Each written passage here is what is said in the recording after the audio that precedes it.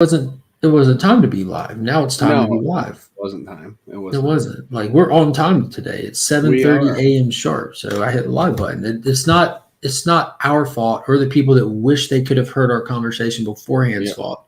They should be here earlier. that's true. We were here early. Yep. People could have gotten the link and been in here with us. People have the link. Yeah, and I sent out a bunch of links last night. they're not here, so it's their fault. Because that was some pertinent conversationing we were doing. Mm-hmm. And And we're it's not a going to do shame it that again. shame that we don't live in the past. We can't bring it up. Nope, not possible. And it's not like we have the time to just bring it back up. Dude, nobody got time like that. No. It's 7 a.m. Coco, look, Chevy was in here early. So in case he pops back in here, or if he's watching the rerun, what is up? Definitely appreciate you stopping by. Simple Simon, you hopping on? I don't hear an answer. You hear an answer? I'm sure he is. Jeez, he's rude. Just leave people hanging. Positive he's hopping on. Unless he's not.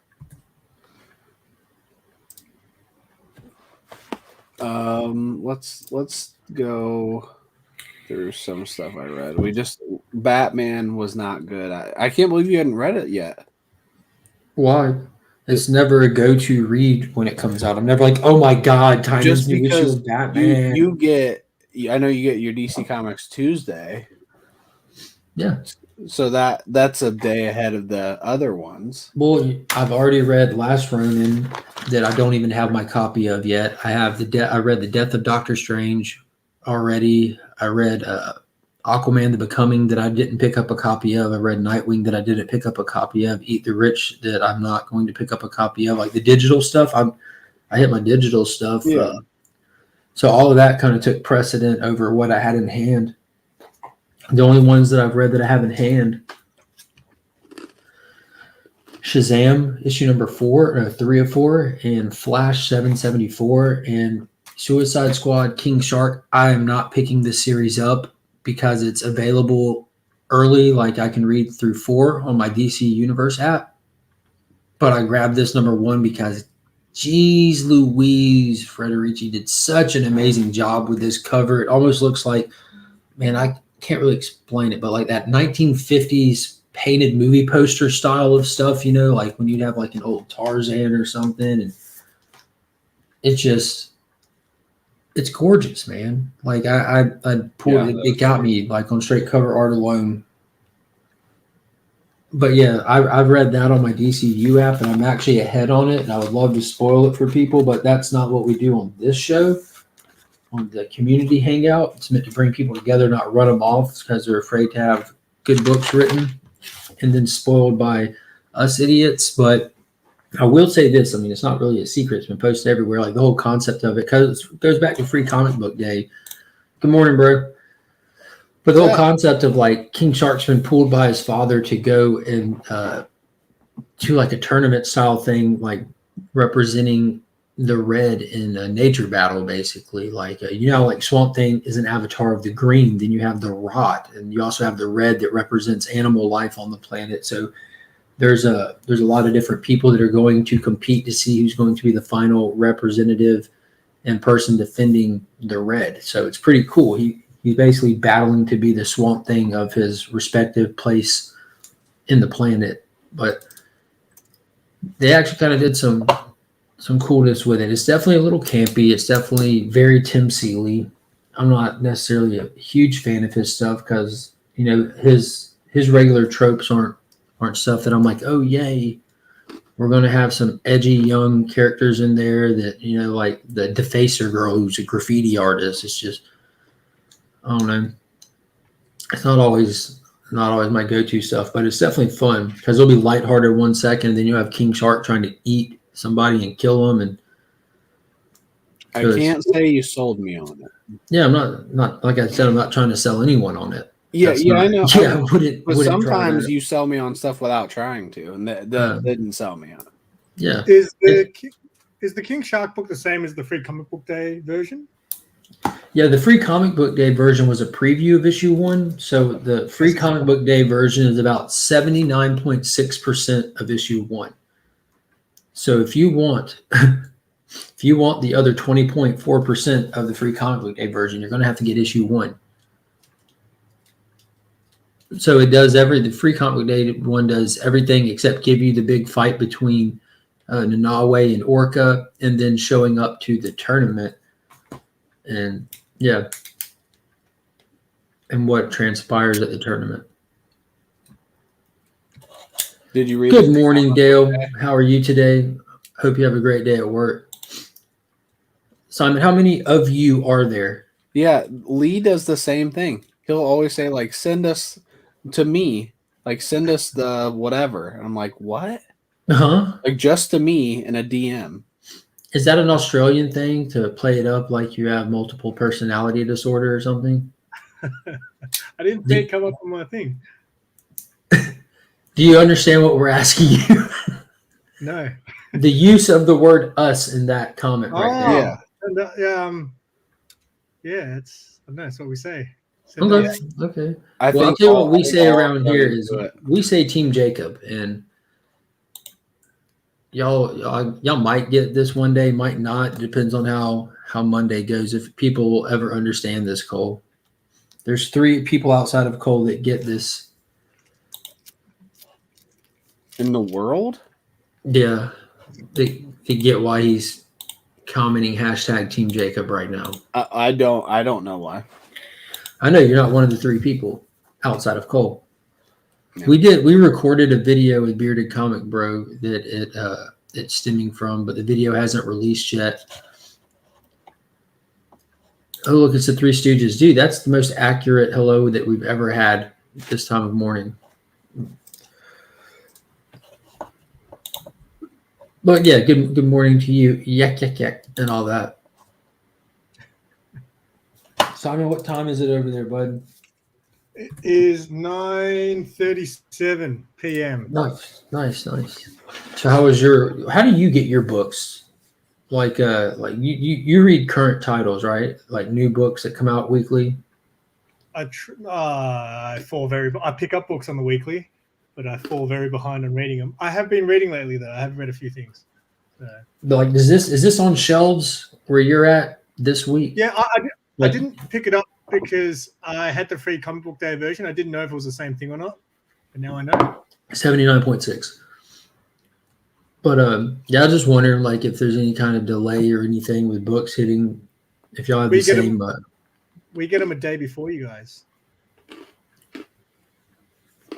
Talking about release on shelf day. So because we're a day ahead. So Wednesday is still new comic book day for you Oh, guys. I get what you're saying. Y'all get them on the same day because time is relative. Yeah. That's right. Talk about culture knows. That's not what the calendar says. The calendar says we all get them on the same day. The weird thing is, right, so a lot of the shops here, I don't know if they do it so much anymore, but when I first started collecting, most shops wouldn't put their new releases out on Wednesday until like 4 p.m. or something like that, which is really weird. So that's why Mark in my shop, I met him by calling him up for the first time and being like, do you put your new releases out as soon as you open? He's like, yeah, we do. Because Wednesday is my day off. And I didn't want to hang out in the city and all these other stores till 4 p.m. to get the books. So I'd always wait to get them the following week. But then Mark's like, I put them out as soon as I opened. He was like the only shop that did it. So I own the shop. I did it. That's pretty funny. That's the same thing with like how we have a lot of shops over here in the States that even though DC releases their embargo on Tuesdays, which I actually don't think they have a legit embargo on it, like how Diamond did, where these are on sale Wednesday. Yeah. But a lot of shops like mine, all the shops here in Augusta put their DC out for sale on Tuesday. But like I know plenty of people like Paul Cook, Sector 2815, they hold them all till Wednesday and release everything on Wednesday. My buddy Brent in Charleston, the shops over there do Wednesday as well, which I don't get because like with all the negatives that come along with having those 2 different distributors for LCS owners, separate orders, separate shipping, if you were saving costs on a bigger order coming from one place, you've lost that discount from that possibly, But my LCS owner says it makes the work easier because you get stuff sooner and you can start working on it for a longer period of time. So he does appreciate that aspect of it. So I don't see how it's helpful or beneficial to the shop or whatever to do everything on the same day. Like me, I have off days on Tuesdays, so that's just perfect, absolutely perfect for me because my primary pool is DC stuff. And I don't know. Talking pop culture, I messaged you. Once Cole. Once DC sort of started shipping their own stuff, I noticed a few shops would release them as soon as they got them. So I think like the Future State stuff, one of the shops had them like a week early. So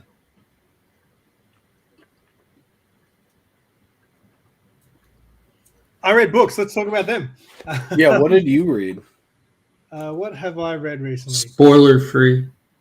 I read this last night, finally. What is it called? Echoland. You just that's a spoiled, horizontal you just spoiled that you read that. Jesus, Simon. Spoiler free. Oh, sorry. I didn't read this yet. Good man. That's better, much better. I also read this last night, which is one of Lee's favorites. Issue 2 of that comes out. Oh, yes. What'd you think, man? It was, I am spearing, because I found these in the back issue. So we're talking pop culture used to shop. I picked these up in the back issues there. I just thought I'll check out the first 3 issues. And I finally read them, and I was like, I wish I picked them all up. Dude, yes. Yeah, it's pretty good. That's the first Lemire thing I read because Lee told me I need to read it. Yeah, and then I got him the signed issue 1 of it. Oh, from Jeff. Is that the slab?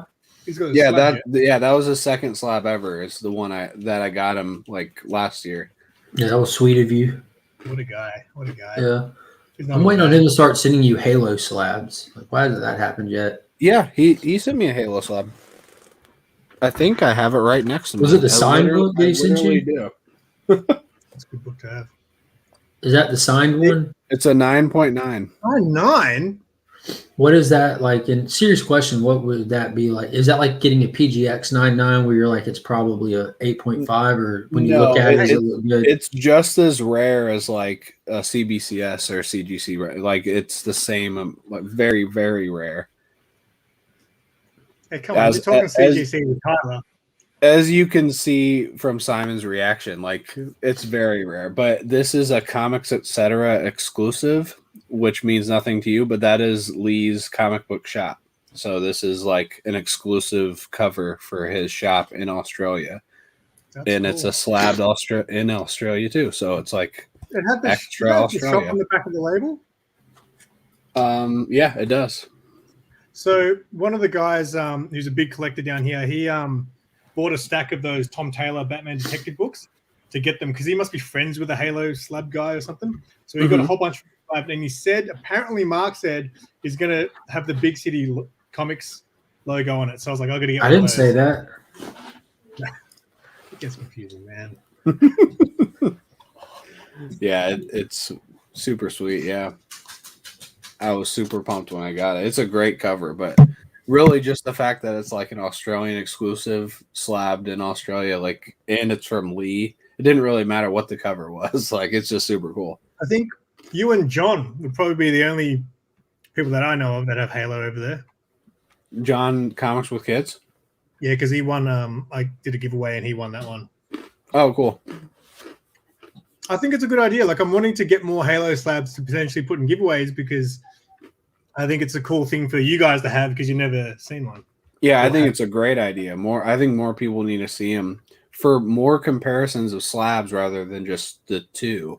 Like actually, well, I guess there's kind of 3, but one thing I've noticed though about look at the top edge of your slab, like the back of it. I really find it looks like it's sort of like the way it's sealed is weird. Oh, yeah. It seems like someone's like chipped away at it. Like it's not smooth. You know what I'm saying? Yeah. It's almost like it like lays complete. It's like a shell that lays into the other shell, and then they seal it. Yeah. It's just weird. But yeah, you're right. Don't It, pull it, that does, through. it kind of has it all the way around a little bit. Yeah. So the first time I noticed, I was like, "Oh, that must be damaged," and then I realized, "Oh, wait, they're all like that." Yeah. Ugh. But they're strong as hell. Like this, I feel like I could punch it and it wouldn't break or damage the book. Oh. Oh. Or four. What's up, Brosco? Hey, hey, hey, hey.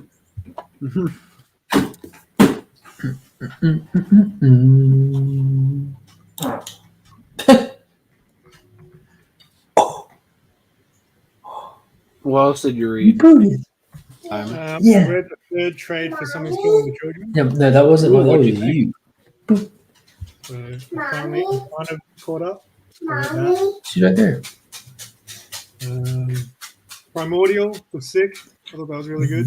Very good. I read more. I wasn't really my jam. More. I only read a couple pages of it. That was good.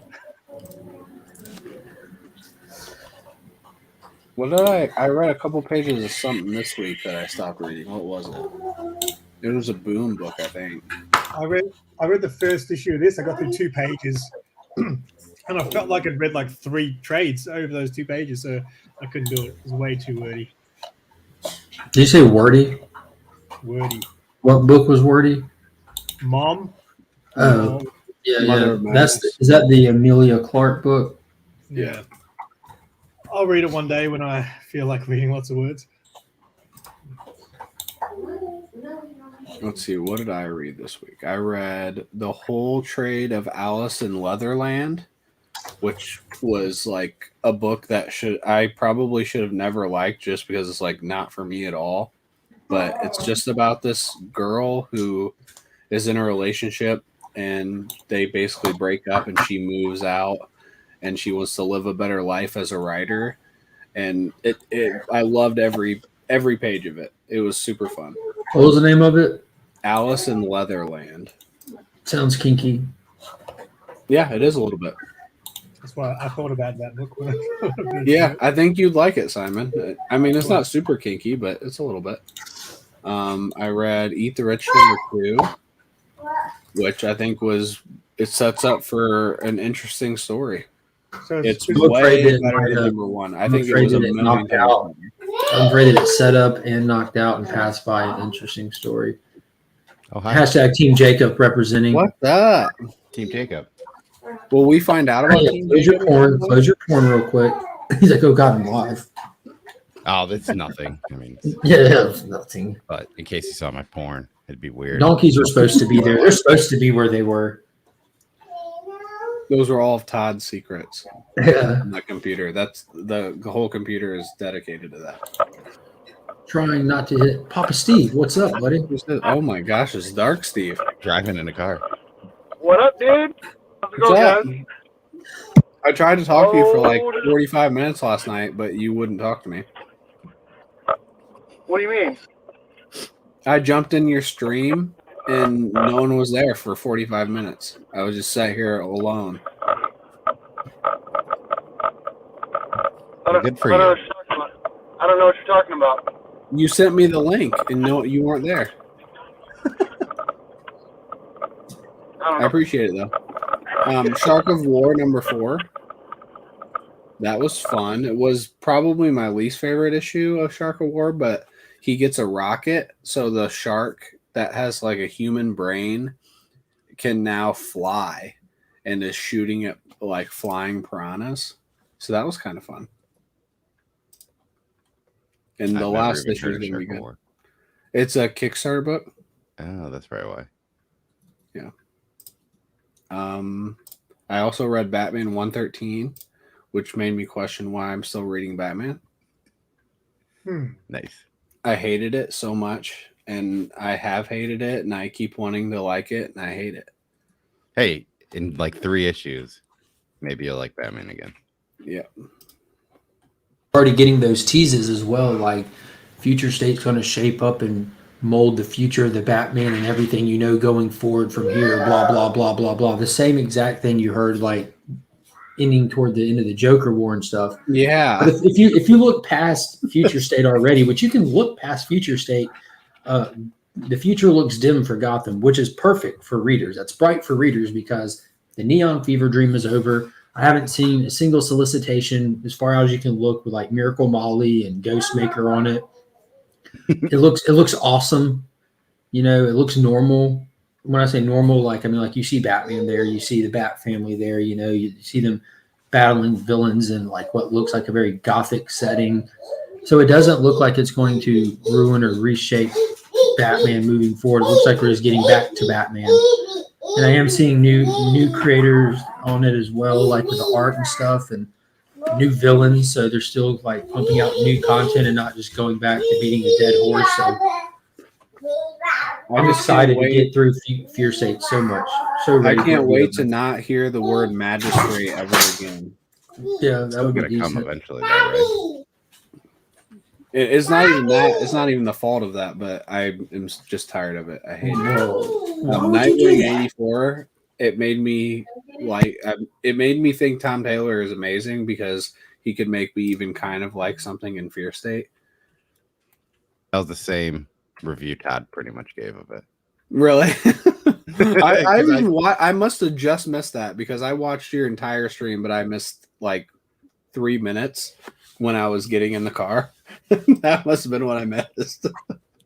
Yeah, because I usually don't read a lot of DC just because we don't get like review copies, so it's hard, especially when I work on Wednesday and I get to the shop. Because I was saying we don't get our DC stuff on Tuesday because our shop's never been open on Tuesday. Our shop owner is also a pharmacist who works on Tuesdays, so he'll never open on Tuesday. But I mean, it's fine. No shop in Grand Rapids actually sells DC books on Tuesday, which is kind of weird.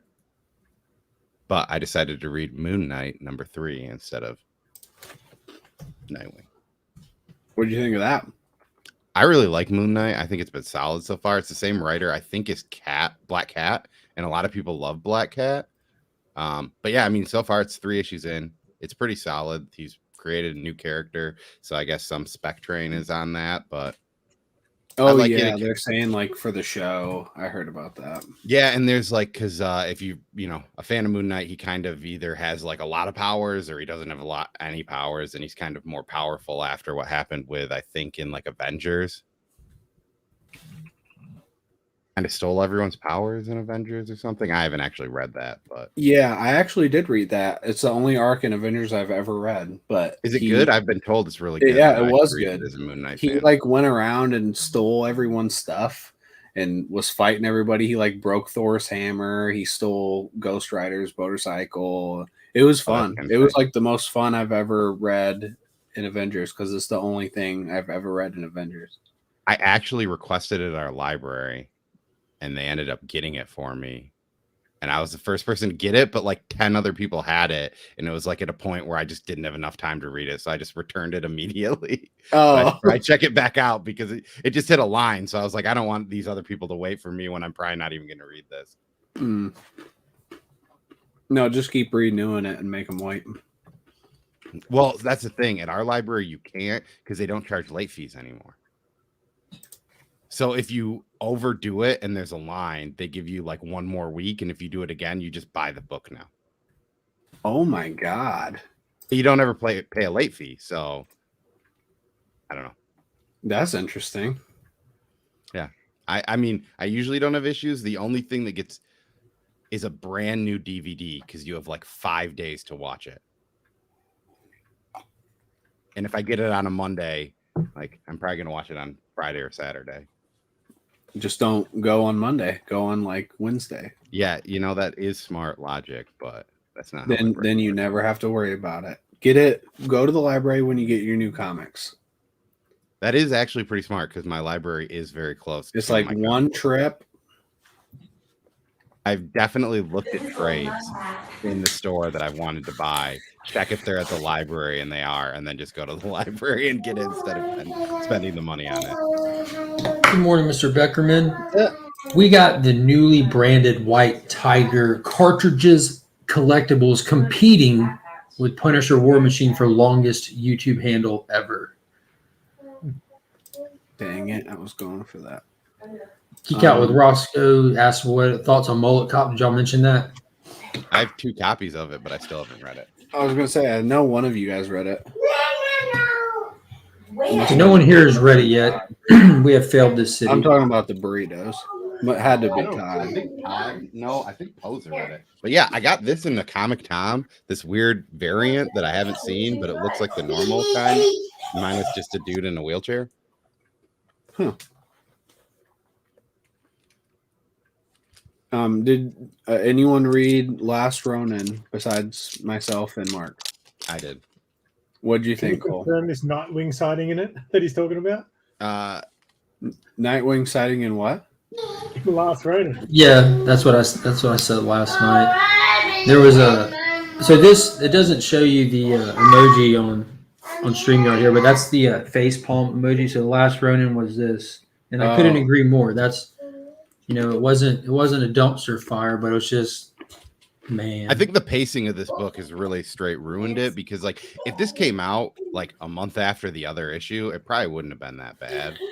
It still would have just been a facepalm issue, in my opinion. But it's the penultimate issue. They're usually always not, I don't. Some people make it really good, but most of the time it's like this is just moving to the final issue. But yeah, I don't know. Well, even on that though. point, you got to think how much, like, without spoiling the book for those that might not have read it yet, you have to think about how much they actually checked off the to-do list before this book closes out. Like they created a large to-do list of things that you need to address without leaving plot threads open, and they checked off a whole lot of them. Yeah, they made reveals. Like, not saying they're cool or not cool or was a good idea, but they made reveals. They checked off tons of boxes, like leaving the finale to be very, very one-way street. You know what I mean? There's not much that they're going to have to address in the finale. You just got pretty much 2 questions to address that you've opened up the doors to. Since number 1, we've basically been running in place, like in the current time. We've gotten that number 1 issue, which was like super fun. It set up a lot of stuff. Maybe it wasn't like groundbreaking depth or anything, but I loved it. It made me like super excited. And then we got all these flashbacks, but we haven't really gone anywhere in the current timeline. Yeah, just have gotten cool flashbacks. It's like, and I mentioned that last night on the chat with this whole Nightwing. He was in the last Ronin number 4. Like that's the only way that with the first page of the book, because if like other people like mentioned how they got to that first page, they had to go back and look where 3 ended because it's been so long since it came out. They had to make sure that they weren't forgetting something. But as soon as I opened it and saw Nightwing's appearance, I'm like, okay, we're clearly time jumped a little bit here. We're going to be given some context later, I guess.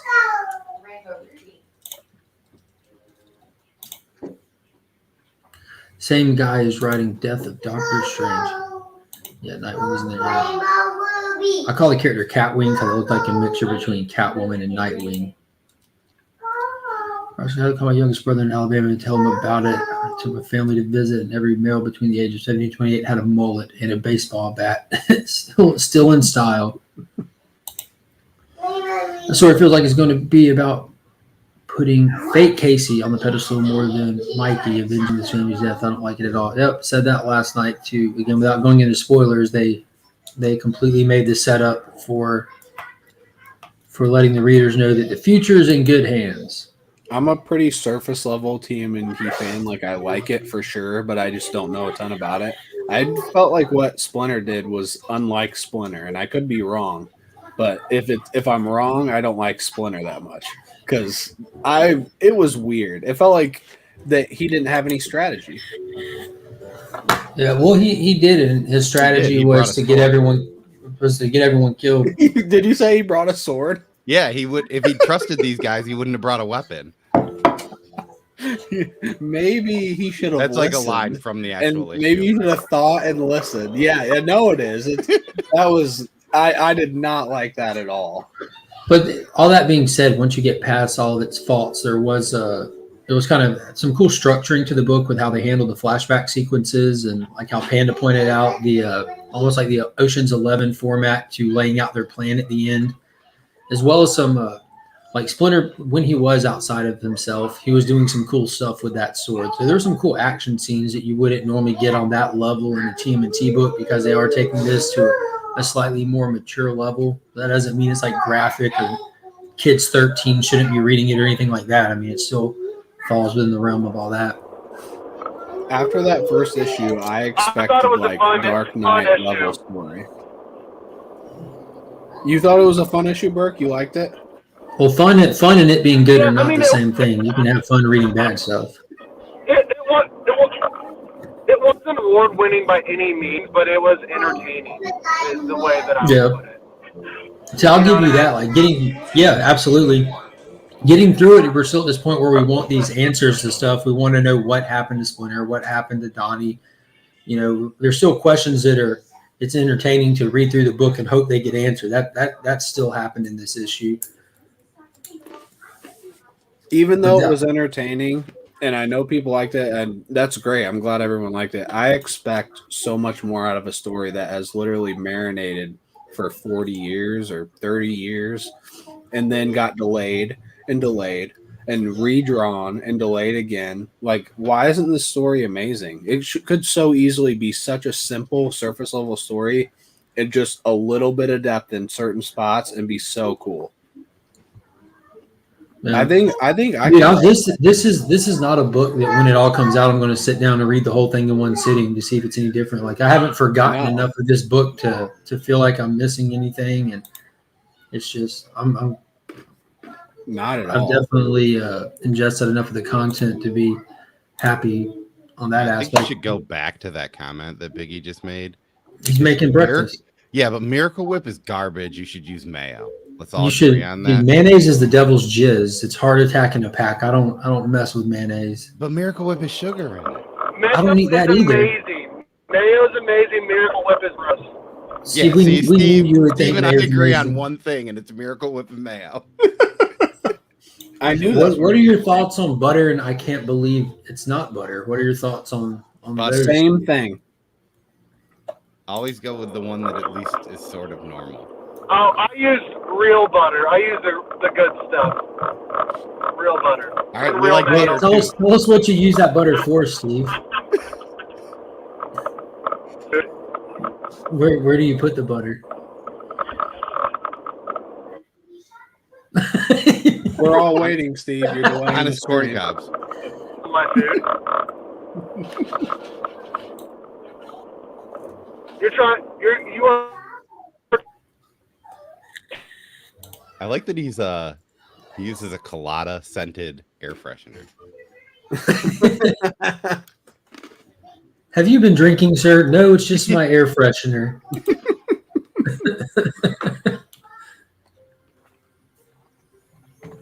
What else did I read? I read Bunny Mask. Anyone else read Bunny Mask? I did. Yeah, that's Scott from Hoarder's Hide. I thought it was my favorite issue. I think the horror in it is scary. Like, it disturbs me a lot, and I like that. Yeah, I like it. The only thing I hated about this is it did the same thing that Maniac of New York did, but not in a bad. Like, Maniac of New York ended terribly. Like, that final issue was garbage. Yeah. But like, this kind of did that same thing where it's just like, hey, remember when you thought this was only 4 issues? In 2022, we'll put out more. And I get it, you know, with these smaller comic companies, it's hard to be like, let's make this ongoing, let's give it a try. But I hate that. It's like, this isn't done yet, but you thought it was supposed to be done. This at least had moments of cool. Maniac of New York, that series I thought was like a 9 out of 10 until the last issue, which was a 0 out of 10. Like, literally not even 1 point for me. It was so I don't even trash. think I'll get the second arc of it just because of how bad of it was so bad. But this issue I thought was awesome. We got so many crazy, disturbing moments with Bunny Mask. Like, that alone makes me want more. The only thing is that part in the cave between like Bunny Mask and the main guy. Like, I was like, I don't know that they really needed to make that happen like that. Yeah, I think they did. Made me happy. All right.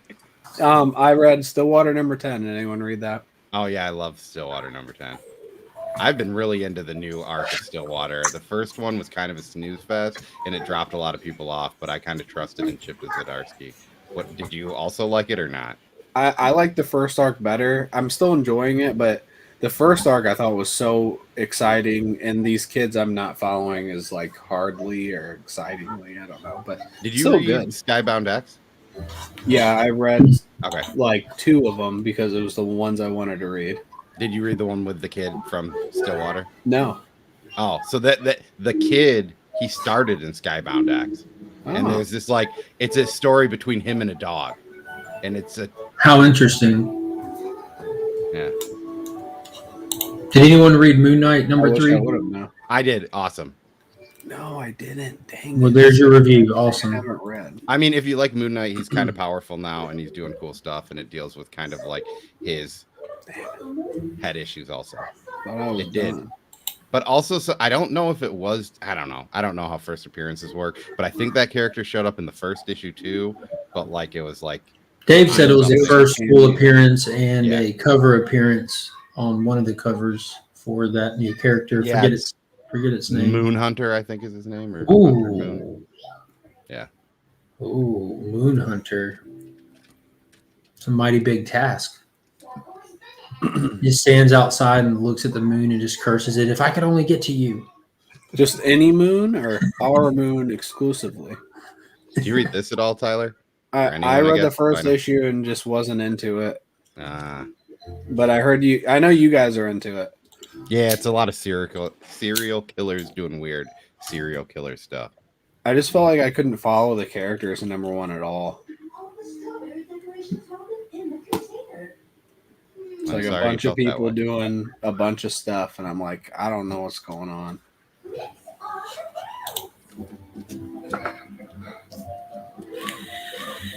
Yeah, you read one. Does anyone read Baby Teeth? Because that ended this week. Mm-mm. No, man. You read all those obscure ones. This is Donnie Cates' book. Well, there you go.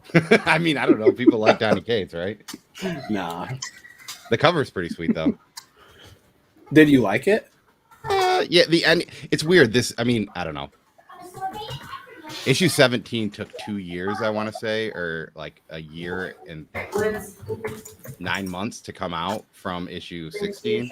Oh my So god. it's kind of hard to like, without going back and rereading it. I think it ended solidly, but like, also I kind of already thought it ended because it's been so long since I've gotten a new issue. Yeah, that's weird. The last book I read was Radiant Black. And I'm really liking. So we're not listening to more garbage about Radiant Black. Why did I go big first?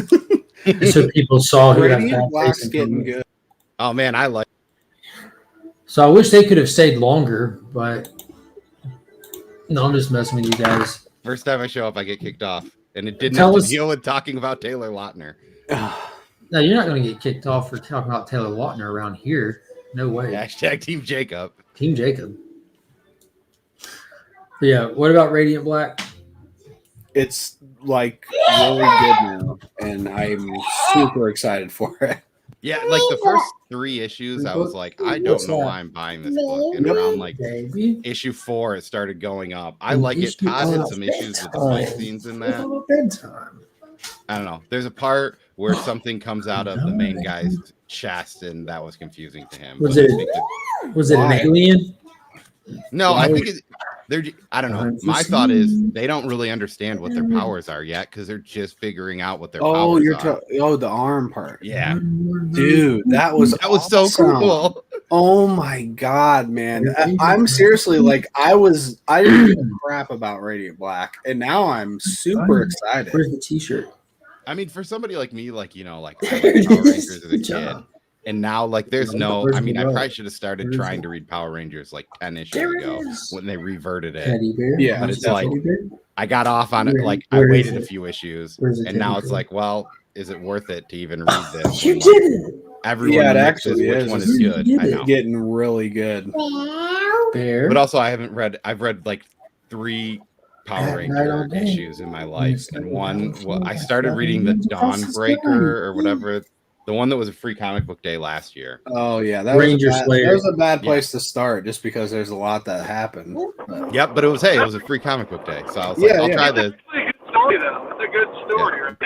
Did you like it? For sure.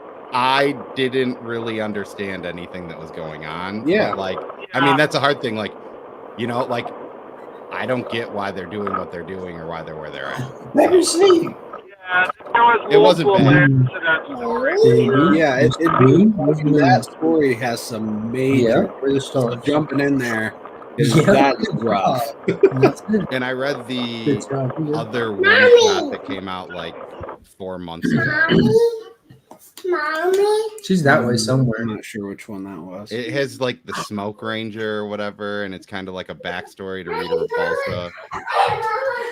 That was the Power Rangers Unlimited Edge of Darkness. Oh god, yeah. I did not like that. Yeah, and that, like, I thought the writing in that was also fine, but it's like because I remember I was talking to Ryan, like, hey, is this a backstory to Rita Repulsa?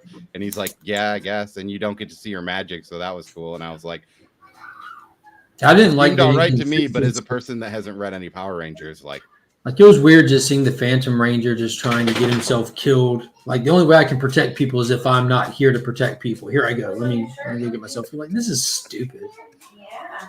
Like, the Rita backstory was fine, but the rest of it was just dumb. And that's where I've been on Power Rangers. Yeah. Well, you should read some, man. I think you would be impressed. And that's the thing. So is it Mighty Morphin or Power Rangers that is worth reading to somebody that's almost only into it for the nostalgia factor? At this point, it's probably both, because they go back and forth a little bit, and then they kind of go their separate ways, but they're coming back together, and now there's about to be like a big crossover thing, and it's going to be epic. Yeah, it's called the Eltarian War, the home planet of Zordon. But if you just pick one, I'd pick Mighty Morphin. Yeah. Is that the space book? No, to hell with that one. But in all sincerity, like either one that you pick, if you're not like a long-standing fan, you're gonna have to trudge through some what feels like wasted issues. And the only difference is when Mighty Morphin really delivers, all those wasted issues are actually relevant. With Power Rangers, they just had their book really deliver and reveal what's been going on, and it brings no relevance to the previous issues. They're still just throwaway fillers. Take them and leave them. Yeah, I think you'll like Mighty Morphin. Yeah.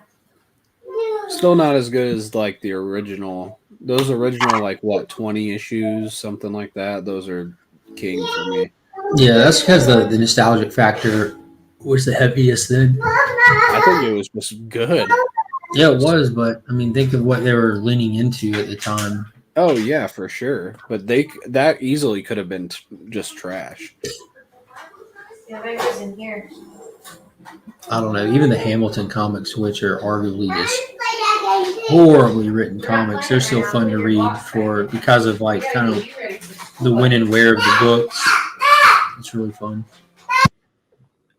Yeah, I mean, I feel like the Last Ronin should be giving me the same vibe, and I would recommend Power Rangers over Last Ronin all day.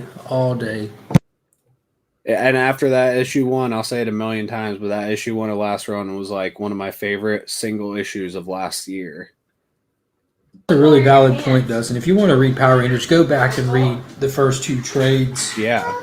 That's of the really actual where you should Mighty start. Morphin Power Rangers. Don't worry about trying to jump on right now yet. They're Go read on those. Hoopla. Hey, I just tried to look up Power Rangers Kyle Higgin, and I couldn't see it. Maybe they've been taken off, but I literally read them on Hoopla. That was like, Hoopla is like what got me into reading, is me discovering Hoopla. What's a Hoopla? It's your public library gives out digital comics if they have a subscription to Hoopla. Yep. So like I get 10 checkouts a month.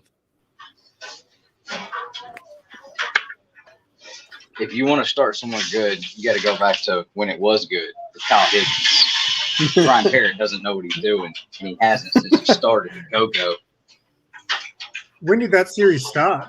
You're muted, Mark.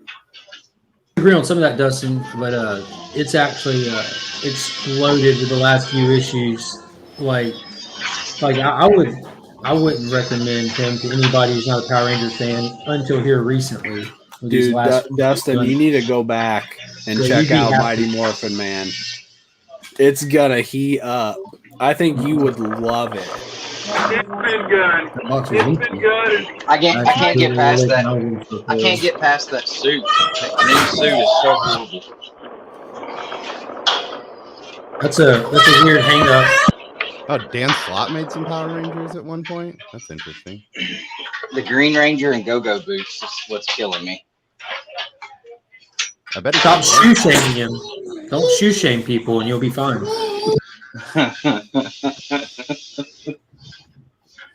Here, that's a weird kink. I can't knock you for it, though. Can't knock you for it. But story-wise, man, it has done some very, very awesome stuff in the last few issues. Okay. Yeah, so I haven't read any of them. Yeah, well, I would say, like, because you got your Power Rangers history, you don't need to read them all, but I would just read the Mighty Morphin run because you would love the payoff. Like, even if you're only reading it just for this reveal and payoff, it would be worth it for the mythos that it adds to it. You would love it. I can just picture your reaction to like one issue ago. I think you would have freaked out. So I found 0 through 4 from Kyle Higgins with Jonas Sharp. Oh, on the appreciate it, man. I was like, there you Is go. that what it is? Yep. All right. Well, I borrowed it. Cool. 0 through 4, the issues or the trades? Dive into the first collection of our best-selling, modern, ongoing Mighty Morphin Power Rangers series. They used to have up to issue like 25 on there. I think they do. It's wonky because the thing I hate about Hoopla, it's great for people that are like, I don't want to buy comic books, but I want to read comic books. They have all of the Boom books single issue. So if you want to waste one of your credits for a single issue of a Boom book the day that it comes out, you can do that. But that's like Mighty Morphin is so hard because you see every singular issue. So trying to figure out where to even start was kind of wonky, but I think I figured it out. Volume. Yeah, I'm the same. Yeah, Steve, I don't know if you saw my comment, but I was going to jump on last night and fell asleep trying to finish reading The Last Ronin so I could have something to talk about. Yeah. I told my wife I was going to get on there. One of your channel members was big mad you weren't there. They were big mad. And I said, I told my wife I was going to get on there, and then she was like, she woke me up this at like 1 o'clock when she was going to bed. She was like, "What time is that show you were going to do?" I was like, 9:30. She said, "Oh, well, you missed that." I said, "Dang." Next question: what day of the week? Right? Yeah, we had a good time talking that last night, man. We really did. We talked Last Ronin for like 30 to 40 minutes. Yeah, I listened to a good bit of it this morning on the way in. Appreciate that. All right, I now have 3 volumes of Mighty Morphin Power Rangers by Kyle Higgins. You're gonna fly through it, man. I'm super pumped for you to read it. The first story arc is so good because it literally lays, like, you could have no knowledge of any of it, and you're going to be totally fine with that first story arc because it lays so much groundwork for you. Perfect. And it honestly tells and what to me is like the coolest story that you can tell from that franchise, and that's Green with Envy, or Green with Evil, Evil Green, whatever they called it. Green with Evil. Yeah, where the book starts off, Cole, with issue 0, is Tommy having just joined the Power Rangers and his head still twisted from being manipulated and controlled by Rita. And it gets dark. Yeah, they really unpack all of that. And in all honesty, that Go-Go run was epic when Rita's searching for the source of the power to make the Green Ranger a thing. That was actually really good. How are you doing that, Tyler? I got a webcam and I'm trying to mess with it, and I No, I'm don't saying, where are you looking at the features for it? Under the camera stuff or on StreamYard? on StreamYard Where'd you find that? where it says cam mic. Uh-huh. You just you click it and go to your camera and select what camera you want. Oh, you weren't okay. You were just switching cameras. I thought you were actually in your webcam options or something. I still haven't even started to play with mine yet. No, I don't know what I'm doing. Which camera did you get? What? I don't know. Good talk. What is happening it's right the now? camera that Rob uses. I just don't know how to work it, so I still have some learning. What's there to work out there? Don't you just plug it in? Yeah, but the settings are all off. I'm like really washed out, and like I don't know how to fix it. So the hard thing is I don't think you can do a lot of that stuff on StreamYard. The issue is for that, like, so I know I have like a Logitech camera, and one of the big perks of Logitech is that they have this Logitech software that, like, when you record a video, you can like mess with it and make it look really good. But the issue with StreamYards is you can't, like, they won't take the information that you're messing with on the camera settings and import it into StreamYards. Now, Cole, I have a Logitech camera as well. Where did you get that information, or not information? Where do you get the software? What are you talking about? So let me find it real quick. Is it a website you just go to after you it's bought called, the I camera? think so, like, and I don't know if it works with all, and I might actually be messing things up by opening this. Hopefully I don't. But it's called Logitech Capture.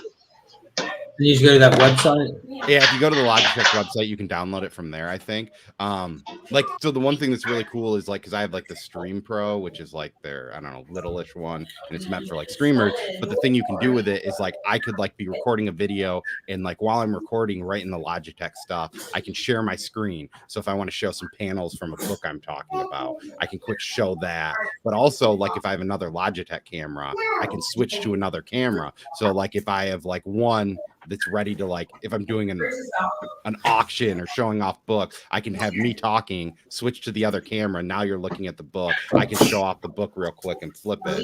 But So it's like their version of an OBS software, almost like a really lightened down OBS thing. Yeah. See, I might want to try that out because I'm in no way at any point where I'm ready to like try to do anything like OBS. It's too much pretty work. easy. And like the thing that's easy, if you're starting to record stuff, you can pick what, like, how you want it. Like if you want like in a layout, like, you know, normal or like cell phone style. You can also put like if you're editing videos, you can actually select your frames per second. So like, you know, if you somehow get some wonky video that's in like 25 frames per second, you can then make yours in that, so it's easier to edit it. Huh. I might have to look at that and play with it and see if it's something that I would want to. Yeah, I can do see or if I can use. find it, and I'll send it to you on. Anyway, let me know time soon. I just know who to pester about it later when I decide to. And I don't know if this just works for the stream cam, which is what I have. No, it looks like it works for all of them. But yeah, I just found the link and I'll send it to you on Instagram.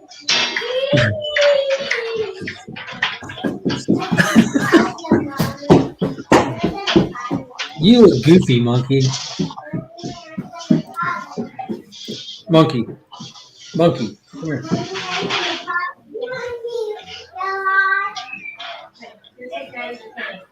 Can you have a pen, please? Thank you. Cole, I think Cole would be the only one, but did you read Something's Killing the Children yet? Which one? 20. When did that come out? Next week. Oh, no. Dustin, what do you think of these disco boots? I did not read that far in advance. Is that the last? Yeah, those are her officially licensed Power Ranger boots. Is that the final issue title? Of the arc. But what's going on after that? Like, is that book ending or what? No, they did an origin I don't story. think so. Well, now, I mean, they created a whole new universe, so I doubt it. But how'd you already read it? One word at a time, Cole. Yeah, But- I'm not going to say anything about it yet. Nothing.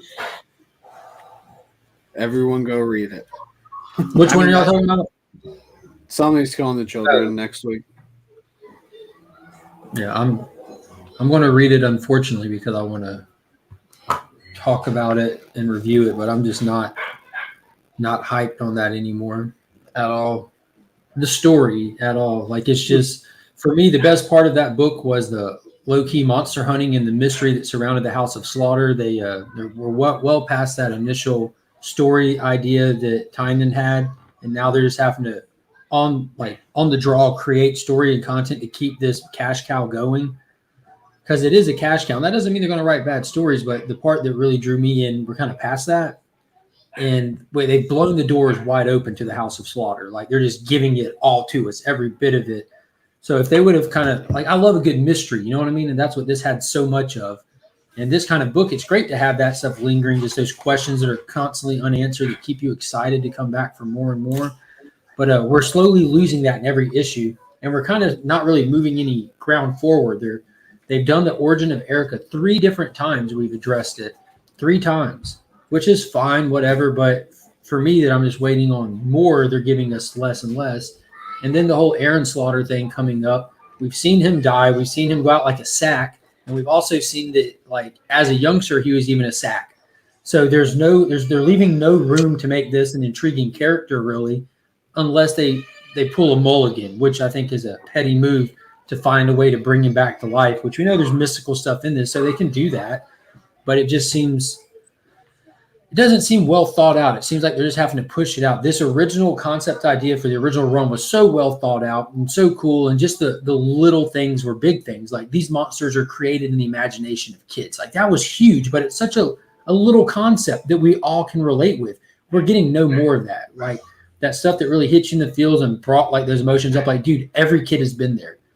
This is every kid's worst nightmare. Well, we're past all that. Now it's just secret order. We wear masks. Oh, we have all these computers and can buy the police officers. It's just I just don't care. It's like when you eat your favorite cereal, then you go for that second bowl, and it was just like, it's too much. I should have just stayed that with first one. bowl of Fruity Pebbles was it. That was it. Mm-hmm. Yeah. Should have It's not not bad. went in for that second bowl. Yeah, it's not bad. It's just that there's no way that this book can live up to its own standard that was set. That's all. So ideally, you'd only want it to be like a 12-issue arc. Ideally, I want it to be his original run and leave it alone. Just let it be amazing. Like, it wouldn't have lost any of its value. It would have been more valuable, because it had been limited. I don't want it to turn into the Walking Dead TV Yeah, exactly. series, Exactly. which has been garbage for about 4 4 seasons. or 5 seasons, yeah. And I don't think that, in all sincerity, I know everybody out there is looking for the next Walking Dead, the next global phenomenon. But dude, I there's got only Walking happened. Dead. Yeah, I got Walking Dead. Congrats on that too, man. But that was only like, that kind of stuff is like a unicorn happening. You know what I mean? Think of how many times a Walking Dead has happened.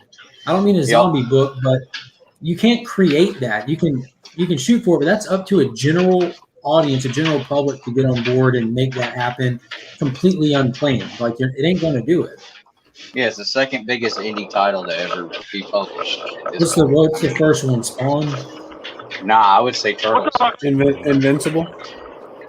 I don't know really, like, the standard that you're gauging that by, but I can see Walking that. Dead is way bigger than that. Like, Yeah. My brother and sister-in-law, my dad's wife, have all read all the Walking Dead comic books because they like the show enough that they're like, oh, that's something I'd be interested in reading, I guess. I think as a brand, as a complete brand, from books to shows to movies, that Turtles definitely still takes the cake. I mean, it's been doing it longer, not just longer, but it's more spread out.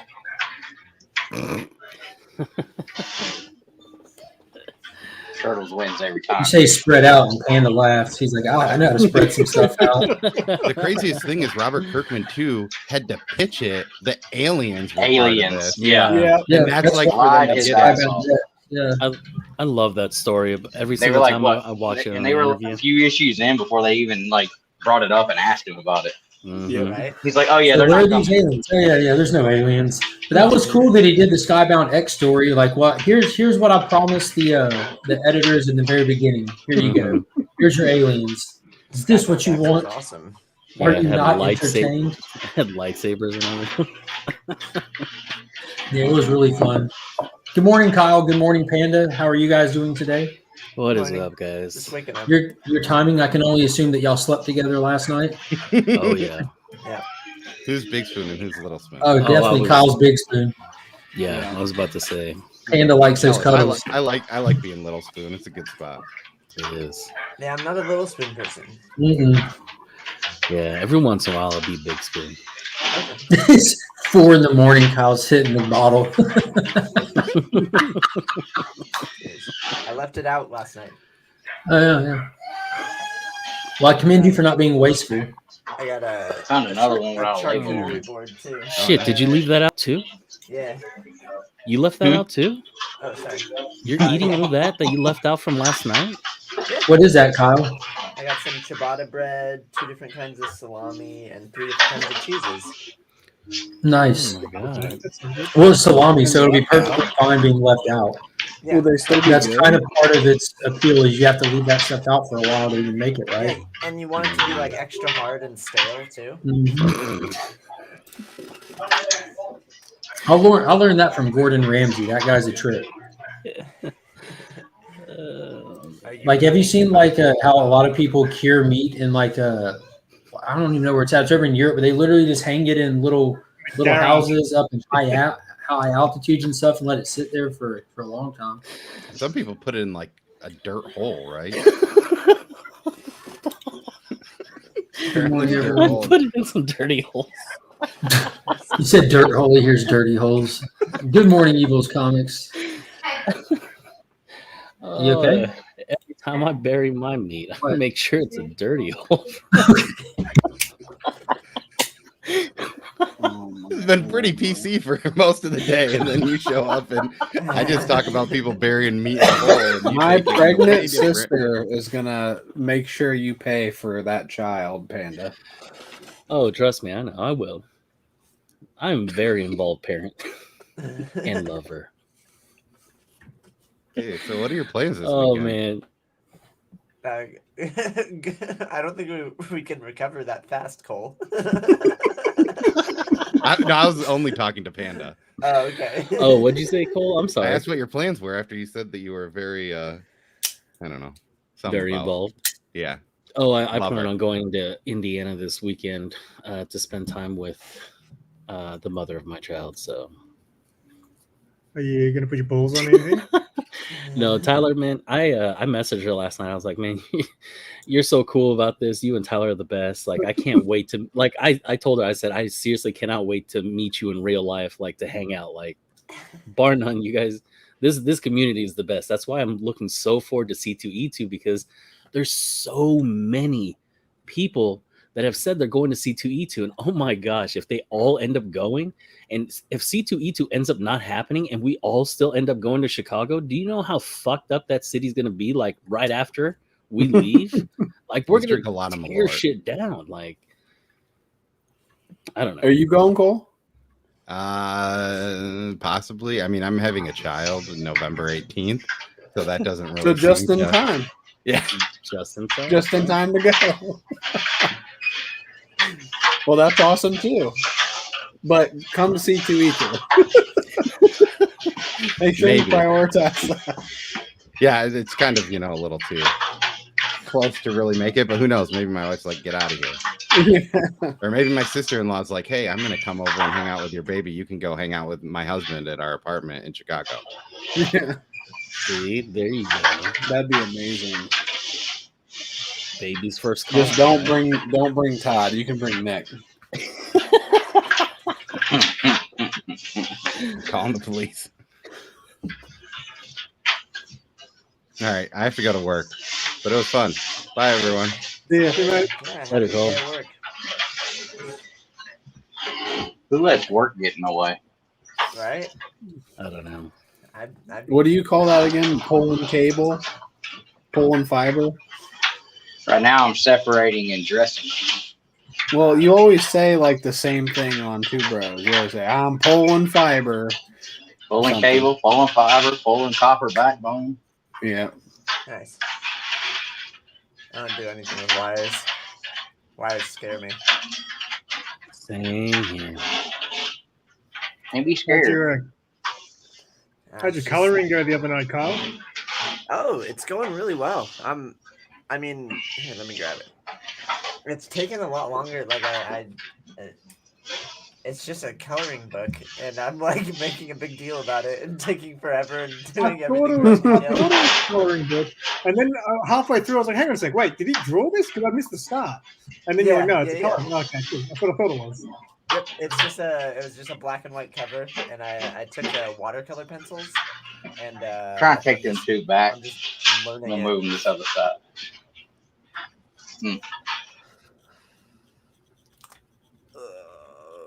Don't mess it up when I grab it. All right. Actually, this light's a little wonky. There we go. So yeah, I'm not sure if it'll focus. I don't have an autofocus camera yet, but it's coming along nicely. Tyler, make them big. I'm having fun with I'm having fun with the colors. I'm using like every color pencil. I'm not an artist or anything. I'm just learning as I go. Whose channel do you think we're on? I thought you had a full mobility of this thing. No, too. I don't. I should. I don't know why we haven't done that yet, Mark. I but thought you guys still already Done what? given me ability to like add people and stuff. We just never have. We've talked about it. But No, we said that we need to do it, but yeah, we've said. I mean, it we could. It before. would take 2 seconds to do it right now. It would just require you leaving the stream and coming back. Really? Like, What are you talking about? Really? All I have to do is hold on. I feel like it'd be more complicated with everyone on at the same time. It has nothing to do with everyone. It just have to do with you leaving the stream, me sending you an email, and then you going to StreamYard and putting my email in. That's all. When you return to StreamYard on your own, it'll just recognize your own. You just go to StreamYard and punch in my email, and then when you hit enter, it'll shoot me an email that allows to gives that I just hit one button and allow you in. And once you're in, you know what the creator options look like. There's nothing to it. All it is me sending you a different invite instead of. Yeah, that'd be awesome. And then I can add stuff to your thing, and you can kick him. Yeah. Funny thing about that is I just come right back. Yeah. Yeah.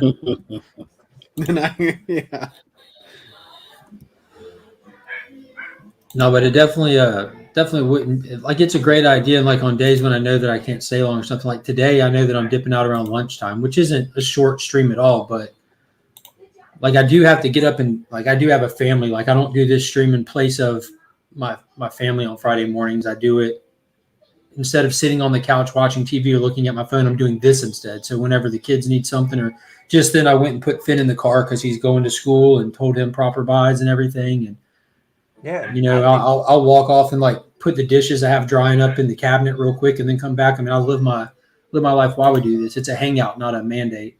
Yep. There's nothing wrong with being productive too. I'm constantly doing. I mean, look at Dustin. He's like been productive the whole time he's been here. Right? He's making me feel like I'm like, well, yeah. Go dig a hole, Kyle. Like it's only 5:30 here. I'm still getting he's not drunk enough to work, man. Give him a minute to get lit.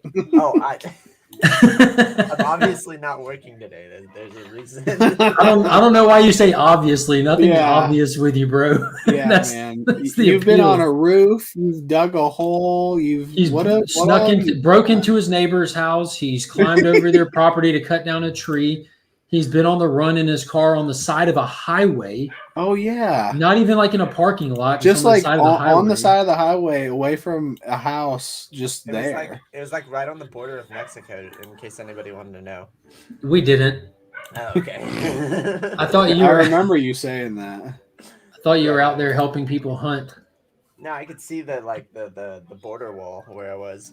Yeah, that's what I remember. And then today I gotta we demoed a bathroom this week, and I gotta load a bunch of stuff into a trash can. So, but it's not anything serious today.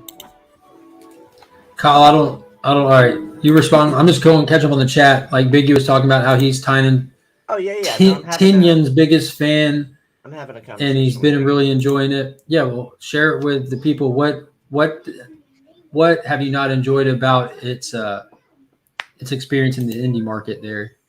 Oh well, it's the same kind of book. Like when I interviewed the Rock, I brought it up, and it's a concept where the book's value is only there because resellers are selling the book back and forth to each other with the expectation that it's going to keep going up and up and up. So like Something Is Killing the Children is like $1,000 book now, but it shouldn't be because it's not that good of art. I'm not a big Della fan. It's not that great of a story. I can't really relate to it, but like the series itself is good as a whole, but it's also being forced, like because it's sold so much. So now they're forcing more story out of him, and it's just so disingenuous. Yeah, Rob, I just seen you in the chat. I was about to tell you that you have the link, and then I'm like, wait a minute, let me look down if he's in the chat. And I had to scroll down on the face. Like, there's Rob. Good morning, Rob. Good morning, Bart. What's up, guys? Good morning. Hey. Yeah, Bart's had it a while. I'm with Kyle though, but for different reasons. All right, y'all. Let's hear your reasons. Give us your reasons. Yeah, oh, wait, Panda. Yeah, I gotta head out. I gotta get ready for work. Are we not allowed to be in the same chat room anymore, Panda? That's what it is. I told you I cleared the COVID. Once I go to work, I'll come back and then I'll just leave my mic on again. Oh God, please don't. It's terrible. I want to hear more Nelly.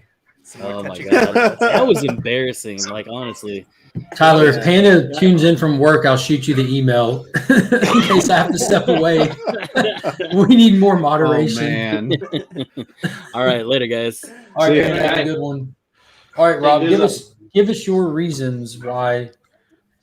Oh, hold on one second. I'm sorry, Rob. We will get to this. I want to know. Is that the stuff I just sent you? Yes. Oh, I'm glad it made it. So you got everything? Everything here. I used less bubble wrap and more cardboard this time. Still a lot of bubble wrap. Wait, do you have did you put this on a bench? He's just unpacking everything I just sent him. Okay. Yeah. I see a barbell there. Like that was just one box out of numerous boxes. Yeah, it is. It's a weight bench. Okay. What is it? Oh, those are all vintage Power Ranger figures, mint on card. Okay. All right, Rob, your Something Is Killing the Children hot take and go. No book from the last 3 years should be worth $1,000. Oh, and there it is. I keep it simple. Why? Rob is a man of few words. What about 1 in 1,000? What about if it's signed by Keanu Reeves? It means nothing to me. Yes, it does. No, it doesn't. Oh, okay. Unless it's a Bill and Ted's Bogus Journey or Excellent Adventure #1, also signed by Alex Winter. Ooh, Alex Winter. What? Who's Keanu Reeves? Exactly. He's Neo from the Matrix. But signed by Bill and Ted, that'd be worth it. That'd be pretty cool. All right, guys, I gotta go back to work. Maybe with I a nice just wild wanted to show everything was okay. All right, Bart. Appreciate you hopping on. Yeah, I'm glad to see you got it, man. Yeah, thanks again, bro. Bye-bye. Bye. With the nice wild stallions written on it. So tell me, in all sincerity, you said nothing written within the last 3 years should be worth $1,000. Well, even Scott said in 30 years should be worth $1,000. I mean, there's so many of them. I mean, it's just a balloon. I don't argue that point at all. I would say that if something is super rare, it could be worth like $50 or $100. Look, I mean, obviously everything is worth what somebody is willing to pay for, but I think there's a lot of too many people paying too much for things that the supply isn't as scarce as everything is. There's a lot of House of Slaughter #1 has been ordered over 250,000 copies. 250,000 copies have been ordered. So a 1 in 50 ratio is less rare than a retailer exclusive cover. Yeah. Wow. Retailer exclusives are 1,500, Well, 3,000 normally, remember, but a 1 to 50 is not necessarily means that there's exactly 1 to can't 50. say that.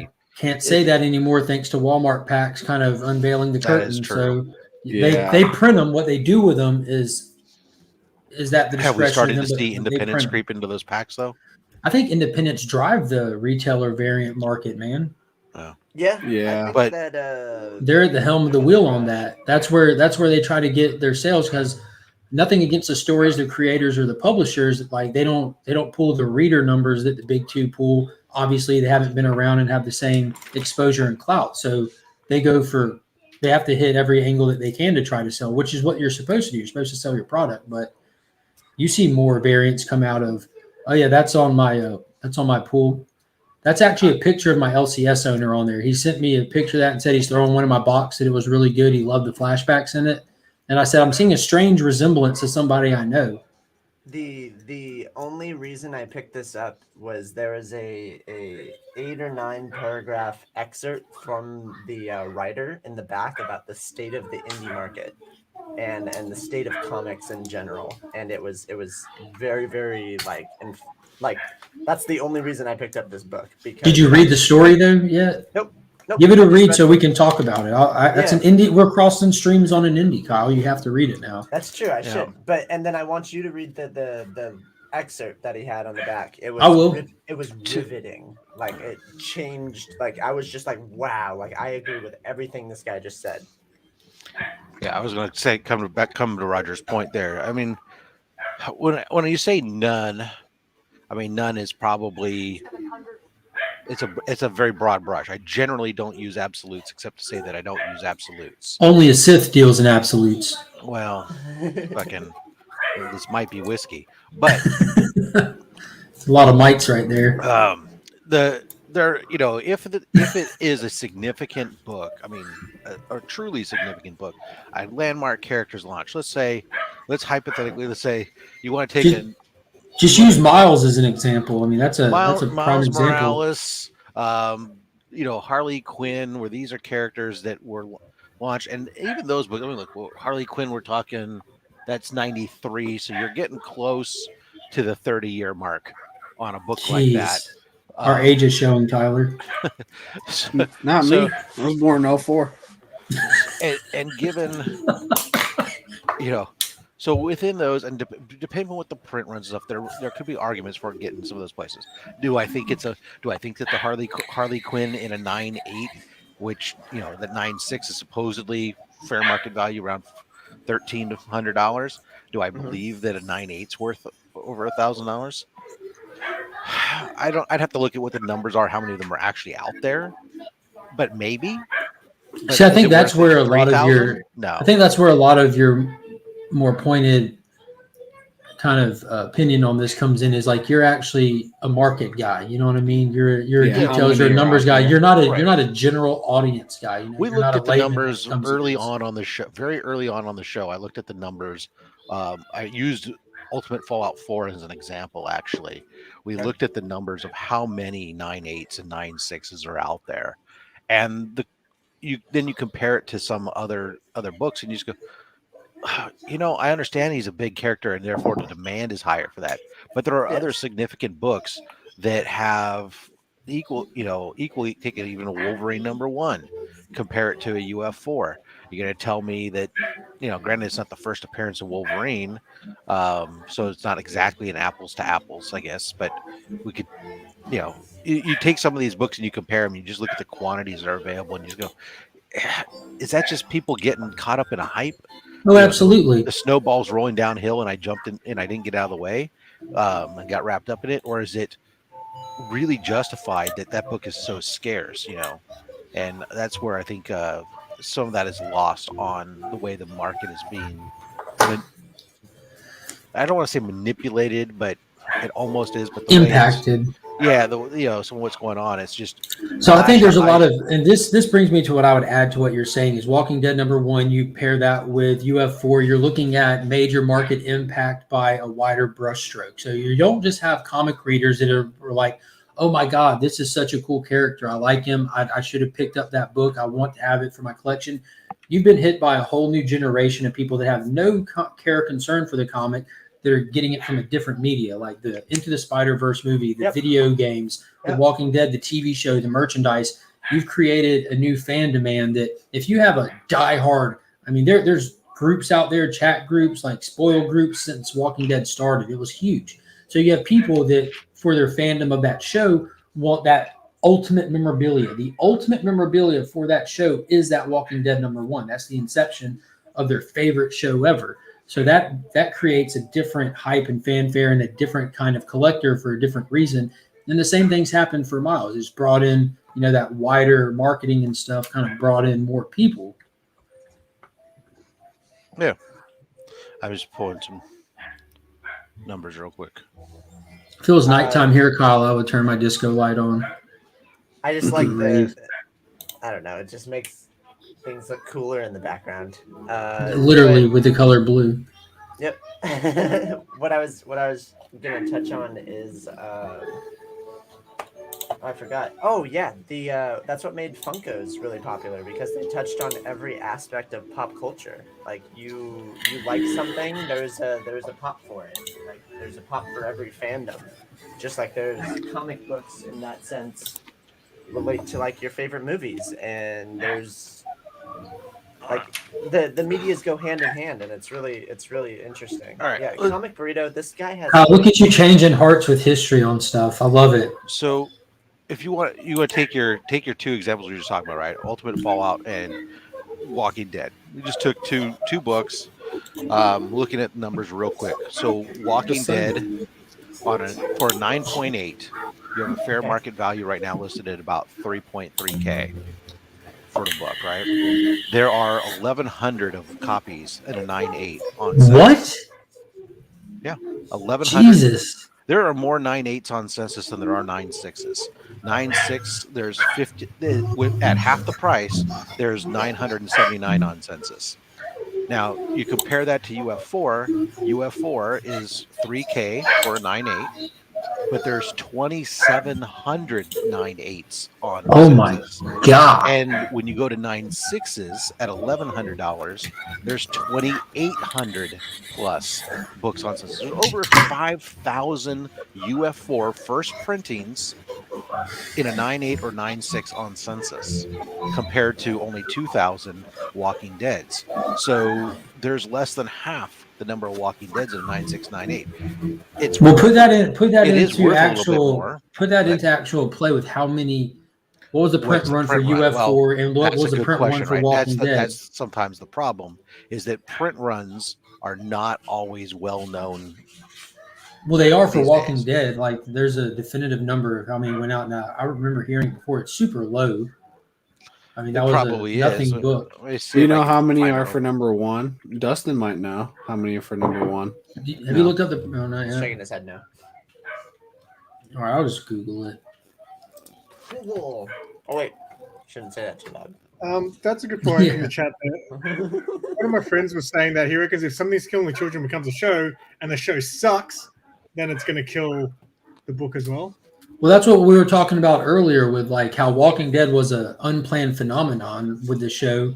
Like they're wanting to recreate that with everything, with Why the Last Man, with Sweet Tooth, with Something Is Killing the Children. They're just throwing crap at the wall and hoping something sticks. What are the actual chances of it doing that? It's super low. I mean, it can happen for sure. It can happen, but it's the chances are next to nothing that it's going to actually happen. You know what I mean? Like if you're actually like buying into and blowing like big money, hoping that'll happen, that is not a safe investment. It can happen, but that's the dumbest investment you can make for a short-term spec. Is something like that. Keep going up. Yeah, because people are making that horribly risky investment. They're tanking on something that historically isn't. That's not the wagon you want to hitch your guaranteed horse to. Like if you're putting money that you need it to happen into it, that's dumb. If it's just money, like okay, I'll invest in this. If it happens, awesome. If it doesn't, I'm not going to take a hit. But if you're risking taking a hit, that is horrible move. Yeah, and I'm afraid to invest in anything that's like an ongoing series because it just increases the risk of it starting to wane off. I mean, it's hard to tell a story. Like when I buy a comic book, I know what it's about and I know what the art looks like beforehand because I've done my research. My pull box isn't like my pre-orders aren't big because I don't get much from the solicitations because it's basically like watching like a mini trailer. You can't make an assumption that something's going to be good based off that. But the speculation market is driven based on who's on it, the limited availability of it, and that's kind of what blew up Something Is Killing the Children. I just think it got blown out of proportion. Roger, is that the estimated for Walking Dead 7,266? Yeah, 7,200. So 28%. 28% of the Walking Dead books are either a 9.8 or 9.6 graded. That's impressive. They did a good job shipping. It looks like I'm trying to find the data for Ultimate Fallout 4. It's a little bit. Oh man, that's the end of the Ultimates line. Like it was tapering off, but the Ultimate line was very wide receive. In Marvel, that's big numbers. That's the problem, right? In Marvel and Diamond distributing data is not always easy to come by. I'm trying to find it. Yeah, even with all those high grades, I think what Fable's saying, Miles transcends so many things. Yes, that's what I'm saying. That's what I'm saying about it brought in so many more people. They want that ultimate collectible piece for someone they love. His impact is more lasting. Yeah. Yes, absolutely. He's a great character. I mean, I don't keep up with him or this or that, but the stuff that I like, the movie and everything, and the small appearances, he's always enjoyable. Right. Now, if I go to... This private chat is ridiculous. I chose my words so carefully. Yeah. He's got to keep Tyler on his toes. Tyler's toes. Don't we have enough of that? Keep Tyler on his tootsies. So, gotta go, fellas. See y'all later. So another book. All right, Dustin, take it easy, brother. Just because I like to bring them in when I can. Another book that's at nearly $1,000. Right. This is different ebooks have been sent out in mainstream. Just talk about it. That would be a good satire video. God, that needs to happen. The Spider-Man 2099, the white second print, the Toy Biz print, right? Now there you have an instance where you have a book that is rare. You're talking, there are currently less than 100, or no, there's 101 copies on census at 98 or 96. Yeah.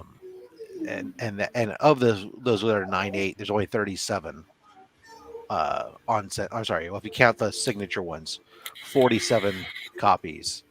Isn't that just a reprint? It is well, it's a second print. Yeah. Right, but it was only it was distributed only with an action figure, right? And yeah. There's a lot of only through one retailer. And who the hell was buying action figures for Spider-Man 2099? I've got like over 70 Marvel Legends from like when the first series up until I stopped picking up, and I still have all the comics for them. Right, but I mean, here's a book that solely is priced where it's at because of its rarity.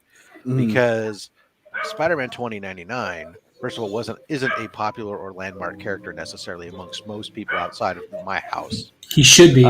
Yeah. Oh, I agree. But outside of my house. Okay, good. It's me and you, Rob. All right. So we're there, right? We probably have half the copies. And then the first print was a massive run. I mean, there were I forget, and I had the figures before. I'm not going to go look them up again. It was that Spider-Man 2099 was a quintessential 90s run. It was way overprinted. Billions of or not billions, but hundreds of thousands of copies. So there's plenty of those books. It's out there, not a big collector item. So this is strictly an example of a book where it hits that $1,000 mark, and it's really not fair market value on it right now, hovering around $950. But it's getting there solely based on the fact that there are only 37 9/8 of this particular printing in existence. Now, I'm not a fan of second printings being worth generally more than the first printing, but in this case, even it's a little bit different because of the way it was distributed and the uniqueness of it. So I heard that Everyone, guys. see you, man. The Hi, Simon. first appearance of You know what? 2099. Enjoy is, your like, tomorrow. Not true because it's like in a preview or something. It's the So same thing that as is- Invincible. Do you consider the He-Man book and all that the first appearance of Invincible? No, Okay, same thing. Yeah, it's the same thing. The Amazing Same thing. Spider-Man 365 is just the first 3 or 4 pages or something like that. So, and that's considered the first appearance. So some depends who you talk Isn't to. it on CGC? It's- It's on the label. It's an inconsistent market for stuff like that. Though. I Yeah. mean, that's been proven time and time again, and shown time and time Because again. it's just makes me pages so from mad. from Spider-Man 2099 number Yeah. 1. So if you're just printing pages of that, then it's also fair to say that Spider-Man 2099 number 1 is the first appearance as well. Because it's the Oh, exact she same wants to go back pages. to sleep. But it came out later. Yeah, but we're fraught with that. I mean, Gambit, the first appearance of Gambit came out Annual, after, no question. Came Yeah, out after. Well, the CGC first appearance of Gambit came out after the annual. That's right? stupid too. The first appearance of the supposedly. I think they've changed that, Rob. I think they've changed it over time to say like first. they change things all the time, right? I think it's like first at full appearance in story or like first. Like they do something like chronologically. They added chronologically to the annual or something. Exactly. Because release dates, actual street dates, and versus planned release dates are we're not always consistent. As a matter of fact, we were doing something. I think I was talking with Chris the other day, and we were looking at some of like the ASM books, and you look at some of them and what their cover date is versus when they actually got released to the street, and you'll see that those dates, sometimes those books actually hit the street out of order. Yeah, absolutely. And do you know what the CGC data or the CGC label for Marvel Age is when it comes to the symbiote suit Spider-Man? Because that's where he made his chronological first appearance, not in the story or anything, but.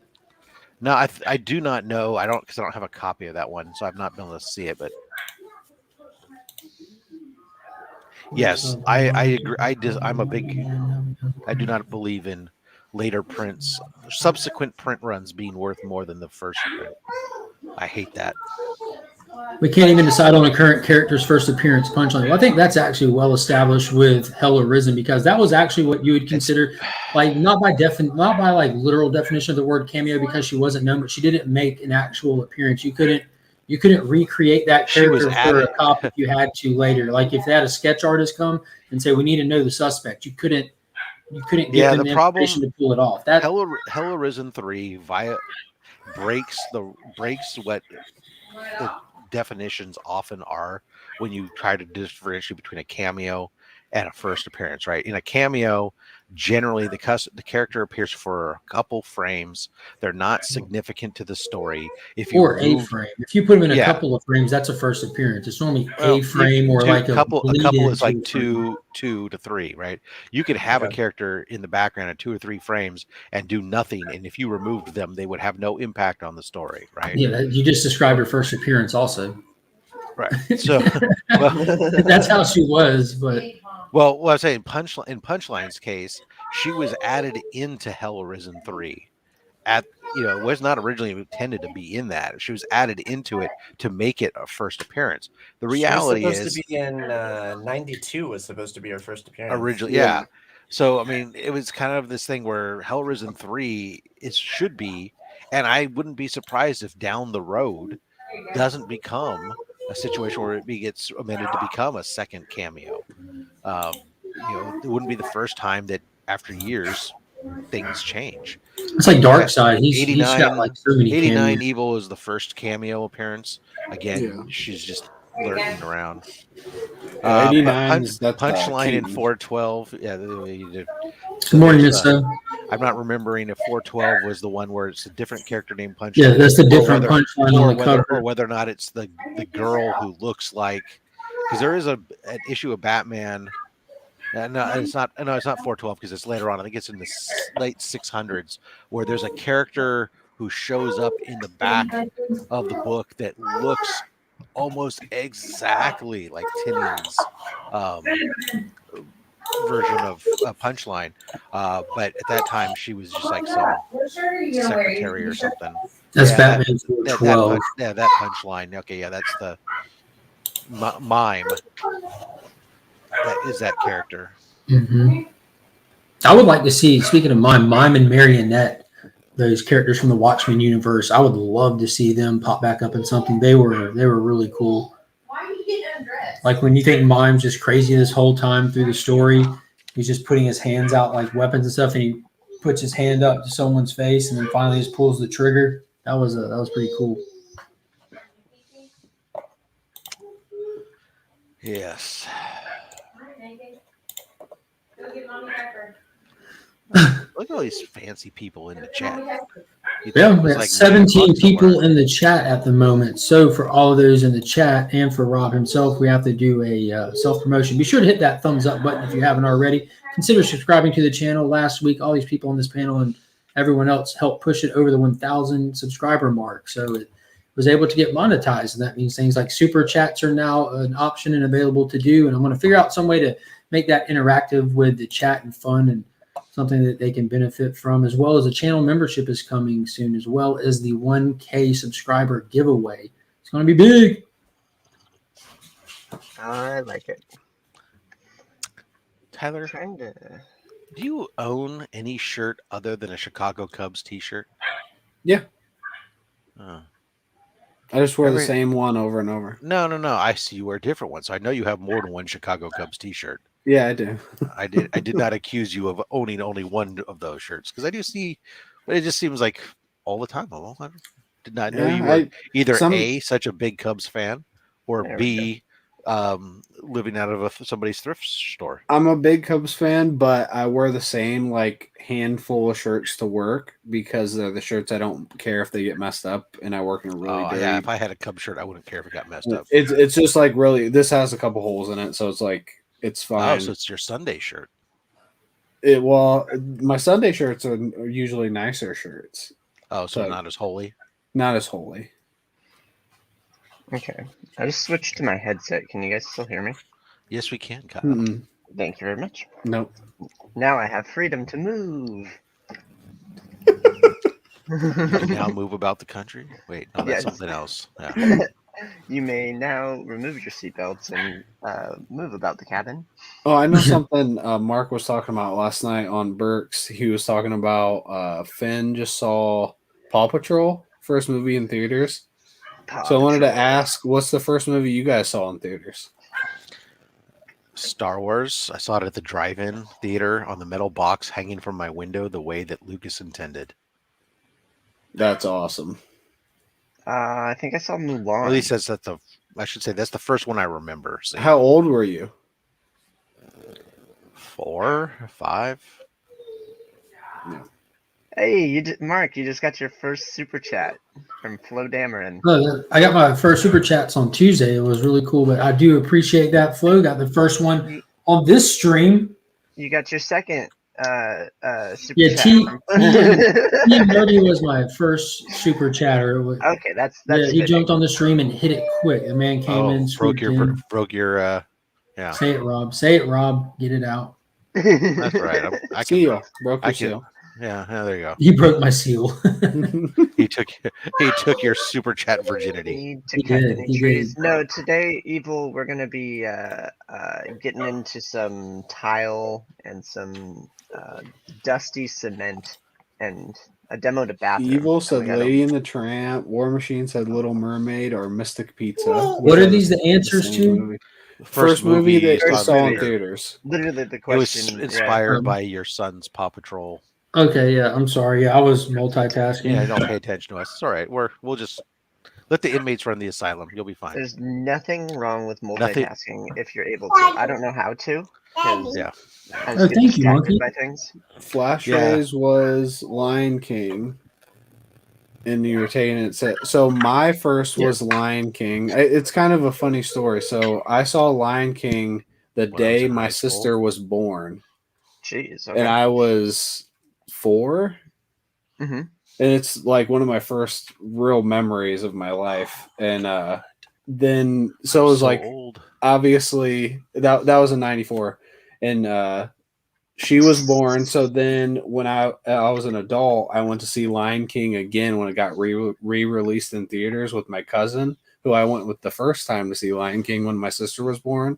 But we went to see it with my now wife, and that's where they met. So it's like each time I've seen Lion King in theaters, I've had whoever like associated with it has been added to my family. So next time I see Lion King in theaters, maybe I'll meet my second wife. There you go. I remember seeing that movie. Like I think I was in high school when it came out, or maybe even later. I'd have to look to see what the dates were when that movie came out. Now, 94. But okay, it was after high school. It was like July 18th, 94 or something. July 6th. All right, so it was a bunch of college friends going to go see it. All right. So there you go. Yeah, I just Tyler- remember like all the hyenas marching and everyone wanted to jump up and go see Kyle. But Tyler just admitted that he has a memory from when the year he was born of seeing that movie.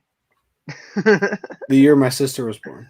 Oh, okay. I thought you Yeah, said he that said you were he said he born was in 4. 94. No, he said he was like 4. Oh, okay. And that it's like his first real memory. Oh, no. Yeah. Earlier, I thought you said that you were born in 94. I said I was born in 04 earlier. 04. Okay.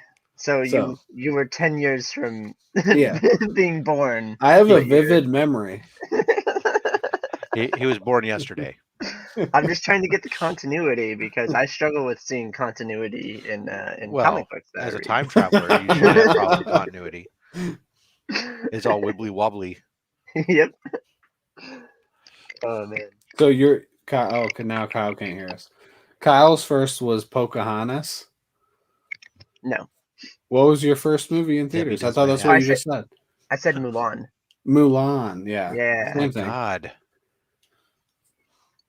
What is there? I could make it worse by saying that like my second movie was like I think it was like the Star Wars with don't Anakin say. and the speeders, the Phantom little Menace. Anakin. Yeah, I think that was the second movie I saw.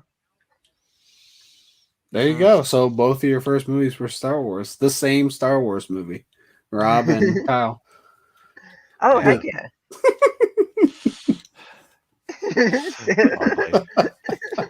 I'm just going along with it too. I'm sorry, Rob. Yeah. No. I'm not trying to.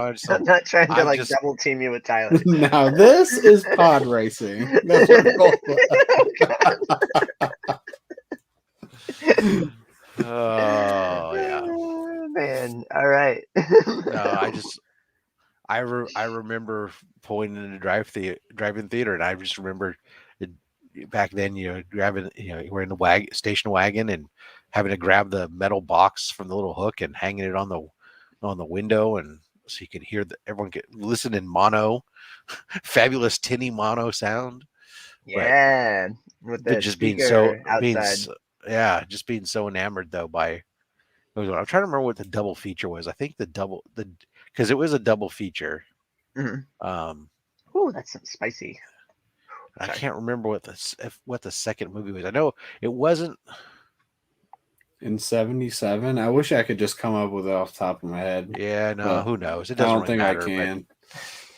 It was probably some family movie because I don't think it was 77 we saw it because it was the drive-in theaters not necessarily were always. I think it was 78 when we went to go see it, because it was still being shown around and stuff in the drive-in theaters. So Wow, I wish I could recall specific years of my life. I have no idea.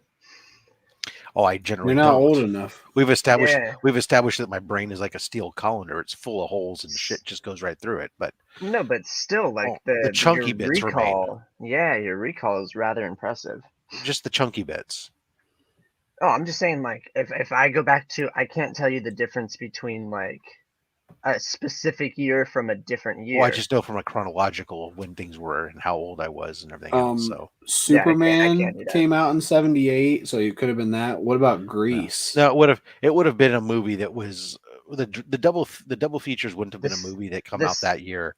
It was oftentimes the double features. They were having the theater would get the prints and they were movies from the previous year that now they're putting together for like the a one ticket price. A garbage film for the second one. Yeah, well, or even just another film that was a year or two older.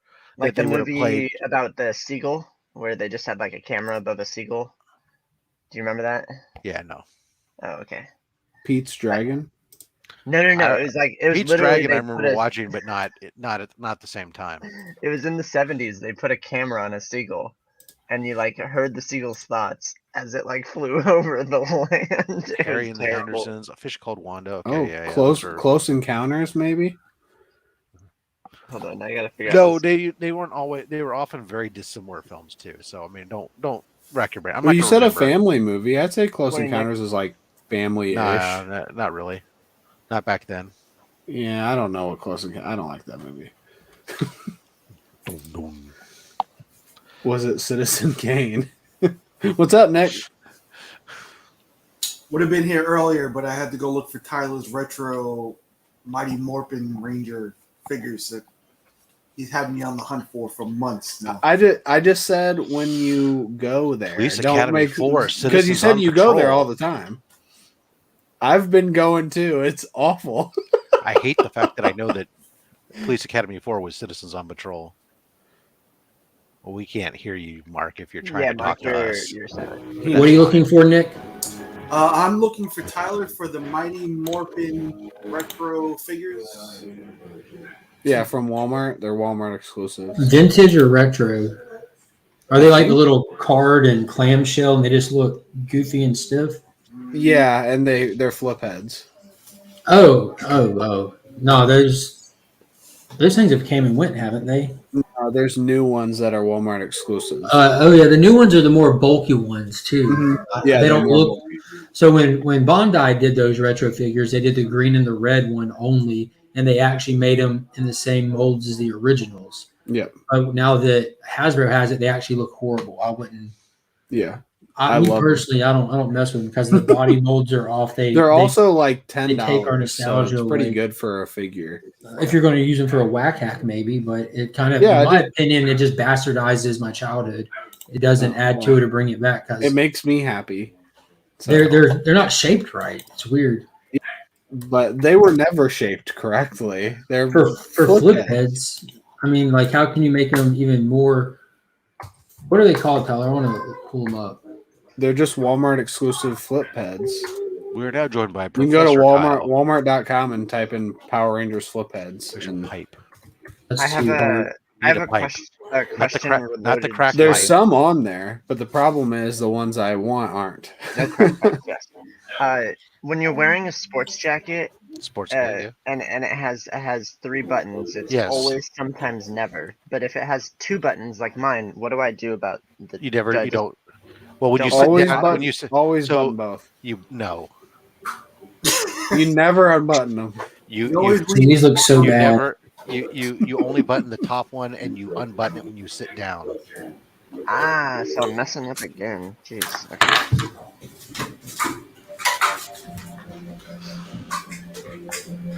And no, Cole, I had hoped you stick around until I had to do school drop off, like I said. But Kyle, if you're wearing it with a T-shirt, you don't necessarily have to button it because you're already in casual mode.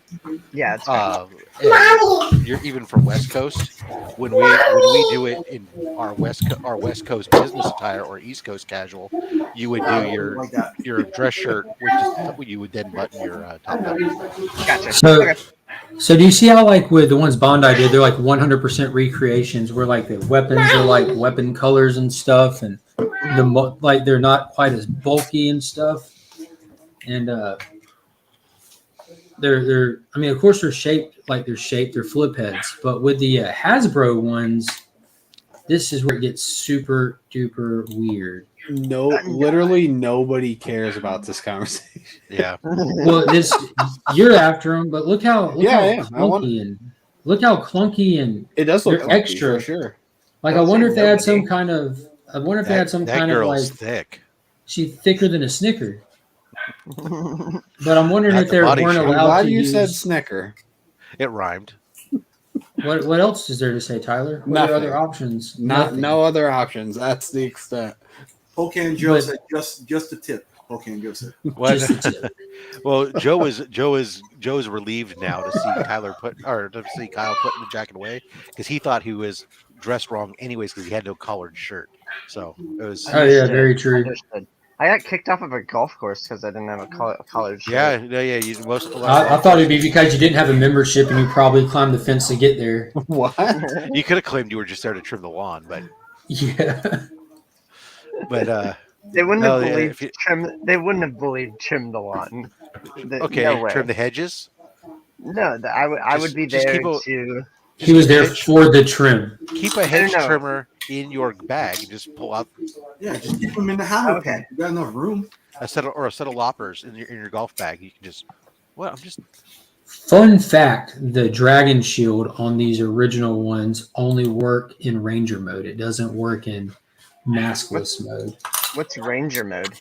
With the helmet on. What's a shield? Oh, so the helmet stops it from. Okay, gotcha. Well, the helmet is molded where the dragon shield, when it clams shells together, Yeah, I see. like that doesn't fit because Oh, of his that. long hair don't care. That's a dragon shield. Yeah. You know, Or the power shield, whatever you want to call it. I don't know. I'm not. It's not a standard shield. I just though. don't know what the hell it is. I don't know.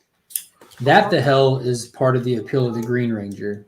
I got some cool art the other day. Joe, we're a little different on the West Coast. T-shirt with a suit coat or a sports coat is acceptable. A West Coast. That's our casual. Very I much love so, how yeah. well we maintain 3 different conversations at once. Why wouldn't we? Yeah. We would do 4, but there's only 5 of us on here. Yeah. I'm about to show some art. Nick, how are you doing this morning? What's new in Texas? I just like to engage Nothing with the much. audience. It's pretty. It's chilly here actually. It's cold here. It's upper 50s today. Jeez, Well, it's right 100 now- degrees where I am. Upper 50s now, and it'll be like 86 later. So, What's that in Celsius? like 27, 28 degrees, I think. I don't really know. I'm just doing. Wait. So I'm doing what'd my you best say? I'm doing my best Mark impersonation. What temperature? Yeah. I'm sorry. What I missed the temperature range because 27, 28 is going to be in your 80s. Yeah, that's exactly what he said. That's what Okay. we're talking about. Okay, never mind. Yeah, it's like 50 degrees there. I get. Or 27 Celsius. Because whatever Mark says, even though if he may be bullshitting, he sounds like he has complete confidence in it. That's all you have to do. Did anybody ever play Among Us? There's a fungus among us. I have once. I didn't know what I was doing. Big Chungus is among us. Big Chungus is among Is this from Among Us? It's an artist that I like, and she did a rendition of it. And you got like the person heals calling the dead body, but then obviously she killed the person. Why is it obvious? Why is it obvious? Because she has blood all over her. Oh, Because she drove her girlfriend's van back to Florida and I can prove- disappeared, Yes. I don't know. leaving his Among cell Us. phone and wallet behind. What? Jesus. Oh my God. I have time to read the news. Oh, what's this one? They morph is why the mold is different. This one morphs, Biggie. So this Yeah, one's. I'll this tell is you a why the zombie. molds are different is because of licensing. It's 2 different companies. This one's a zombie, and it says it's hard to find a man with any brains around here. And she's holding her arm, which is holding the bag, and she's also only wearing one heel. She should have 2 on. Boom, we got another super chat for $9.99. Two Brothers Comic says, congrats on 1K mark. Thank you guys so much. I definitely appreciate all the support along the way. Yeah, How much The of the super chat chat's do you going actually straight get to into keep? Finn's college fund. Right? Yeah. Well, that's not 100% true. Finn's College Fund has definitely handled the super chats. I'm going to use and putting back into the channel. The only thing, just to give some information when it's relevant, the only thing that I really want monetarily from the channel is I would like to see it just pay for my weekly pools. Not like me hunting keys or stuff like that, but just a weekly comic call. You know, that would be nice if my hobby was self-sufficient in that aspect, since the overwhelming majority of comics that I buy are the ones I read every week, you know, and that's not expensive. Yeah. But the rest I would like, obviously, to put back into the channel to fund my giveaways, because up until this point, obviously, they've all been out of pocket. And I'm not trying to toot my own horn, but I don't do cheap giveaways. I mean, they cost me. I just want my channel to entertain people. I don't want any money out of it. Well, now that mine's monetized, I'm not, like I said, looking for money out of it. That's not my expectations for it, really. Ooh, is Scott still in here? If Which we're not one? in it for the money, then why are we doing Porter's it? hide. To do what we're doing right now, to watch and wonder what the hell Kyle might do next. That's really Yeah. all I've been. But I'm still in it for the money with Kyle in here. Yeah, no, let's. That's the only reason I ever started doing YouTube. Is I was like, how can I make more money? Well, I know that Kyle's become like a major staple to this Friday morning hangout, but I feel like because he's really like made his first ripples on this channel, you would owe him money to get him to appear on your channel. I think that's only fair. Kyle? Yeah. Yeah, I've already started paying him. Good. He's worth it. As monthly payments until I've paid it off. What do you think that I got this cheese with? Yeah. That's where he got the cheese. I want to renegotiate my appearance fee then. Wait, no. Yeah, I don't think there's anything wrong with if somebody was monetized and they took. I don't think there's anything wrong with Joe. it. I've just said early on that I have no desire to do it and no plans to do it, and I've got to stick by that because, damn it, I say what I mean and I do what I say. Well, Joe's mic just went out on him. Yeah, You're echoing. Joe say was bad. that's because you're a man of principles and good for you. That's what he said. We need to finance Joe a new microphone. Yeah. Is it his mic?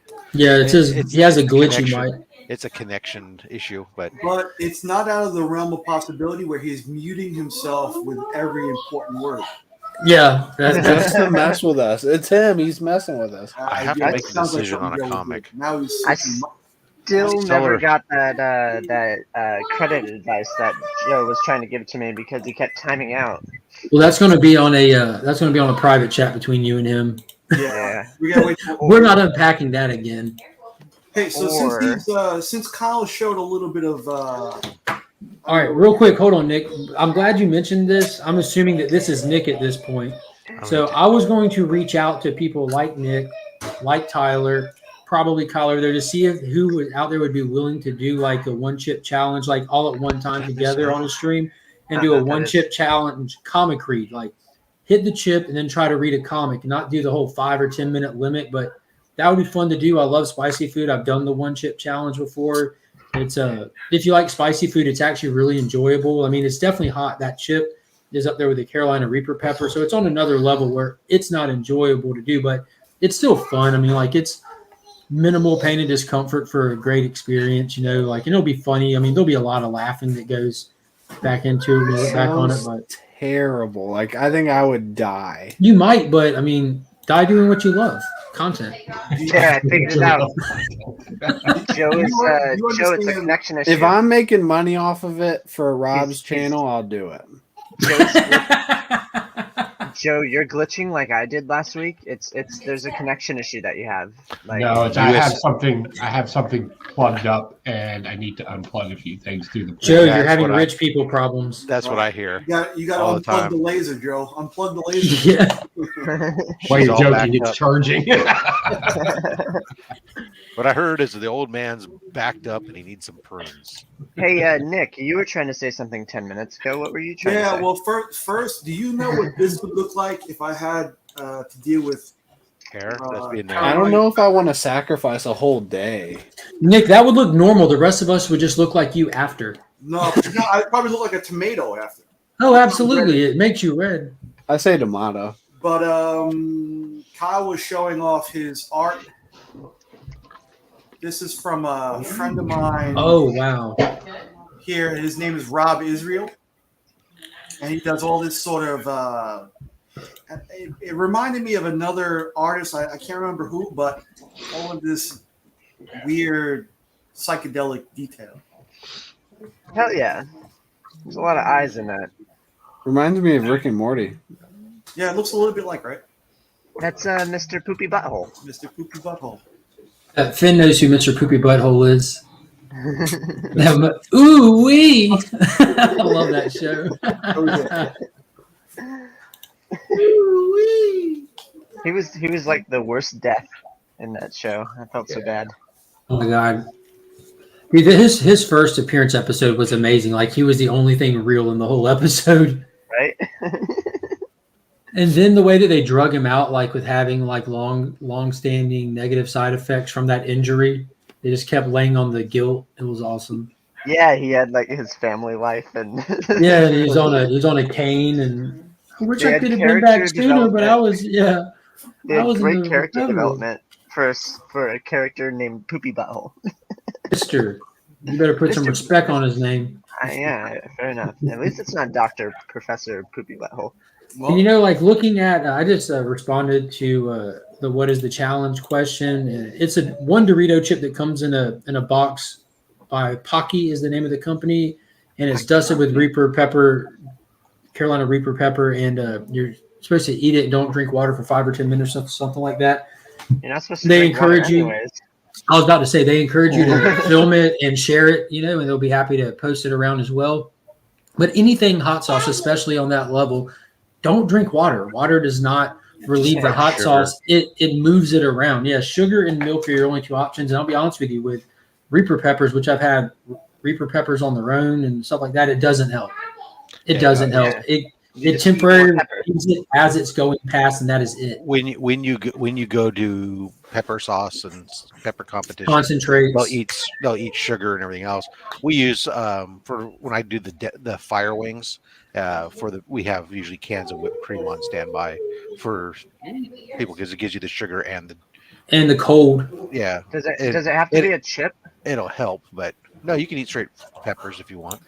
Yeah, and my thought evils was instead of just sitting there and waiting, but since it's a comic channel, it would be fun to see how far people could get. And I thought about it to make it appropriate with the challenge and to put the odds on to favor the people doing it. We read an issue of Firepower because it's minimal dialogue. It's called Firepower. You know, that get through the comic and get on with your life.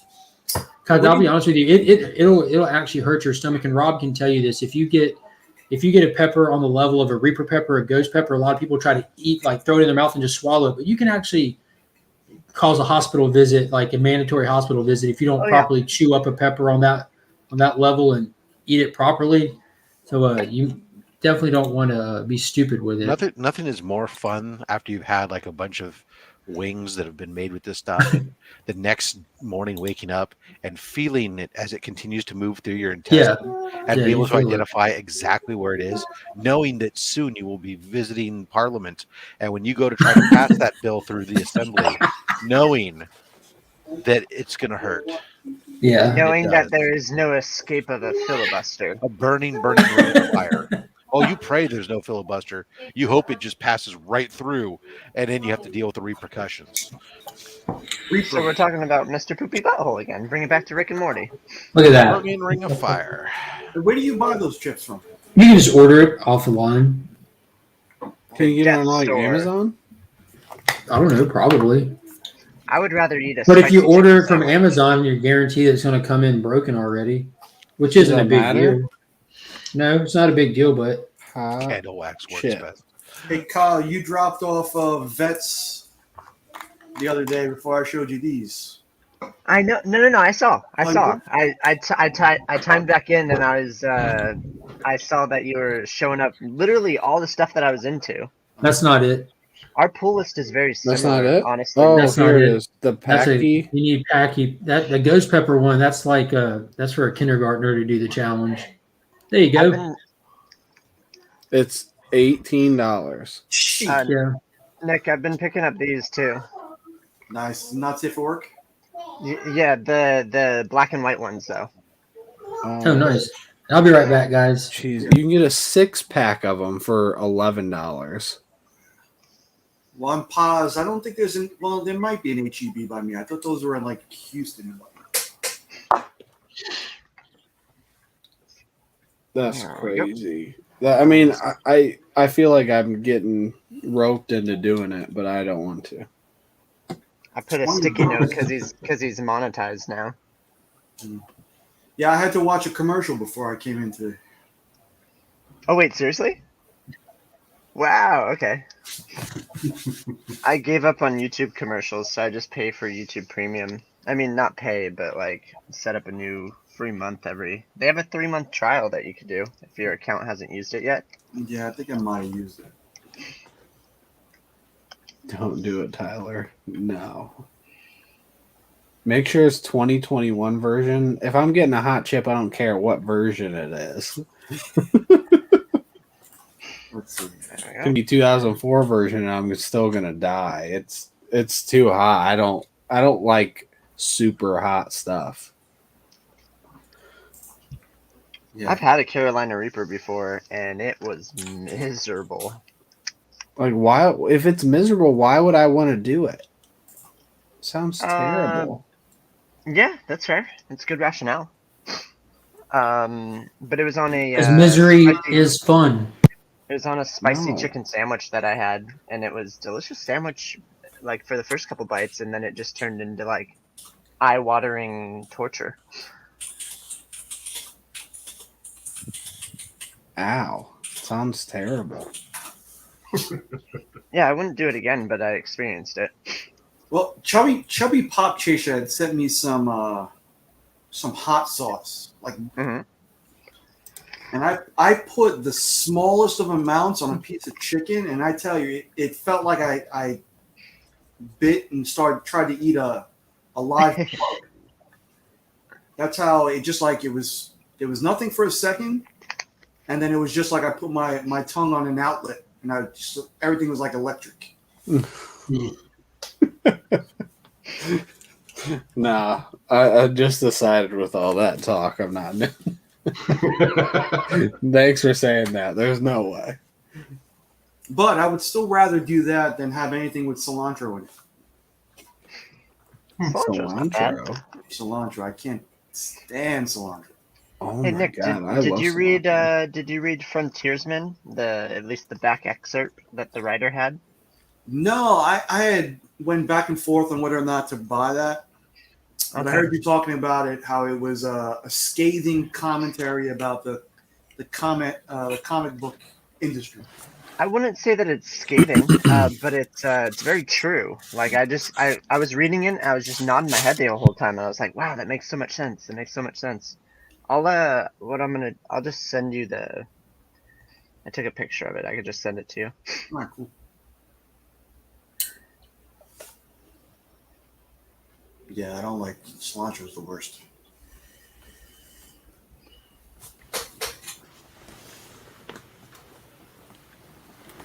I was able to get this. I thought my shop would be out, but they weren't out. I know no one cares, but I love Bermejo. I don't know what that is. I don't follow DC that much. It's Batman the World, Batman Day. It's a free comic book.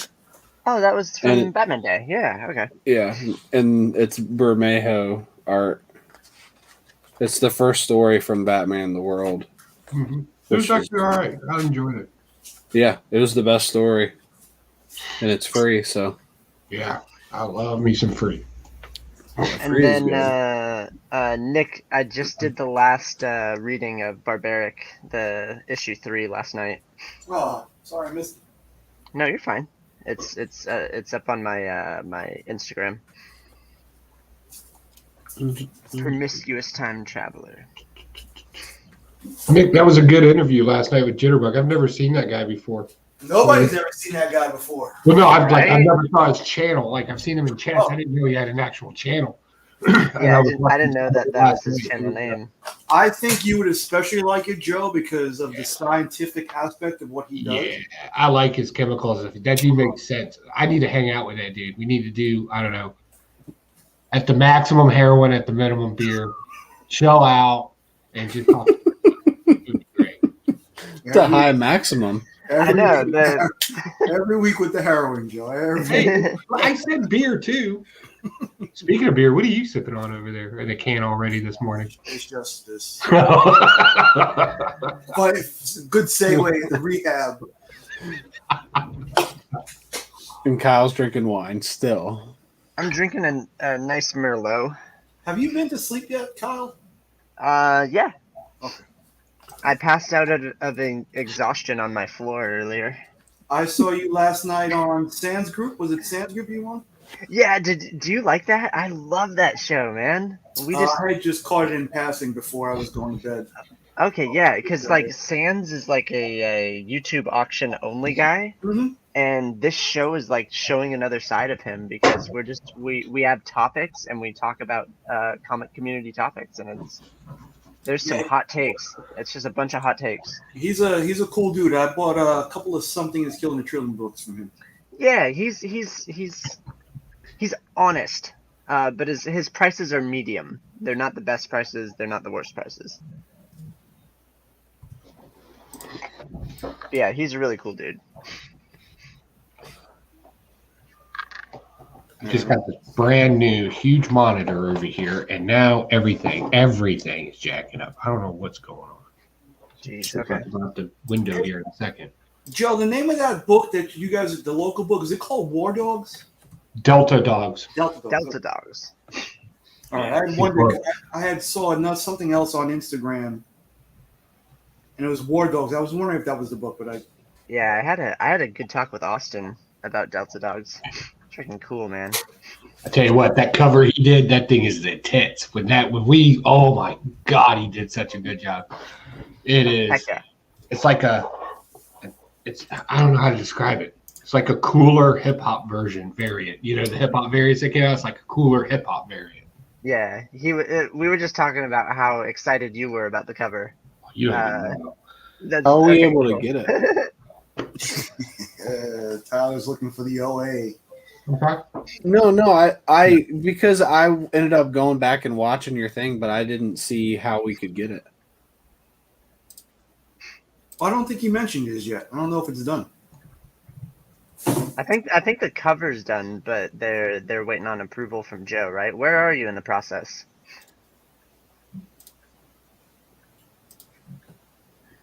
I imagine he's pulling it up. Yeah, and I think Austin said he was going to have a couple of copies too. I don't know if he planned on putting them up for sale. Okay.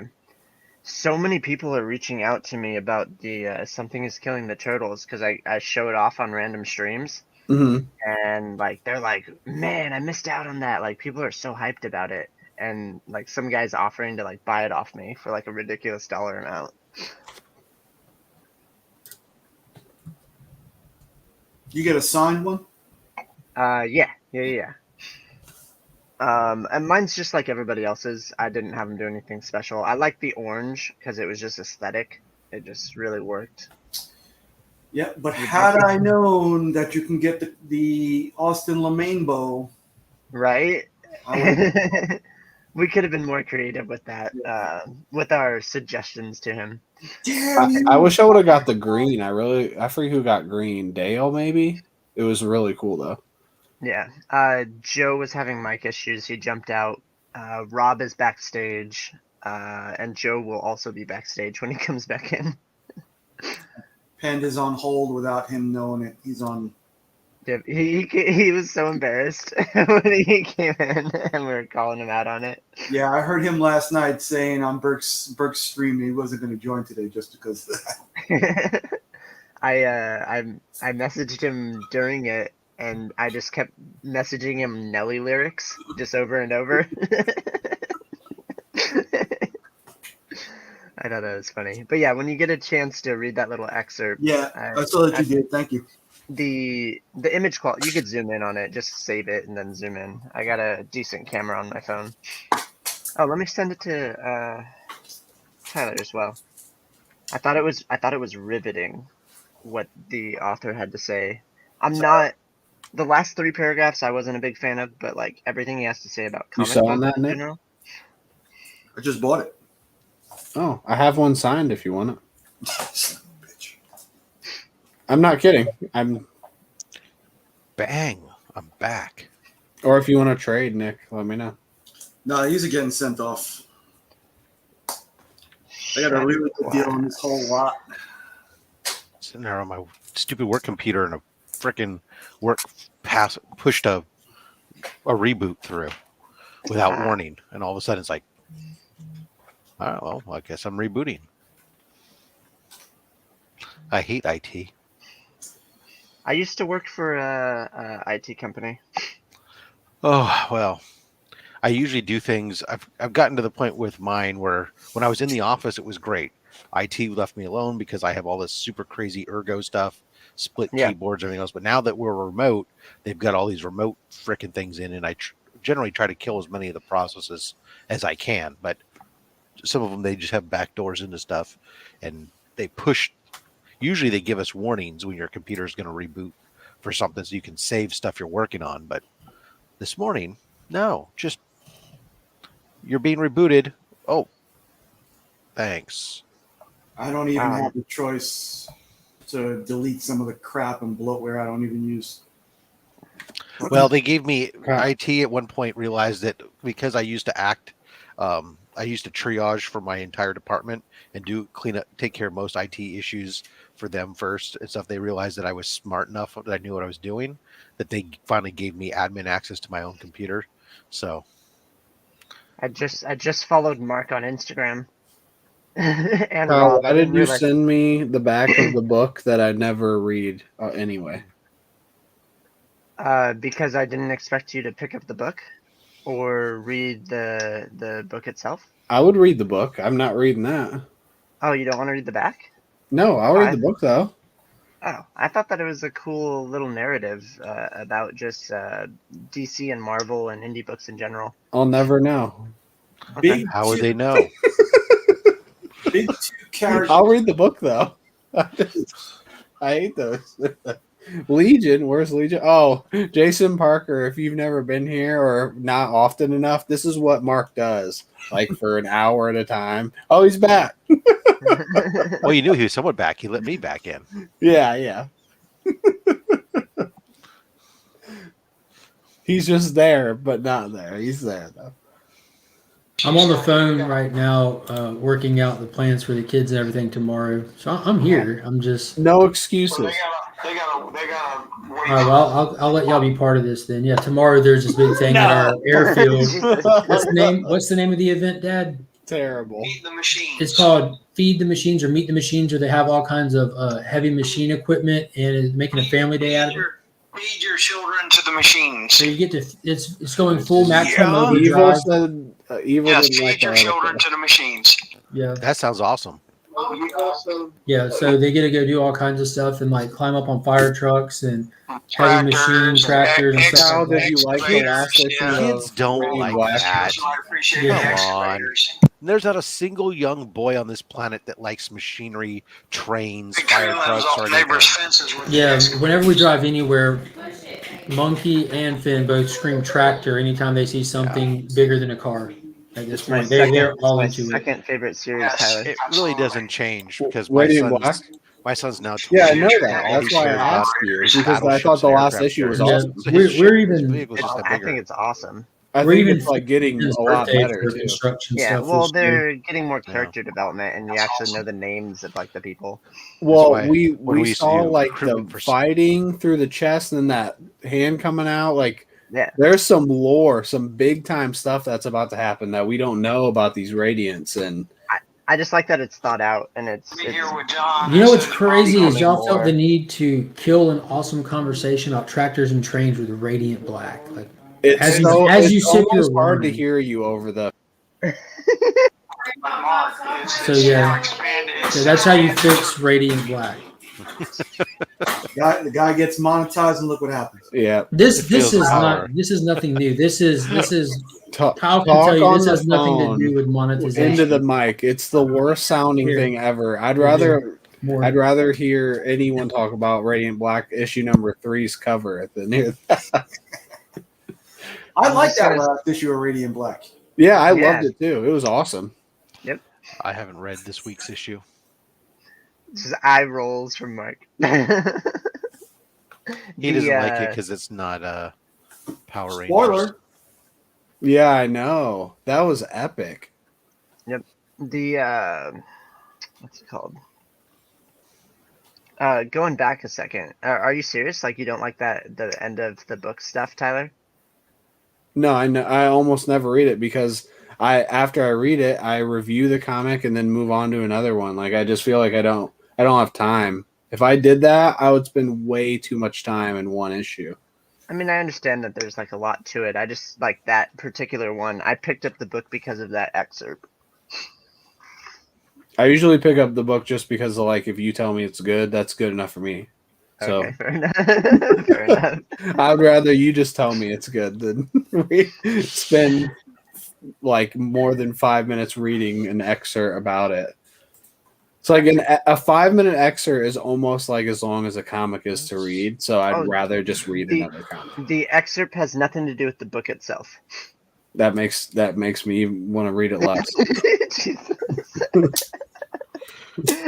I'm like, I don't get why I have to like convince you of this. Like, I feel like I need to be like, please. To Tyler, read the excerpt, I'll read the comic. Why do I need to read the excerpt? I don't have to force you to do anything. You can do whatever you want. I'm just like, I know it's just funny you want me to read this stupid excerpt. And not the comic. like literally, I don't understand why I want you to read it so much. I send it to everybody. I send it to everybody in the panel. I'm just like, you need to read this. Look at this. I'll read it when I get my book. Oh God! I got this back in the mail yesterday. I'm just gonna unsend We're all up these to- messages. Up to 9 signatures on it right now. Send it to me. I'll make it 10. Who is That's his- BITC? They're missing one letter. That's Bruce Timm. Okay. He spells Bruce funny.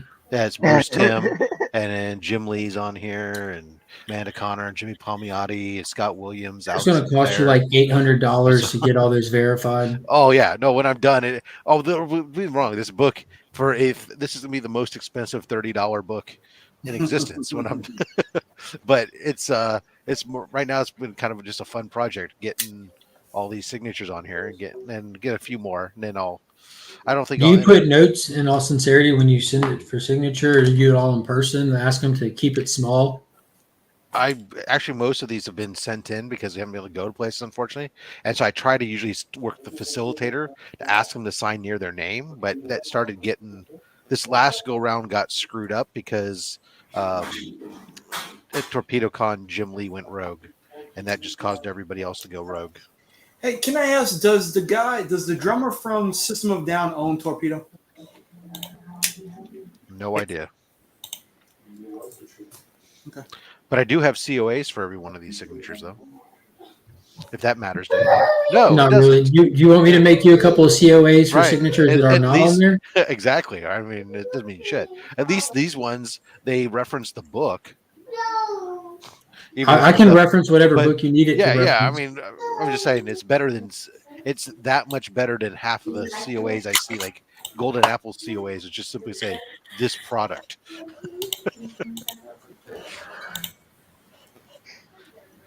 This product. Here we has go. anything- Flash said, yeah, he does. So dude owns Torpedo. System of a Down dude owns Torpedo. Oh, cool. I have to go take out the trash. I'll be back. You go take out the trash. Take out the Yeah. papers and the trash. That reminds me of the movie Yeah, Twins. yeah. Every time I Don't hear talk it with back. Arnold on the airplane just blaring that song out. That's on That was the a 80s great playlist. movie. I really enjoyed Anyways, that Twins. was just fun to Oh. get back today, just because I've been. We even asked Nick. Nick, what was the first movie you saw in theaters? Like Rob, Star Wars was my first one. Oh, really? Trash. But Yeah, I did you was see it in four the at the time, drive-in and I with the metal remember- box hanging on the window? No, I didn't do it. I didn't do it like it was supposed to be done. Okay. I went to the regular thing. We didn't. Yeah, we still did have a draft. But my dad took me to see it 7 times, I think, in the first week. Oh my god. Joe, No, what it's was just- your it's first not, movie? It's not God. It's just Joe. My first movie was In theater. Jaws in 3D. In theaters. Jaws in 3D. Nice. Wow, that is epic.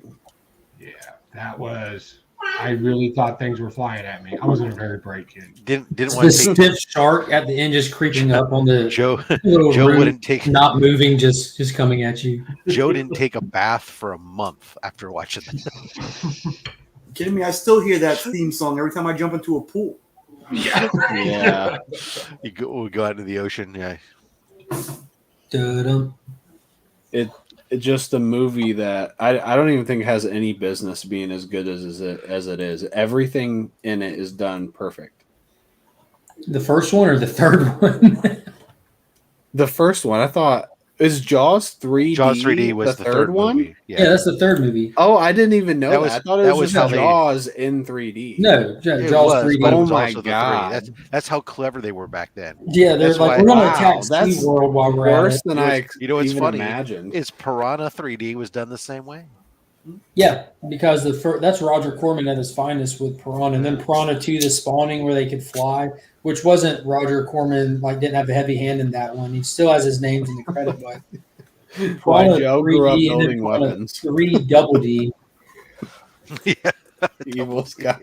That was the name of the fourth Yeah, one, yeah, was no, Piranha that's 3 Double D, because they lean into like just like the grotesque everything, the over the top violence, nudity, all that stuff in it, and they did it even more in Double D.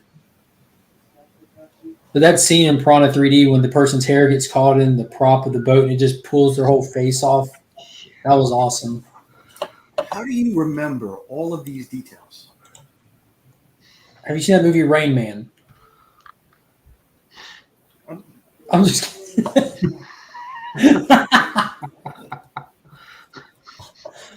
I don't know, man. I don't know. I'm a as just like Tyler, I'm a big movie buff. Like that's a huge passion of mine. And I'm also a huge Roger Corman fan. I've got all of his stuff. I have an issue with watching a movie twice. I don't know what that is. Like, there's a handful of movies I'll watch a few times, but like when something else is on, I'm like, yeah, I already know this. And like, I can't sit and watch something I've already watched. For me, it depends on what it is and what mood I'm in. But I don't think there's very few movies, especially any that I own. I don't own a single movie I haven't watched multiple times. Yeah. And I'm not always sitting down like with a bucket of popcorn, like ready for a movie experience. It's just there's a big part of my life, especially in my 20s, where didn't have cable at my house. You know, like you get your own place.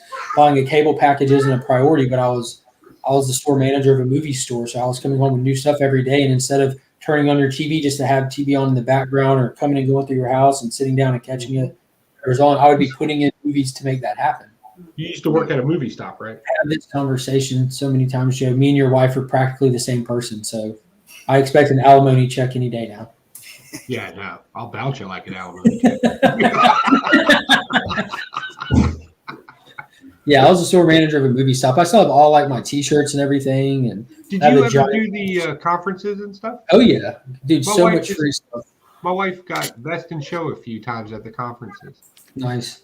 Dude, those things were awesome because like you would have the actual movie company reps come and like we would screen movies before they were out in theaters. Like I watched one year I was pissed because everyone collectively chose that movie 50-50 with Seth Rogen and Joseph Gordon-Levitt. I'm like, why would you want to collectively screen this? Let's screen a spectacle. One year was the Expendables 2 that we watched ahead of time. And, I mean, you don't have to sit there and watch it. It's just an option if you want. But they bring all this merchandise and just give it to you. I'm talking thousands of dollars worth of merchandise they just give to all the store managers and everything. 50-50 is amazing. You had to be pretty happy. I'm not saying that it's a bad movie. I'm saying for the event, it was a dumb choice. Oh, but after you watched it, you had to be like, wow, that movie was amazing. No, I started watching it. I'm like, why am I spending my time at a convention with a lot of people and a social setting sitting here watching this? Do you remember what the other choice was? Why is this the mood that y'all want to set for this event? Why, you know what I'm saying? Because it's amazing. The lake house. Because you know you got drunks running around. I'm trying to remember what the other choice was that year, but it was like you'd have like actual big reps from the companies come and explain like when it comes to the home video market, like how big of an impact that company made like nationwide. Like they accounted like for 3% of the gross income for this movie company at the time of that I was working there, which is insane to think about how much money that these companies depend on with sales of DVDs and Blu-rays and stuff like that. It was wild. But I worked there like the era of like Avengers coming out and Prometheus and Fast Five and all that. And I would throw like midnight release events for the stuff. Like I had Paul, the owner of the Augusta Book Exchange, came and would set up a table, and I had Moe's where I'd worked previously donate like a burrito bar for free to the event, and I would do giveaways and stuff. I had a blast with it, dude. I was living the life. And our store went from being like way down on the list of 40-something, 50-something stores to competing and switching places for the number one store in our region with the Mall of Georgia store, and with Marietta is the location of their home office, and they bought out a Pier 1 Imports and made that their home store. So it was huge, and so we were trading places and trading blows with those stores. That's the ones that my store ended up competing on after I took over. Yeah, I have a hard time. I like there's some movies I like sitting and watching, but my wife, yeah, she would bring home like crazy amounts of movies and wag, and then when the book company bought them over and they started selling comic books and stuff like that. Yeah, Hastings. That's when I started getting nervous because it seemed like a retail dump at the time. Yeah, it was. They bought out movie stuff and they wanted to flood it with their product to try to get as much out of it as they could before they liquidated it to cover their losses in other areas. It was unfortunate event. And it just looked like a low rent Suncoast is what they were trying to do at that point. Like this, you don't have the appeal and the atmosphere. And dude, what they did was horrible. The way that they reorganized the store and put zero stock in the movies at that point. Like they turned the movies into theft aisles. It's a shame. It was sad. Yeah, it was sad. I still got tons of movie posters and stuff, but it was cool because like you would get your movies in like a week before they hit shelves, and you're allowed to take them home, watch them, so you could try to upsell them and everything. So, and then you just put a 10% off sticker on it, reseal it, and sell it to someone that wants a 10% off lightly used copy.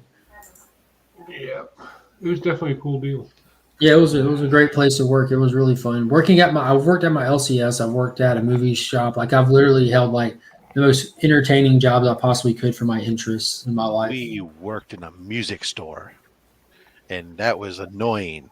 When you say we, who are you referring to? I'm talking about me and my symbiote, of course. Oh, okay, yeah. The music stores were the worst. Those mall music stores, because you kids would come walk in. Well, not you kids, because you guys were too young. We kids. The kids of the day. They them were two. They them. That's right. Their pronouns were they them. They would come in and they would go, "Hey, do you have that album with that song that goes?" And you're like, "Oh yeah, that's." Did you have it? Did you just rattled off whatever the one that everybody came in asking for was? And they go, "Oh yeah, that's the one." And they think you're so great at knowing music because in their head they think they're playing the tune exactly, but it just sounds like a bad kazoo. Look, the old Suncoast commercial, like very shortly before they went out of business, was a guy comes into the shop and goes to an employee. Do you have that movie when they're running down the road and there's a big explosion, the car comes behind, the bang, the boom, the bang? Like, yeah, it's right this way. That was literally me. Like, yeah, I could do that. Yeah, it's the smallest bit of information. Suncoast, Sam Goody, all the same company in the same malls usually, and we had the same clientele, morons. Yeah, but they're the funnest to talk to. You can sell them anything. All right, well, it's that time of the morning on Friday where you got to poop. No. I have to go visit the Romanians. Oh, tell them we said konnichiwa, which is a euphemism for poop. Yeah. Yeah, got to take the Romanians through Parliament. Hey, it's a great analogy. You're all welcome to use it when you just need to go pass a bill or pass some legislation. Yeah. I challenge you that the papers that get passed through Congress are any more important than the papers that you're taking care of in your personal parliament or Oval Office. Right, Joe? Well, I don't know why I'm not a legislative expert. I just sit and steal memes and put them on Instagram. Well, there you go. Now that makes you an expert. Now you can make a meme of somebody sitting on a toilet and say he's in the Oval Office passing some legislation. It's actually funny because what was it yesterday? I think I dropped like 8 or 9 memes throughout the day. And somebody DM'd me and they're like, "Dude, you're pooping a lot today." That had to be Mike. Was that Mike? No, it was somebody else. All right, I'm going to step backstage. All right, boss. We'll see you. Bye, Rob. Oh, where are you going, Kyle? Why is he wearing a mask? Why isn't he wearing a mask normally? I gotta go. Get the papers. Get the papers. No, I got. His dad just rambles through the background. Yeah. Let's see. He's pacing behind you. Just say something to me. Because he needs me to help him. He's not independent. No, I'm dead serious. Yeah, no, everything. Like my name is Hey Kyle because everything that he does, he has me like help him with. So That's good. yeah, no, it's Good not. thing. Keeps you It's not. proactive. Just remember to bring us Second-rate along with you and your Cobra dad's adventure. Keeps you busy. My phone's at like 51%. I'm not sure if I can do Perfect. that. Yeah, awesome. It'll What die way to like go? really fast though. Do you have a portable charger? And All right. Well, That's all. don't hop on with us until you're in the midst of your adventure. At least for a minute. We have to have an adventure check with you. Yeah, until the most dangerous spot for you to have a phone, bring it down. Dude, it racked my nerves when you were on that roof slipping and stuff. Like you Yeah, legitimately almost fell one time. that was actually sketch, and that was stupid of me to do, to be honest. Yeah. Yeah, I but think that's we trying knew to- that the I'm whole trying time. I'm trying to play too much into the moniker of doing random shit that like I almost injured myself. yeah. I mean, you can do random stuff without wearing slides on a roof. Yeah. The shoe choice was not ideal. They didn't have shoelaces. Yeah. Ad Relaxing said the Roofs new are Mortal good to Kombat avoid character anyway. looks terrible.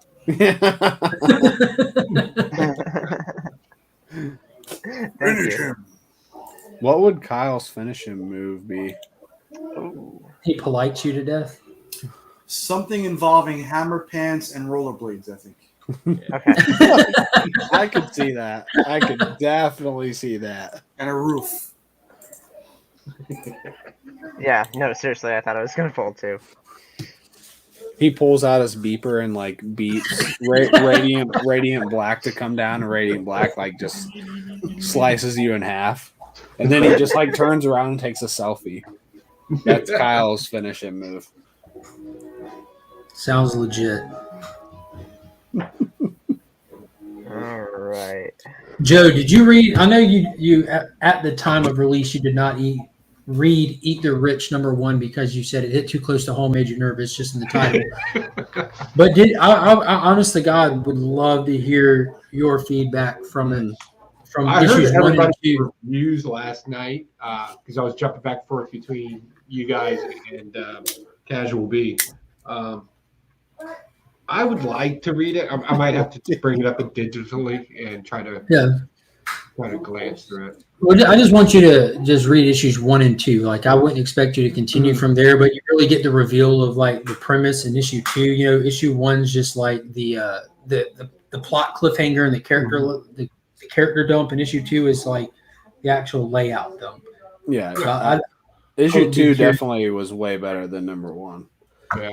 I mean, it was different. Like I said, the first one was like that cliffhanger reveal, so that gave it some weight and mystery.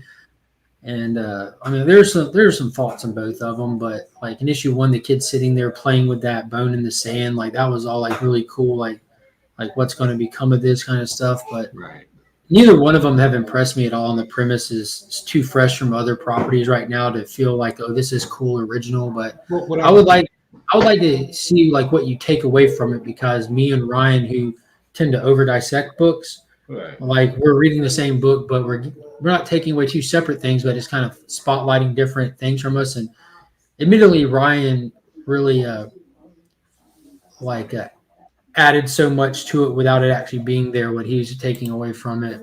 Yeah, I got his take from it, and I got your take from it, and I read the synopsis, and it just and every time I read the synopsis, it's just buzzwords. Yes, and I was like, thank you. And I'm not interested in buzzwords, right? And that's what I'm getting. That's exactly what I was getting from it. It's not a clever commentary on this or that. It's literally just on the nose buzzwords. Yeah, people have a problem with the rich, so here's words. Perfect timing.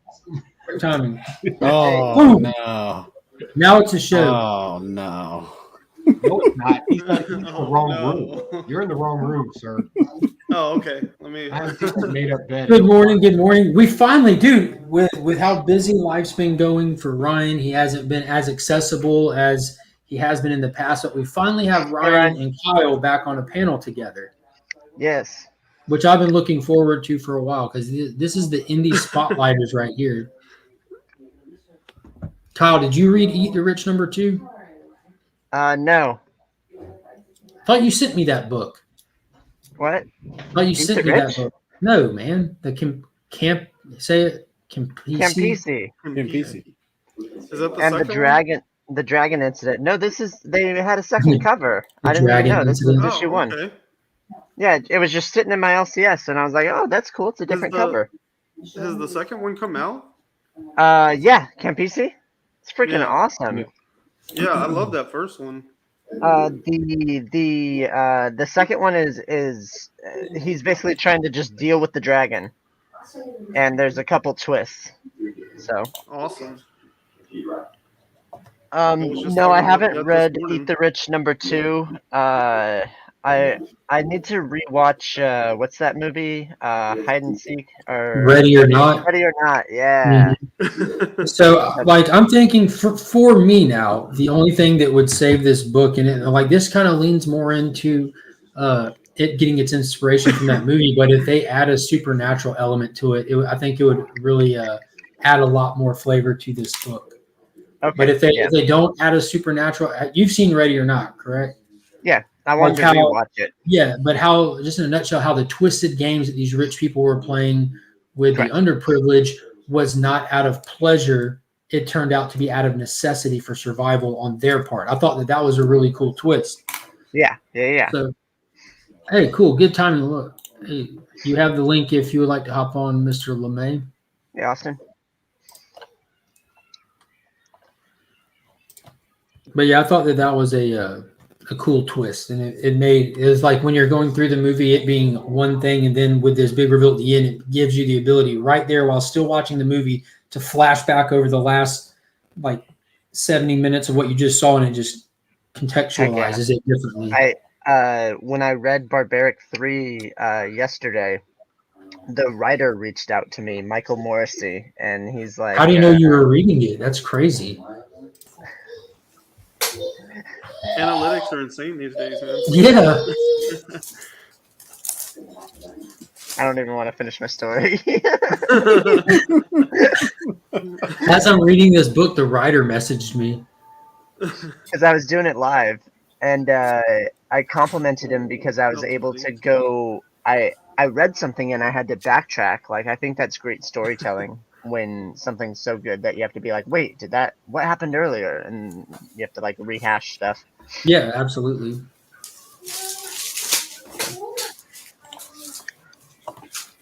This is the only way to start a Friday morning, at least properly. Right.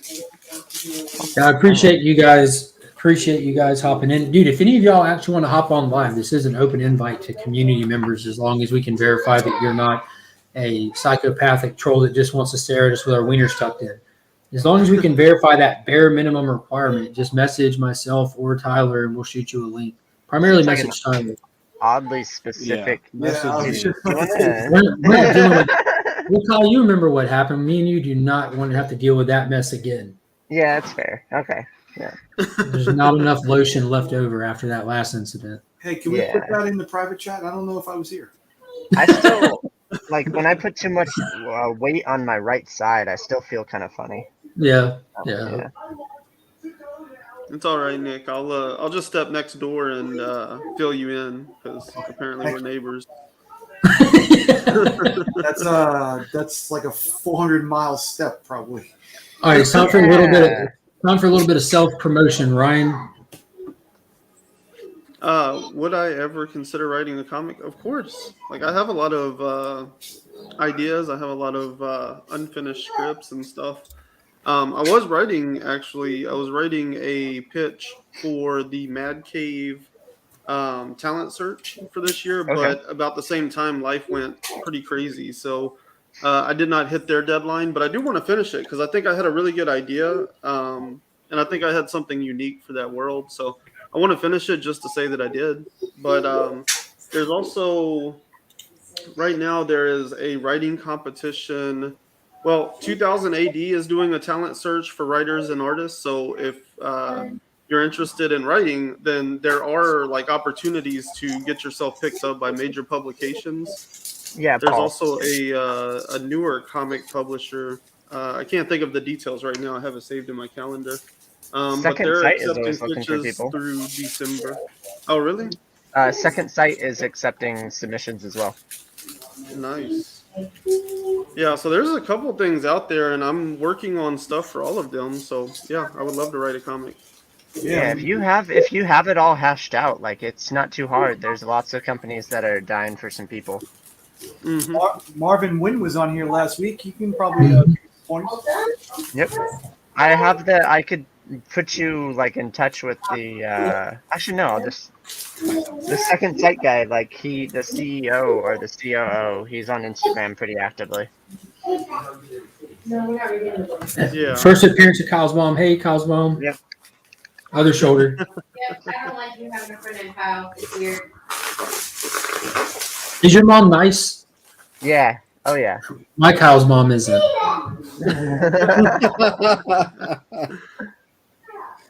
She doesn't like me. She says hello. Hey, Kyle's mom. They said, hey, Kyle's mom. Hey, your son is dangerous but awesome. No, we saw her in the car. When was that? Oh yeah. Oh yeah, that's right. Yeah, that was on Comic Vet, Chris. Well, we're gonna call that a cameo. Yeah, well, my phone overheated and I had to hop off. No, that was a full-blown appearance. That was a 181 for sure. Negative Spaces. They're doing an open submission writing contest. Their final deadline is December 9th. So. I mean, it doesn't even have to be a contest. Like, we know enough people in the comic industry that I could just put you in touch with like the guy that would be accepting those submissions. Heard it here first. Kyle knows people. Thank you. Yeah, the one thing that I do like about like some of the competition submissions though is like they come with other perks, you know, like the Negative Spaces ones. They have like a mentorship. So they're doing a contest. If you win, they're going to publish your work, but they also are going to put you under a mentorship with Brian Hawkins and 2 other comic writers, you know. So it's a great way to like also hone your skills on top of, you know, getting the opportunity to publish something for competition. Very cool. I wonder if that's a chore for those writers, if it's contracted and they're like, God, not again. Do you have stuff that's written already, Ryan? Not completely. Okay, because there's you should send him Old Man Barry. You know Dank Comics? I know the name. Yeah. Okay. He just invited me to a writers group where it's just like 8 or 9. I think there's like a dozen or so that show up each week, and it's every Wednesday, and it's we just share our stories without like obviously stealing them or anything, but like it's constructive feedback from other writers. It's a writing workshop basically. Yeah. Sit there, share stories, and just roast each other. That's garbage. Do better. I want to come in so I can steal something. I mean, it's honest. It's honest opinion. Well, with that mentality, you're not gonna get it.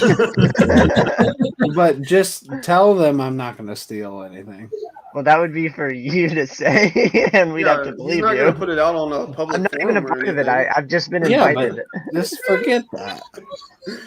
Ryan, when you're finished with this, send it over my way so I can send it in for you. Yeah, here's the coup, Kyle. This is what can happen. You get Tyler in there on false pretenses. He steals the story, but when y'all leave and get back here, he can sell you the story. As long as I get some kind of piece of the pie, I think that I'd be fine. You'll get the story. You end up with the story. Tyler ends up with the money, and no one's any wiser. Yeah. Who like Tyler gets all the money? For the story, just the money from the story, yeah. Yeah, Tyler stole it. You got it. He's basically gonna ghostwrite your script for you. So someone else is going to ghostwrite it. Tyler's going to middleman it, and you're going to publish it, Kyle. Yeah. I have to produce stolen content, correct?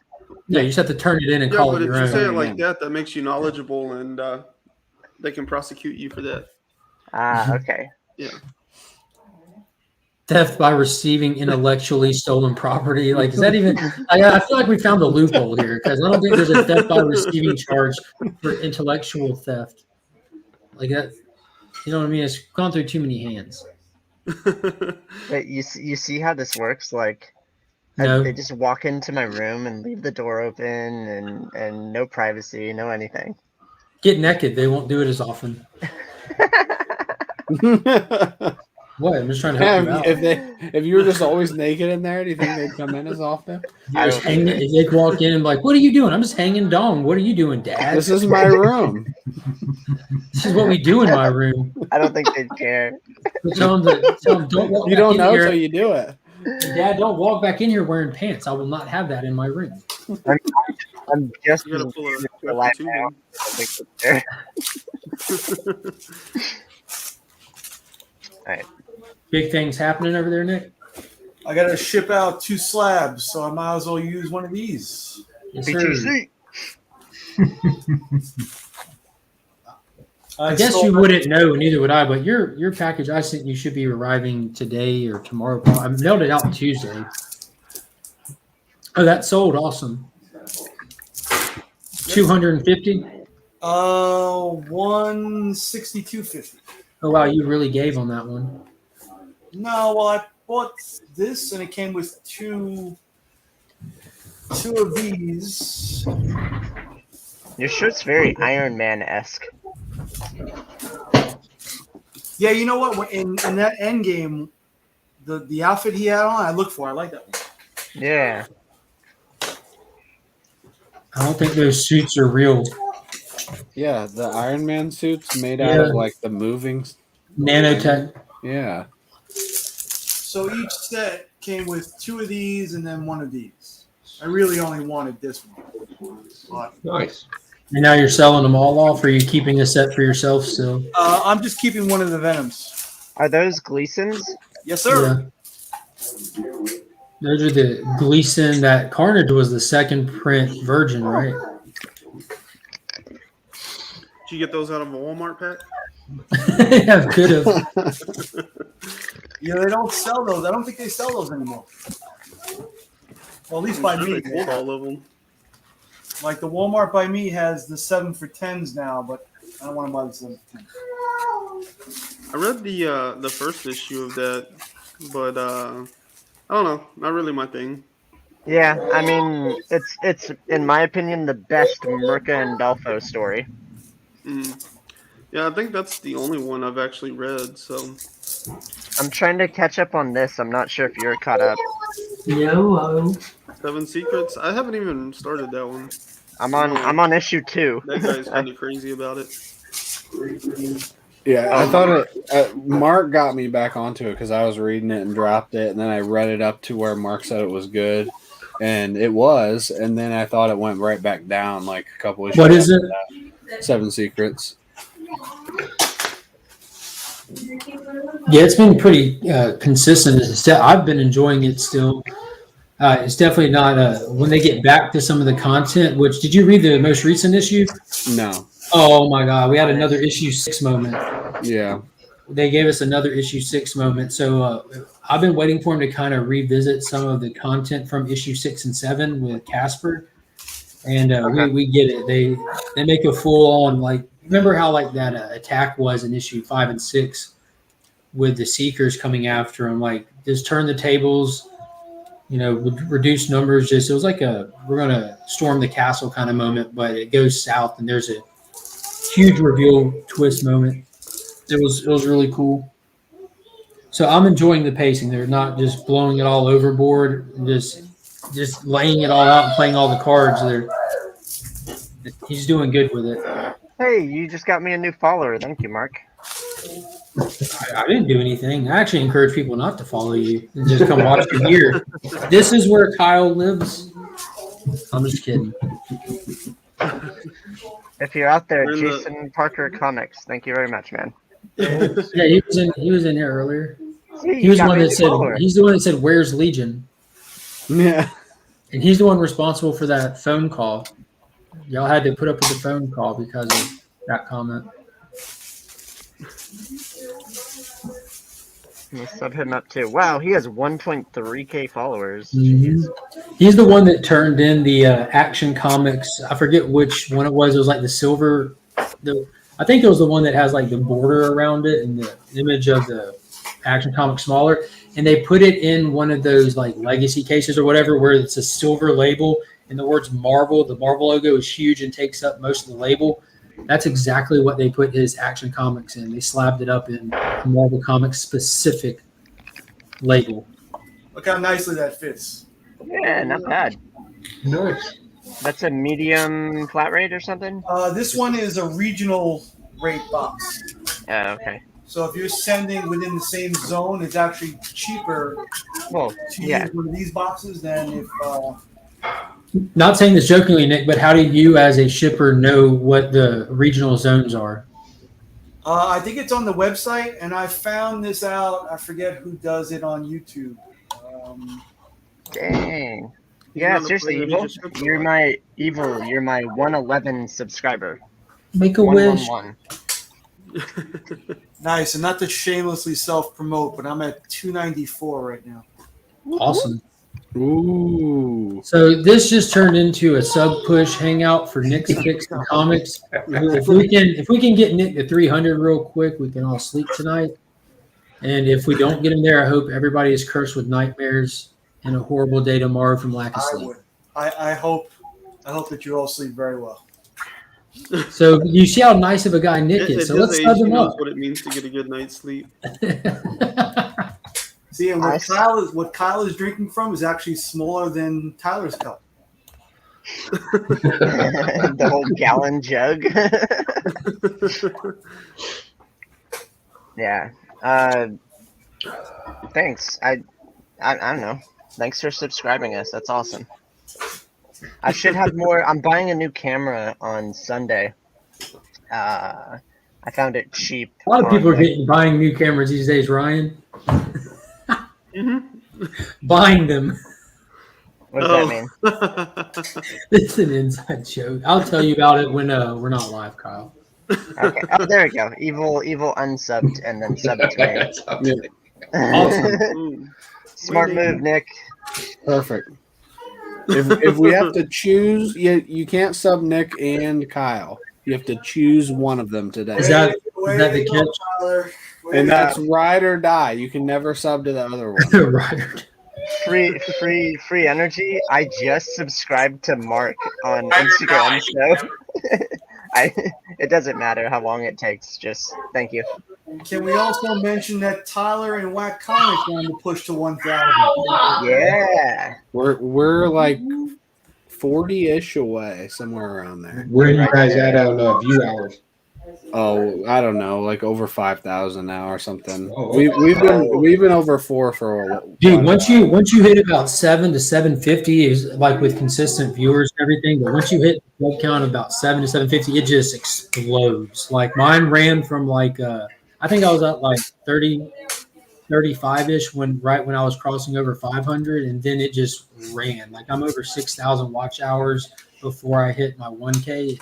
Like it just takes off. Nice. I'm at 112. I finally got my idea for the Daddy's Toy Chests, Tyler. Steve, if Steven Berkland could subscribe to Nick Kicks and Comics, it would be greatly appreciated. We're trying to push him over the 300 mark today while live. Let's get him there, Steven Berkland. I think he may be in there.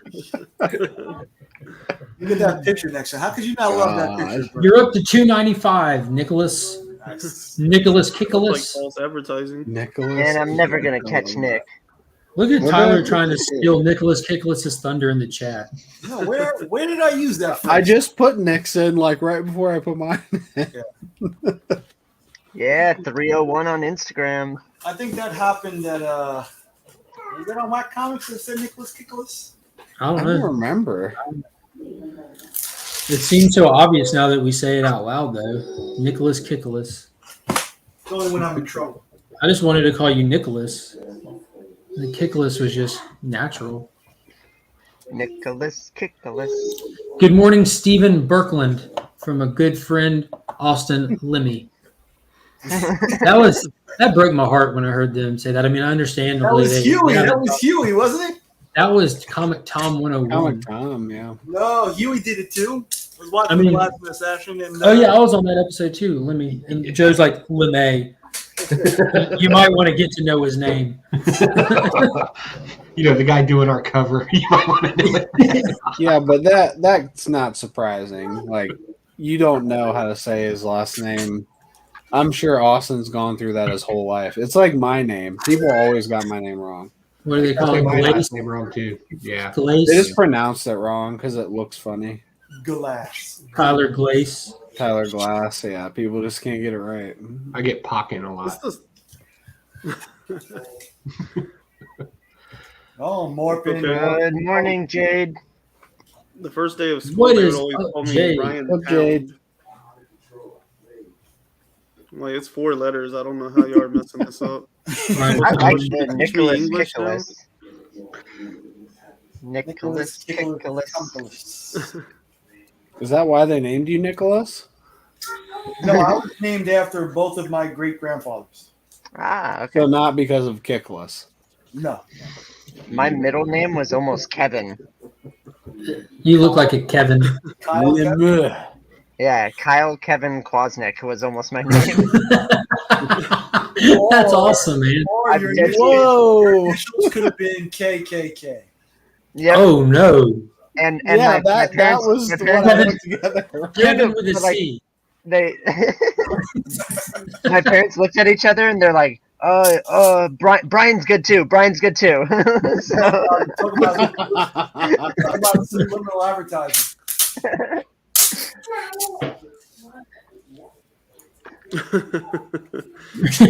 You had two grandfathers. Were they married? They were breaking all the stereotypes. They Leo, can't. They're trailblazers. this is totally a sub push for me at this point. I'm at like 115 now. Oh, boom. Thank you so much. Burke Family 54 is in here as well as Stephen Berkland. Thank you so much for the Wow. super chat. It's morphin' time. Let's super chat the crap out of this guy. I definitely appreciate every Whoa, one of them. that's a little aggressive. It's I don't know. that's aggressive relaxing. It's a positive, like aggressive mentioned it himself. You have to really pre-plan to aggressively relax. And Mr. Burke Family 54 comic here, not to be confused with Stephen Berkland, has I found like a way to Stephen do it. Berkland, but this Berksham guy, I feel like he's trying to buy his way in. Yeah. I like him more for the super chat reason. Now, if Stephen Okay. Berkland wants to come in here with a super chat as well, we can continue to debate. But Burke Family 54 Comics is winning it right now. Okay, that's fair. But Stephen Berklund admitted that he's subbed from both of his accounts. I'm not sure what his other account is, though. But he has a I separate shouldn't account. admit that on a public forum. Yeah. That's true. Yeah, Kyle, have you subbed everyone on all of your accounts? Yeah, I when I sub on 6 accounts to people. So and they didn't. We checked. They didn't get removed. Mark asked me to go through. Yeah, we've actually gone back on a I few did of them too, recently. Yeah. I checked mine that And I what, didn't sub anyone. and me and Kyle were talking about it. What it looks like is like when there's sub pushes and stuff like that. It looks like YouTube's algorithm catches those subs, and they must have to verify the accounts or something to make sure that it's not just like a Filipino clip farm that's going in and pushing stuff. Thank you, Logan Paul. And they put them back. They put the subs back on your counter after a day or two. So it's funny that you guys are talking about they subs. go through. I think I figured out a way, and it's not a new way. But Yeah, my wife made a good point real quick. She said if YouTube deletes accounts that don't watch her content, she would have been deleted from my channel a long time ago. Because she doesn't support it at all. The subs that I'm used to are like submissives instead of like actual like subscribers. What kind of territory are we Ooh, getting into here? shots fired. Look at this Burke Family 54 Comics attacking Stephen Berkland. Stephen Berkland can't even super chat. I hear you, man. You tell him. Bye, Kyle's mom. Bye. It's good seeing you again. They said good seeing you again. He really does not care. I sort of love you. Mark or my wife will watch them when Finn's in there, like those statue unboxings and stuff like that. You know, as I think with a lot of the people that watch my channel, they definitely prefer Finn's content over mine, as do I. He's definitely more entertaining. Mm-hmm. So my mom goes to work, but I don't have a job. Ain't that right, Mom? Hey, can you mail something for me, Mom? Mark needs to get this package. You haven't shipped my package yet? No, it's right here. Jesus, criminy I crackers. was waiting for it to Well, I stop mentioned of his raining. mom and your I was Oh, yeah, worried that's right. about. I was watching the weather report. Dude, it's and it been was like- nonstop. Yeah. So this is going out today, Mark. Awesome, man. I'm excited. No, it's already paid for. Yeah. Tell her how much I gave you so that she's Mark- careful with it. Mark gave me $2,000. Actually, 150, but Actually, he gave me 150. Yeah. yeah.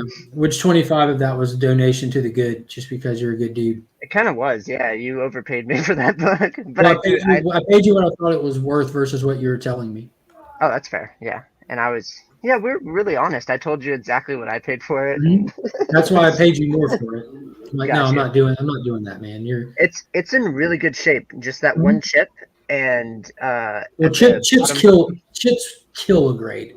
Like, That's true. Kill it. Chips But kill like Jack too. everything else about the book is pristine. But it's my book. It's staying What with me. book is it? Action Action Comics Comics #1, 1. Sleeping Bag variant, the first reprint that they did. I Oh, collect all of those legit. 1978. Yeah, I collect all those legit reprints. And if And I it's would have in known great. Mark, yeah, if I would have known Mark, I could have got like most of the reprints because this guy had like all of them. Which is okay because I have them. At this point, I just need the Nestle reprint. Then I'm gonna have to get weird with it if I want to continue past that. I'd have to Get get the like library the. one. Let's say like I need like the treasury size one and stuff like that. Yeah, But yeah. then there's what is that con that's going on right now? God, they're doing, or it's not a con that's going on. I think it's like the place that runs cons or something. But they have like all these foil variant exclusives, and I have the one for Son of Kal-El. Sector 2815 sent it to me, but there's an Action Comics #1 where it's an acetate cover and it's like drawn in it. It's like it's not the same original cover, but it's a reprint on the inside. And it's like a modern drawing of the original cover, and it's acetate, and Superman in the car is really close to you, like view-wise. You can't see the whole car. But I don't think I want to do all those. I prefer just like the actual reprints, for the purpose of. Do you have the post stamp one? Yeah, I've got that. With the flap. From the USPS, yeah, I've got Yeah. that with the stamp on it because they did the ones, I don't know why, that have the stamp and ones that don't have the stamp, but I've got the one with the Yeah. stamp on it. I have no need for the other one. That one, they actually people would remove the flap and sell the book as a first printing because there's no distinguishing factor other than that flap. It's like selling the Loot Crate one. Like, how do you not know this isn't a first print? Right? It's like But that's like the white. most honest. Yeah, that's like the most honest reprint that's been done. It's like 100%. Like they did a good job with it. Yeah, absolutely. Does it say Loot Crate on it? Oh, I was talking about I'd the stamp write with it the on flap. it. It probably like like when you open a book and it has like the tiny print on the inside. It better have it right there because I'm not to distinguish it from the original, but just because I would want an honest description of my book in every one of those. That's like the first He does appearance this of every time. Sorry. what? Nothing. Never mind. Now I'm interested. I need to know. I think he just doesn't know who I am. Who, your dad? Well, then that's a different story. Oh, Steve didn't address you. Oh my gosh. He does it every single time. This is the third time it's happened where he just says hello to everybody but me and then goodbye to everybody but me. There's no way he doesn't know your name. I say it often. He just doesn't. He doesn't want to know your name. Is it because I like Steven Berkland better? Probably could be. Yeah. Okay. What's That'd be pretty It'd be like that. nice. Superman 3 movie poster. Is that an original movie poster? Yeah, it's original. Awesome. God damn. Yes, my name's Rebecca. How long have you had that, Jonathan? I bought it recently. Some guy sold me like his whole movie poster collection, and that happened to be in it. Let's see the back of it real quick. Is there anything on the back? Yeah. Oh, he's got Mark's shirt on too. Look at that shirt he's got on, Mark. That's awesome. That's just the coolest Superman logo ever. It's just that. That's just awesome. Now I'm just kind of interested in. Were It's they a all movie folded? poster. That crease game is strong. No, most movie posters, at least now, all movie rolled. posters come rolled up. Yeah, this is how they were like sent originally. You know. Yeah. Oh, That's awesome. Yep. You see how the logo is actually printed on there for the sake of folding it?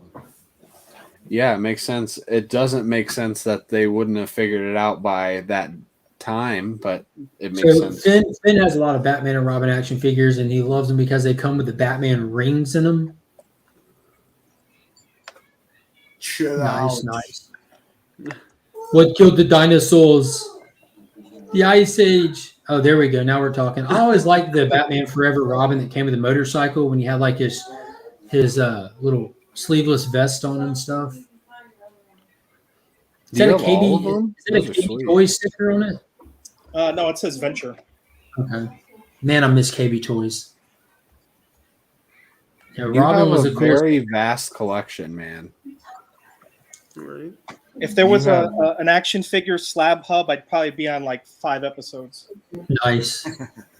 Now I don't have mint on cards stuff, but I still have all my childhood toys. They're all in not crates, tote boxes. You know. Oh, there you go. You have your content now. Some dick. Yep. There you go. And it's transforming. The more you put on it, the bigger it gets. That Dick Grace, son.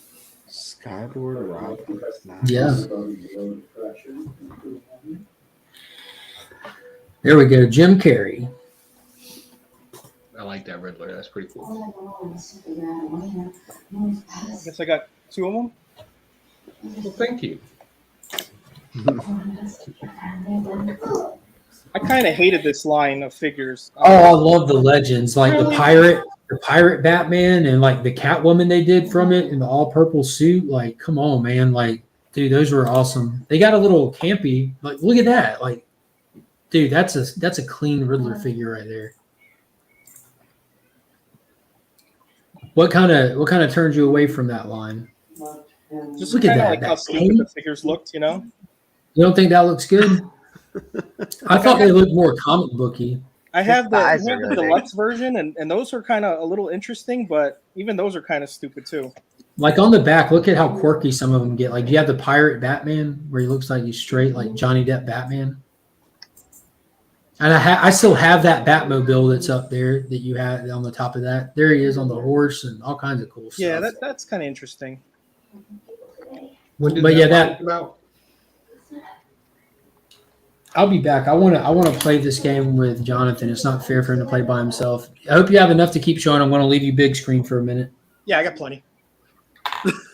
There it is. I'm sorry, Pirate Joker, not Batman. What year did those come out? Pirate Special edition. 95. That's the year Tyler was born. Yep. I like this figure. This is cool. Actually, that's close to the year you were born. Yeah, I was born in 04. Real close.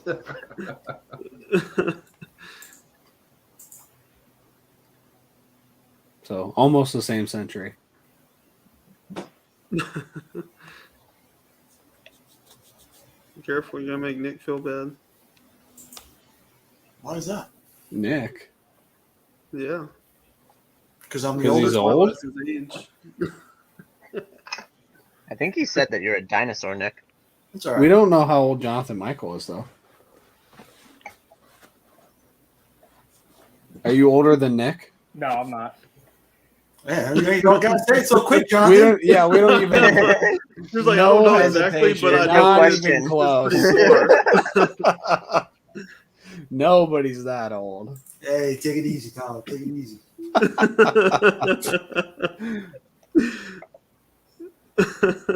Yeah, What that's my Robin right there.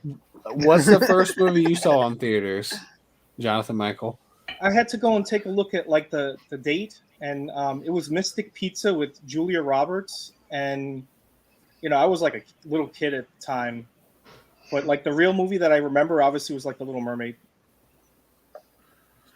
Mr. War Machine Punisher, we have somebody who is asking if you have a YouTube channel or an Instagram. Yes, I have both. Do you want, or I'll share. can we? Yeah, thank you can share both. Instagrams, because like one of them is like more like collectibles, and the other one is just like I guess more YouTube. Okay. I always need more YouTube. I hate it when they put the prices on the things.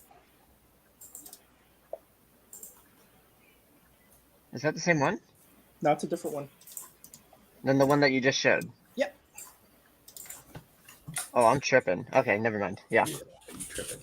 I actually like that movie. Usually. Yeah, Tyler. I like the pectoral muscles, or the... I beat you.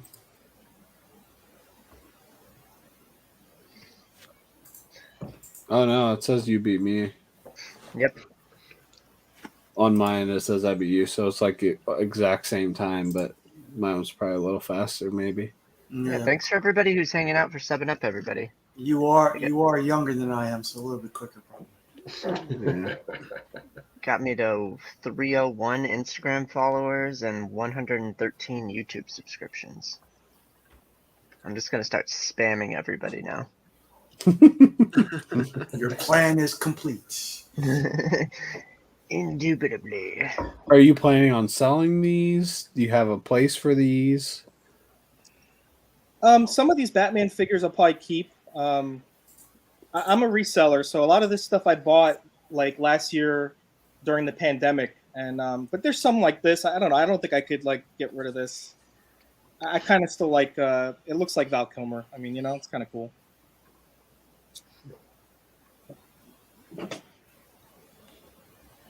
This is like the stupidest art I could ever have seen before. It looks like Batman slapped him and dislocated his head or something. It's like it's not in the right place. It's just He's got a Jay Leno chin. Like It doesn't even look like he's involved in a Batman anything either. Yeah, I was gonna say it looks more like a GI Joe or something. Yeah. like a knockoff Yes. Joe you get from the dollar store. I'm trying to decode that sentence you just said.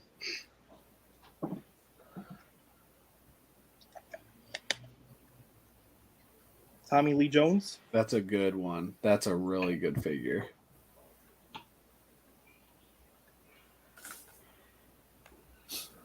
I love how he laughs in that movie. Yeah. Solar Shield Batman.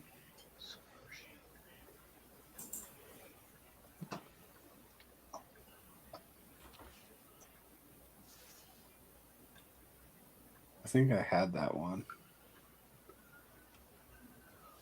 Yeah, I definitely had that one. Right. Afternoon delight. Yeah, some Riddler. The talking Riddler.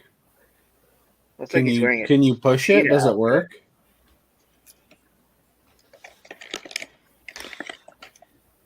Did you just break it? No, it doesn't work. Man. Looks like you just broke it in half. He No. just pokes his stuff. Gotta revise There's the your- price on that one. There's your daddy's toy chest. Hey, does that work? And then you just smash it. Nope. All right.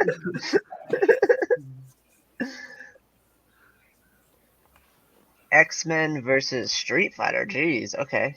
Yeah, those were cool toys. Ken would get his butt kicked by Sabretooth. You kidding me? Hadouken! Hadouken! Okay, that's a better matchup. Zangief. I'm Zangief. I smash Gambit. Suplex him into the ground. Wait till Mark comes back. We're gonna be watching toys for the next year. Evil's comics. Who's Cammy? And Tyler thought he had a segment dedicated to this. She's a Street Fighter character. Yeah, no, I recognized the splash art. Just that figure threw me off. This There kind we of go, feels boy. like With when Mark, it would be a competition. He'd Right. just go forever. Right. Rogue. You're watching one of those trains, and you have the crossing, and you just don't know how many cars are coming. This is what it feels like. How did you have all of these like within arm's reach? I actually decided to like reorganize stuff this morning, and because like the amount of things that I have in arm's reach is a lot less. my whole house is like a toy store. So Oh, I'm not sure if we've talked about it. But if anybody can explain Bunny Nest to me, I'd really love that. That's Tuesday night. Tuesday? Okay. Cardboard Crazies, Remy Q. Okay. Let's talk about it. I need some help with that. I've only read the first issue. That's a cool Wolverine. That's the way to do it, Ryan. You read the first issue, and then if it's any good, go pick up the trade. Yeah. Or read it online. I don't know if you're a digital person. Free energy that happens like almost every time. I don't know why, but it does. It's unplanned, but it happens.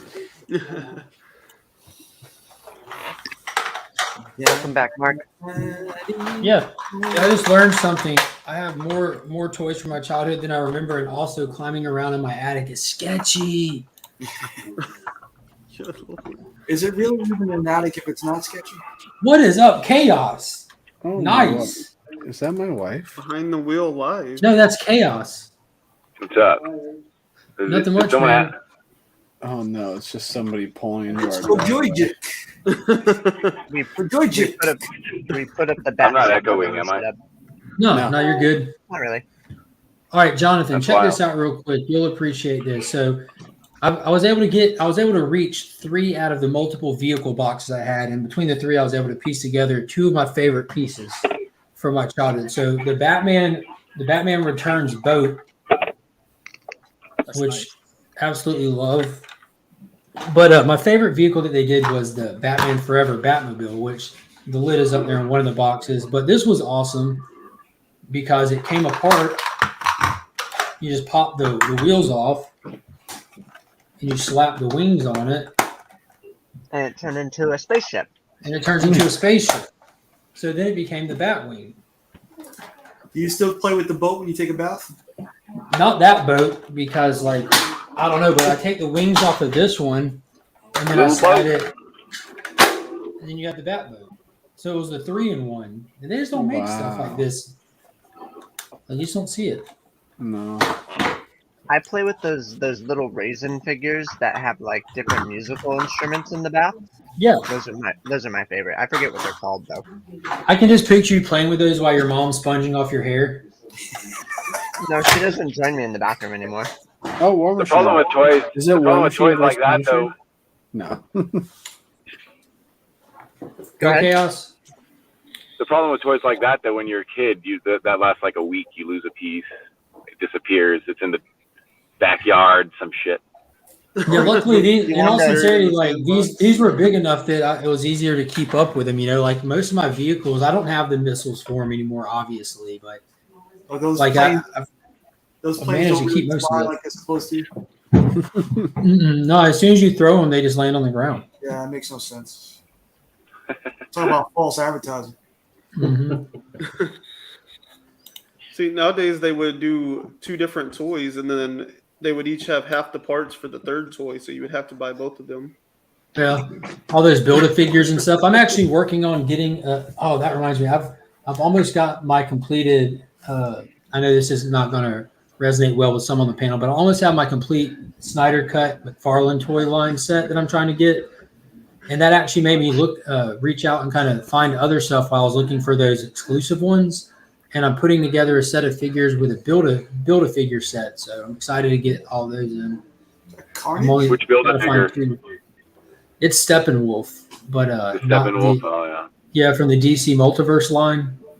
Like before they did the Snyder Cut stuff, they did release a DC Multiverse line of movie figures, and the Flash one actually looks better than the McFarlane one. It's got all of his line work and stuff painted on there, and I would like that Build-A-Figure movie one.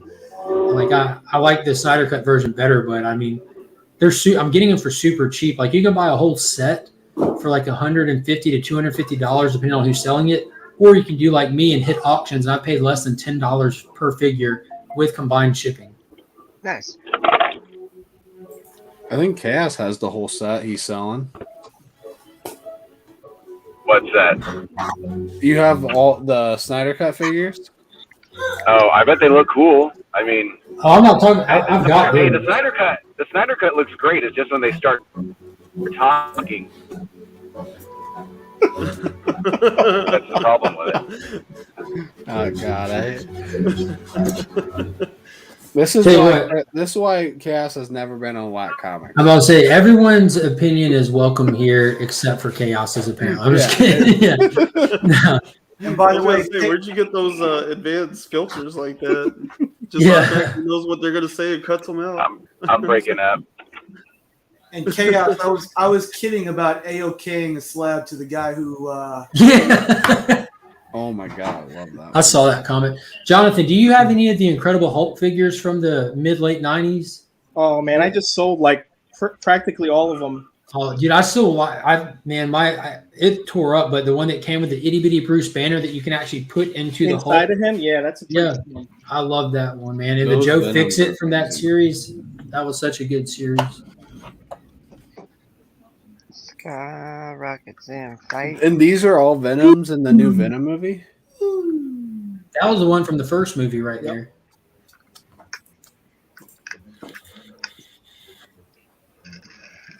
I'm very, very on the fence about that new Venom movie. I'm not. Oh, that one runs on gas and electric. They made different color variations, so it kind of made you sucker you to buy them. Well, they got you. They definitely got you.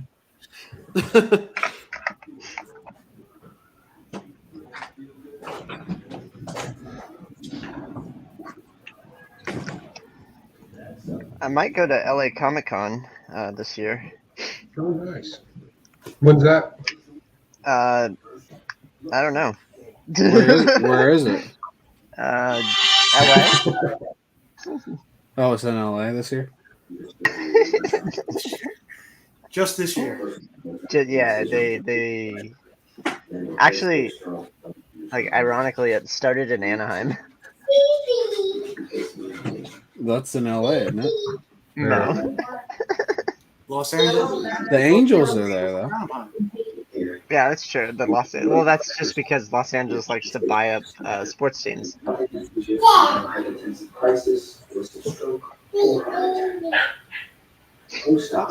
like translucent stuff. Nice. Makes me want to collect Venom figures. Right? Yeah. That's not Venom. But yeah, I'm I know Spider-Man needs a motorcycle. He's delivering pizzas, right? Mystery Bump and Go. That's what it says. It didn't look like a mystery. It looks like you can see through the packaging. New Spider-Man. That's Ben Reilly right there. Is it? Yes, it is. Look at the suit. It would have to be, wouldn't it? Otherwise, it wouldn't be very new. Did anybody see that Andrew Garfield meme of him being Spider-Man and taking a picture and getting a girl's number? Uh-uh. No. Oh, it it was like a really lame Spider-Man suit, and he was like at like what was perceived to be like a convention, and he got a girl's number, and then he takes it off, and it's Andrew Garfield, and he's like, "Yes, I got it," and he goes back to his pose.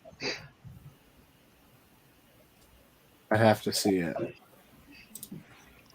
Is Well, that the same one when he gets money from somebody? I don't know. I just saw a little snippet of it.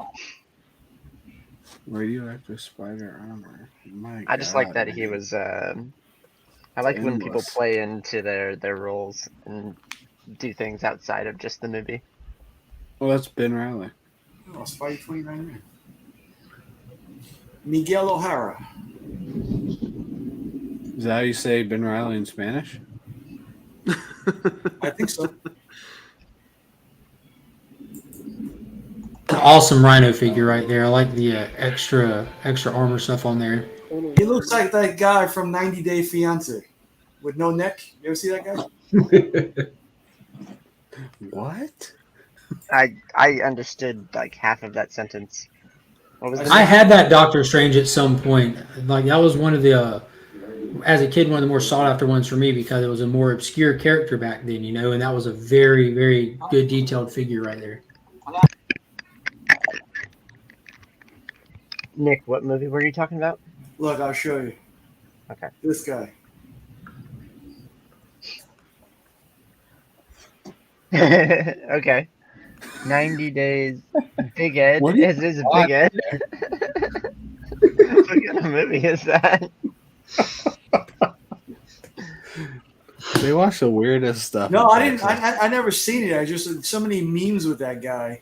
Ah, okay. I doubt it. Looked like a real straight shooter. That guy did. I don't want to kink. I don't want to kink shame or anything, but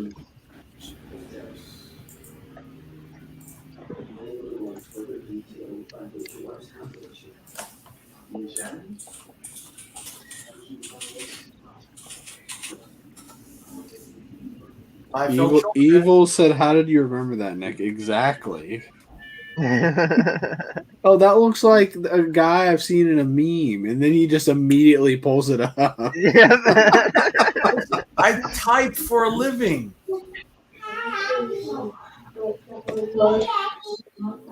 Hey monkey. Hey monkey. Looks like Captain America.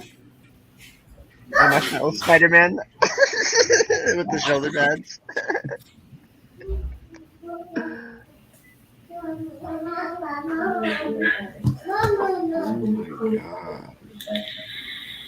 I don't really have that many These figures look way cooler than today's figures, though. Yeah, absolutely. 100% agree on that. Hey, Tyler. Nice. That's straight from the animated series with a repaint. Dubstep. Techno Tyler, Wars. Tyler, would you pay $100 for an Edge of Spider-Verse 2 5th print? No, because I don't want a 5th print. Valid answer. Now, don't you have that first print, Tyler? Yeah. Double signed? Yeah. 9.8? Yeah. But I just never wanted another printing, so I don't even know anything about like the 5th print. Do you have a Spider-Gwen #1 triple signed in a 9.8? No, I don't. My daughter does, and she's 18 months old. Not that it's a competition or anything. God. It has to be a competition with Mark. You're losing to How that big's your 18-year-old. penis? Mine's bigger. Yeah, you won. You won. Congratulations, you beat his 18. Why am I big? Yeah, you were competing against an 18-month-old little girl when you mentioned that. Just keep that in context. Oh God. Maybe I'll chew right now. I haven't chewed since that day I chewed. I haven't chewed since that day. I think that's where you went wrong. I don't think you're supposed to chew those, Tyler. It's the only day I've ever done it. It was a whack hack. It was a fun one to watch as well. Right. It was great. Oh, nice. It was surprisingly Now good. that I highly figure, recommend it. that figure doesn't look as good as today's. No, that one looked a little subpar. Daily Bugle Skydive Spidey. Hey, so that reminds me of that scene. I'm just gonna Sandlot. put some of this trash in here. Okay. No, ours is empty. Is it? Smells good though. This is our trash can. Didn't Jack say yesterday Mike's trash is full? I like spending time with you. All right, time out, Jonathan. We gotta investigate this. Look at that tail, a little cat tail. Oh man, where'd he go? What's going on, guys? We don't know. We're just looking at Spider-Man figures. Endless Spider-Man figures. I have a feeling like we could literally just do this. You're showing a figure like every 5 seconds, and we could do this for days. This is like the most niche. Look how big the glider Look at is. that thing. You might as well just be standing on a plane. Holy crap. All right, he's done with box #1. That is awesome. That's my favorite thing you've shown. It is. I love that one. Speaking of favorite things, hey Tyler, that guy is done with that thing that I showed you that nobody else saw. That sounds promiscuous. Ironically, I was talking to him last night about not about that, but just in general. And I asked him if he was done, and he was like, "Did I accidentally tell you?" Oh my! And I said, "No, you didn't accidentally. It was Nick told me." So yeah, I can't wait to see it, man. Yeah, I haven't paid him for it yet, so that's why I'm waiting to show it.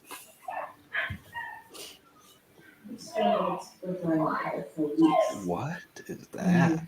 Wow. Where is Spidey Park? Yeah. See, Freaky put that link to this guy.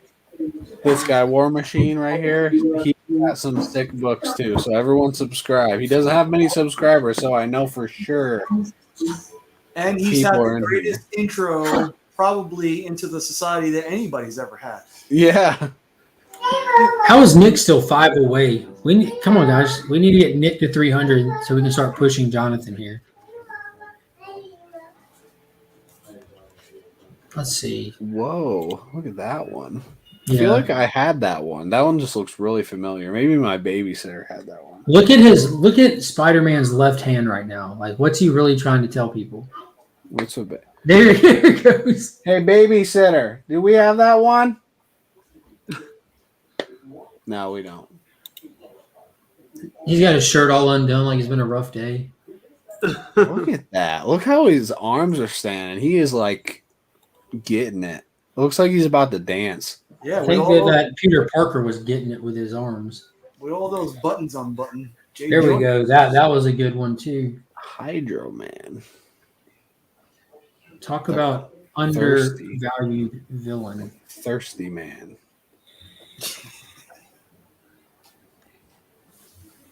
Does that one say KB Toys? I'm gonna see this one. He's got a teeny glider. He got gypped. Look at that pose. It looks like he's hopping around in joy. All right, I have to go and get another bin. All right, get some good ones this time. Yeah. Jesus, Matty and Joseph. How many boxes you got? All right, let's check in with Kyle real quick. What's going on, Kyle? Sorry, I had to leave because it wasn't connecting to my Bluetooth headset. Oh, that wasn't important. We could hear you just fine. Oh, okay. And then my neighbor was coming over here. He's like, "Would you lose something over there?" And I didn't want him to know that I was setting up the camera, so I just left real fast. What, do you live in a retirement community? Like what? No, I don't know. I got self-conscious all of a sudden. I don't know why. You have a conscience? Mark Hamill as Hobgoblin, though. Maybe back in the day. That would have been cool casting back in the day. What's he doing? Burning trash? I think he can still do anything. This is part of the bathroom remodel that we had. We're just dumping it in the trash cans. Oh, Mr. Mayhew. Oh, this is so ugly.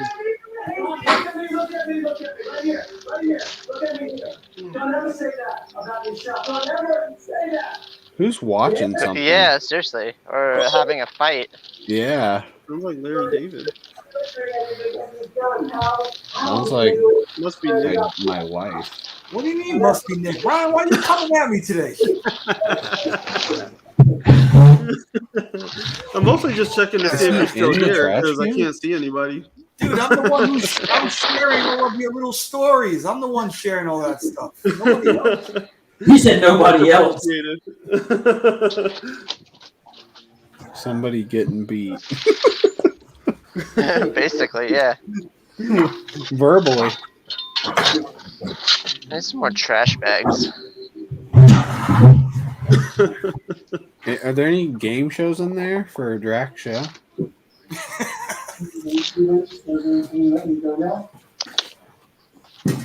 I had to rewatch last night. He didn't. They didn't do the garbage game show. I don't know why. What's the garbage game show? It's on actual Dracula, casual Oh, okay. Dracula. Uh-huh.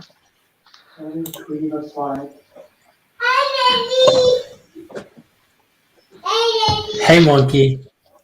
Hey.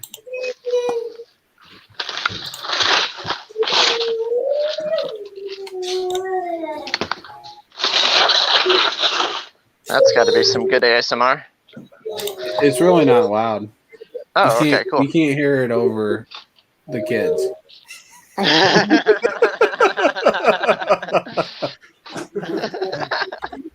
I like how Nick laughed at that.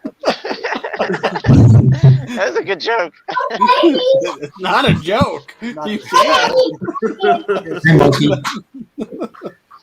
You've got the. Well, I gotta get out of here. Time to take the little one to school. Welcome to the garbage game show, you piece of shit.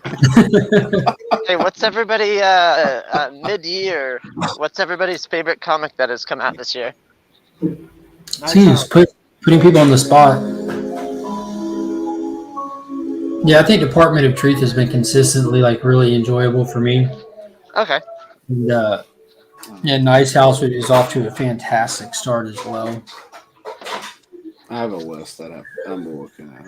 At least when I'm talking indies, you know, it's hard to compare like capes with indies. Yeah, that's true.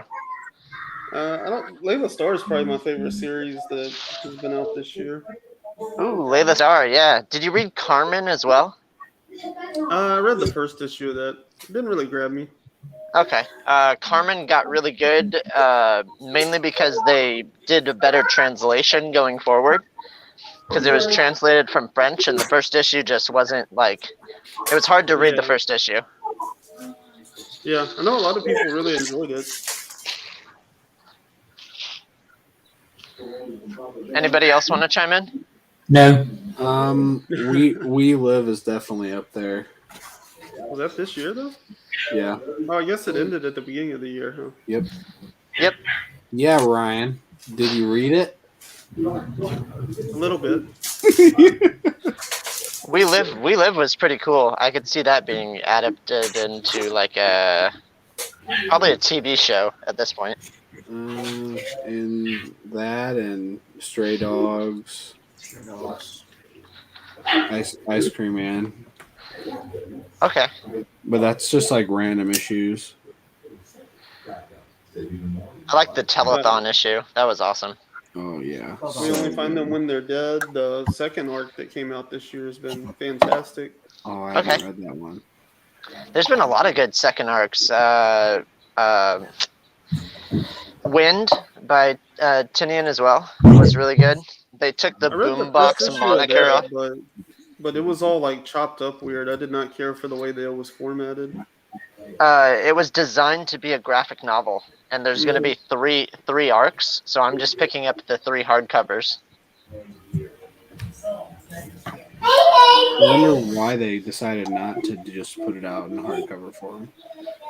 I have no idea. Like, why wouldn't they just do what they intended? Yeah. Yeah, it's really confusing. It seems like the books break at a point where they don't make sense to. Yeah. I would call this accurate, but I wouldn't credit We Live With this year, was it, or that start last year?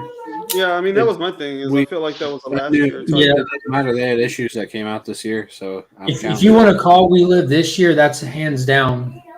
Yeah, hands down. Like, not as long as one issue came out this year, then that counts. Because how would it not? Well, yeah, I guess Department of Truth started last year as well. Because we're up to like what 12 issues now, so it started right at a year ago. What would you count Last Ronin? 2015. Yeah, exactly. Or would you count it as the 1980 something when it was written? No, that's why I went with 2015. Just like how much work went into it then versus now, and then you average it out. Meet in the middle somewhere. The law of averages. Yeah. On a big 2 side, I would say Suicide Squad, Swamp Thing, Catwoman, and Nightwing have all been really impressive titles. Definitely.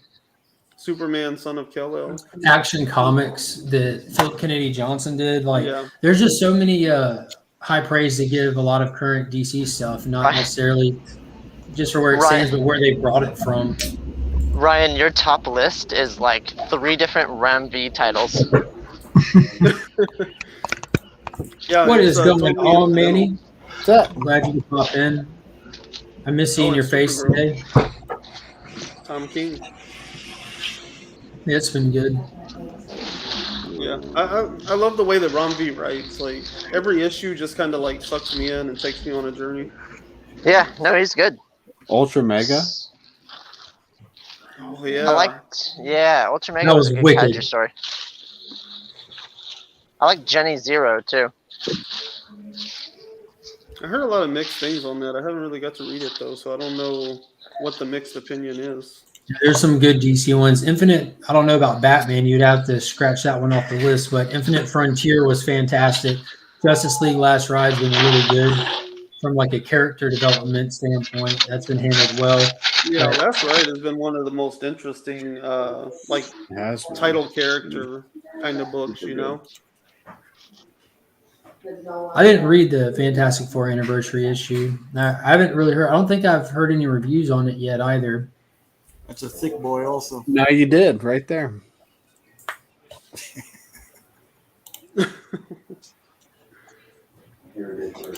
Yeah, I didn't pick up the Man Bat miniseries, but that was a Suicide Squad book as well, wasn't it? Not a Suicide Squad book, but that featured the Suicide Squad in it, I believe. And there's a more detailed review of it. It was awesome. All right, well, let me get out of here. All right, Ryan, appreciate you hopping on, man. Bye, Felicia.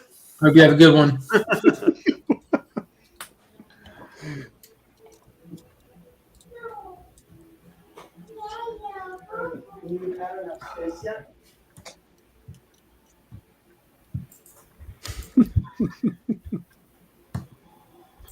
What's it say on your mug, Joe?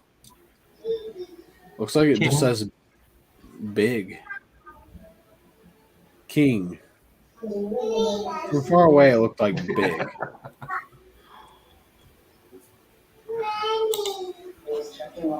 Does the other one say queen? Here we go.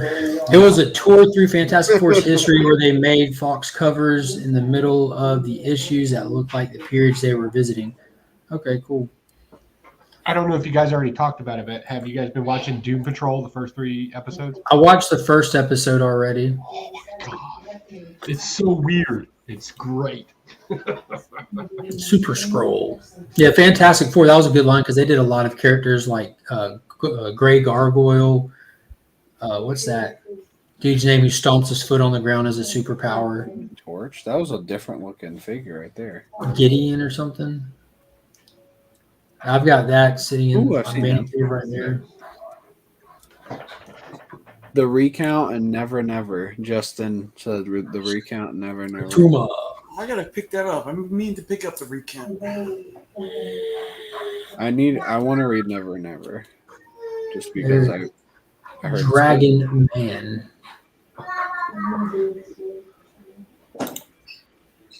No worries, bro. If you get a chance, feel free to hop back on. As long as I'm rolling, you're more than invited.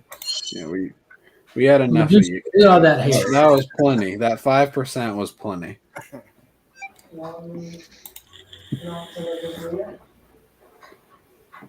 Gorgon, is that his name? What is that dude's name with like the nihilist, the all brown outfit? Yeah, that's the Inhuman is Gorgon. Yeah, he like stomps his foot on the ground for the superpower or something goofy. Yep. I think they retconned him. That's a good looking figure right there.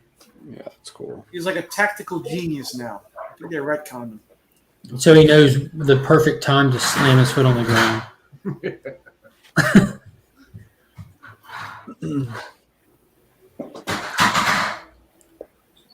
So if anyone was looking for their childhood, it's not there. Jonathan's already stolen it from you. Yeah, do you like own a Toy Store or something? Like, what is this? You're still going. And everything's like right there. Everything's for sale, right? Pretty He much. is. There he is. That's the one. That's all for sale? You would sell off your childhood? Yeah, I haven't listed any of it yet. There you go. Unlisted if anyone's interested. Go ahead, Mark. Tell him your DM. I like these figures of the obscure villains that you don't really see a whole lot. That's pretty cool. Blackagar Boltagon.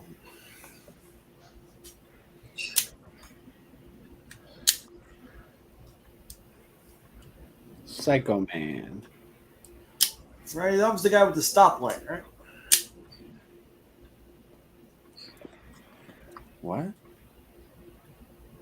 Psycho Man. He had like a stoplight that would tell you what to feel, fear or whatever. It was like Yeah. Really? That's I know what weird. you're talking about. I remember that. That was way too fast. Invisible Woman. Ooh, that's a cool one. Can't even see her. Can't see it. Is there a figure in there? It'd be cooler if there was no figure in there. Right.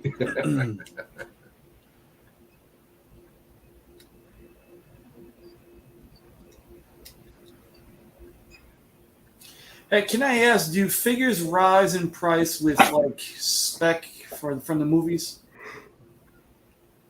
Good question. When Mandalorian came out, I had some stuff like some Star Wars stuff that was sitting in my store for probably like a year. And when that episode came out, where I think the Bantha and I can't remember what the name of those people are, but like Tusken Raiders was sold, you know. Jawa? Tusken Raiders? Yes, Tusken Raider. Yep, that's right. Nice. Because I know I had bought one of those Cara Dune pops, and when she got canceled, I was able to sell it for like 4 or 5 times. Yeah, her figure's expensive. I think it still is. Deathlock. Who's Deathlock? I have no idea who Deathlock is. I really don't. It's kind of like the Darkhawk thing. Nobody was really a fan of it until it became popular. Now it's raising in price too. When you get the first appearance. Aquaman. Namor in a half shell. Austin has hundreds of figures he needs to get rid of. Well, there you go. Sell them to War Machine Punisher.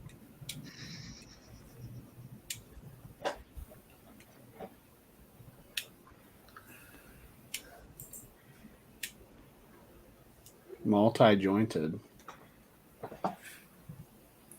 Hope it's legal in his state.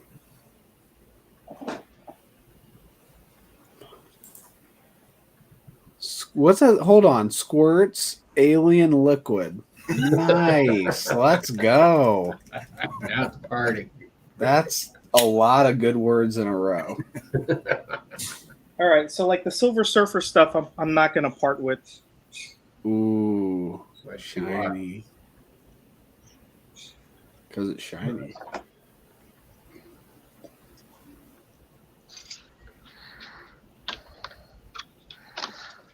What if you have duplicates? Would you part with the duplicates? Yeah, obviously.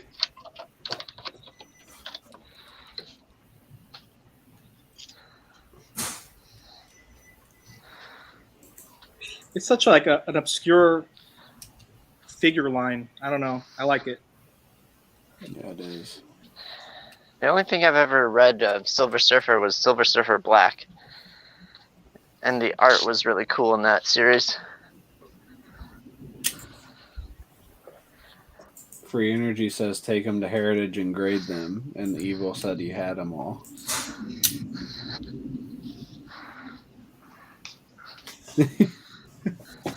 I have been on Watt Comics. I was the feature of the 24-hour stream. That's how we advertised it. Please come to our 24-hour stream to see Chaos and Comics. And that's how we got so much money and so many people to be on. You get money? We got money. We were raising money for charity that day. Never mind. Damn it, Kyle. Yeah, they're really well done. There's some ASMR. Hold on. Cosmic Blasters. What is ASMR? Where they listen for just the sounds. Where you like listen to stuff like sponges or like sponges. Yeah, that's actually the only ASMR video I've ever seen because someone told me that and I looked it up and that was the first one I saw and I watched Honestly, it. still don't understand what it means. Or It's some like- people, It's audio. Basically, you listen to something because Ooh, it sounds nice. some people Yeah. just like clicking keyboards like this. Yeah. Or like me ruffling through but this like really shit. close to the mic so you can hear it like The mask. There you go. They had 2 flip heads from that. The mask in the yellow seat and Dorian. Mark, go watch some mukbang videos. No. I don't understand that. Is it just people eating? It's just people like stuffing their faces. I don't get that. Says the guy who eats ice cream, ketchup, and hot sauce on the. Here's the flip head. Cole from Comic Burrito. And I love how they have the mask for Milo as well. Spider-Man's in my yard. Mark, go watch some mukbang videos. Only if you go watch some snuff thing videos. Mukbang is completely different. Yeah, I dare you to search that into you and Google at work. You got to Bing that one. Oh, look at that. The top.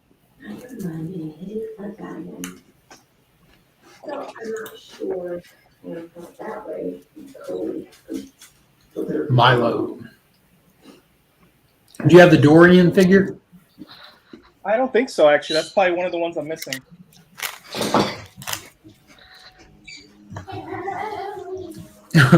Those were crazy. I got to meet Jim Carrey once. What do you say to you? He says, "Yeah, you kind of look like me." All right, that follow-up question. What did you say to him to make him say that? I didn't say anything. I won a look-alike competition. I like how you just started at the end of this story. Yeah, what the hell, Kyle? No, I was in Lemony Snicket's as his. I played him as a kid. You were the kid, or you were playing him as a kid? Like, this story is just getting more and more. Yeah, it's crazy. I was playing him as I'm an actor. I've been acting since I was 10. That's still not helping with this specific story. Oh, Right, that's where the story starts. You've been an actor since you were 10. yeah. I was on Go the from set there. of Lemony Snicket's, a series of unfortunate events where I Did met they know Jim you were Carrey. on the set, or were you supposed to be on the set? Yeah, I was hired. Okay. I went With to like you, there's no auditions telling. and stuff. I'm not good at telling stories. So you're in that movie, Yeah, the first one, the only one with Jim Carrey. and you're the kid in it. Yeah, but no, I'm Jim Carrey's character as a kid. So I'm Olaf. Kid Olaf is my title credit. What? How has this never come up? We've talked to you way too many times. Yeah. Oh, yeah. I don't know. I've never felt the need to bring it up, and then you brought up Mask and Jim Carrey, so. Well, that's something you bring up the first time you talk to somebody. Hello, I'm Kid Olaf and Lemony Snicket. My scene ended up getting cut at the red carpet. So like, you're not in the movie. So you're not in the movie. No, I gotta finish the story. Yeah. Well, now there's no point. Oh my god! I'm not in the movie either, by the way. Yeah, I was about to say we're I'm all in not in TV the movie show. too, Kyle. Yeah. All right, fine. I'm also not in the commercial. I'm not in the novel. Not the graphic novel or any future laser. I think if we just keep interjecting like random things, Kyle's going to continue this story forever. I don't know what to say anymore. I love see, it. This has I been can like see the 3 YouTube show where it's Kyle and me trying to figure out who could talk more.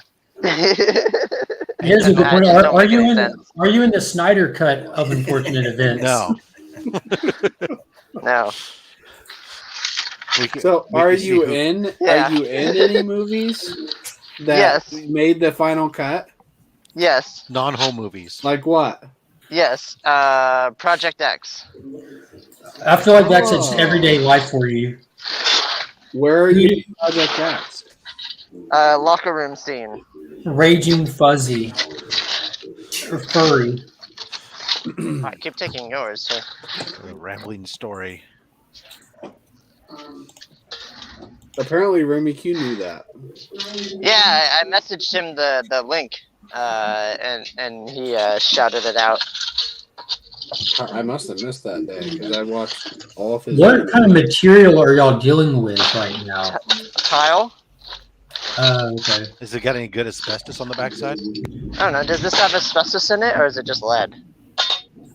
Lead? Just lead. Oh. Is that going to affect your ability to time travel? No. Just procreate. I don't want to have kids. I just saw your dad shaking his head about that. That's not my dad. I just saw not your dad shaking his head about that.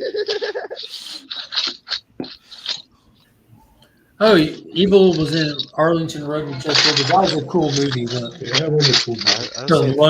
The lone disturbed. How far crazy. Kyle was in the locker room scene. I just found it. Make me big. What? Make me big.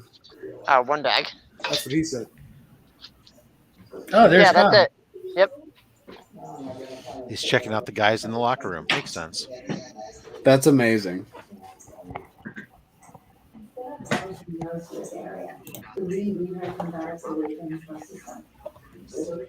Can't show any of Joe's movies. That's amazing. What else are you in? I just want to know what Kyle's been in and what I can find him in. There's on an ABC News story about the.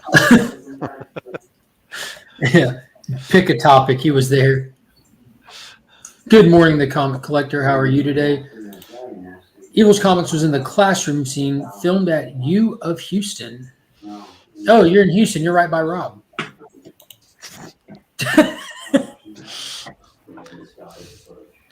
Why is that funny?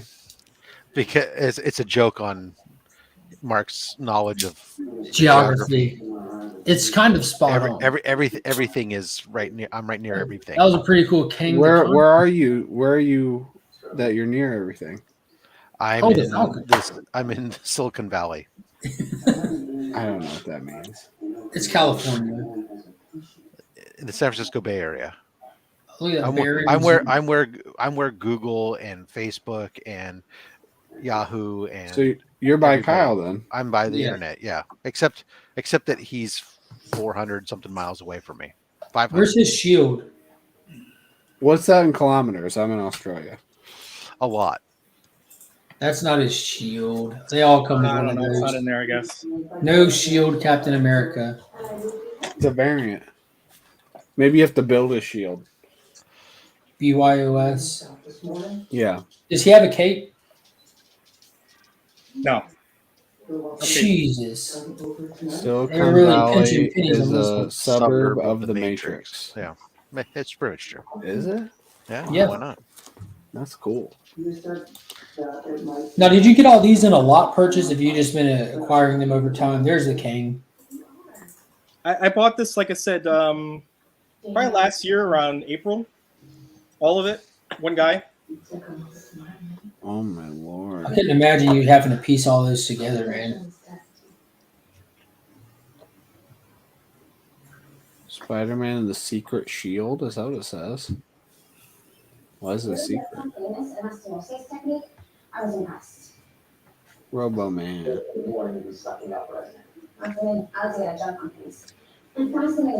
I've got like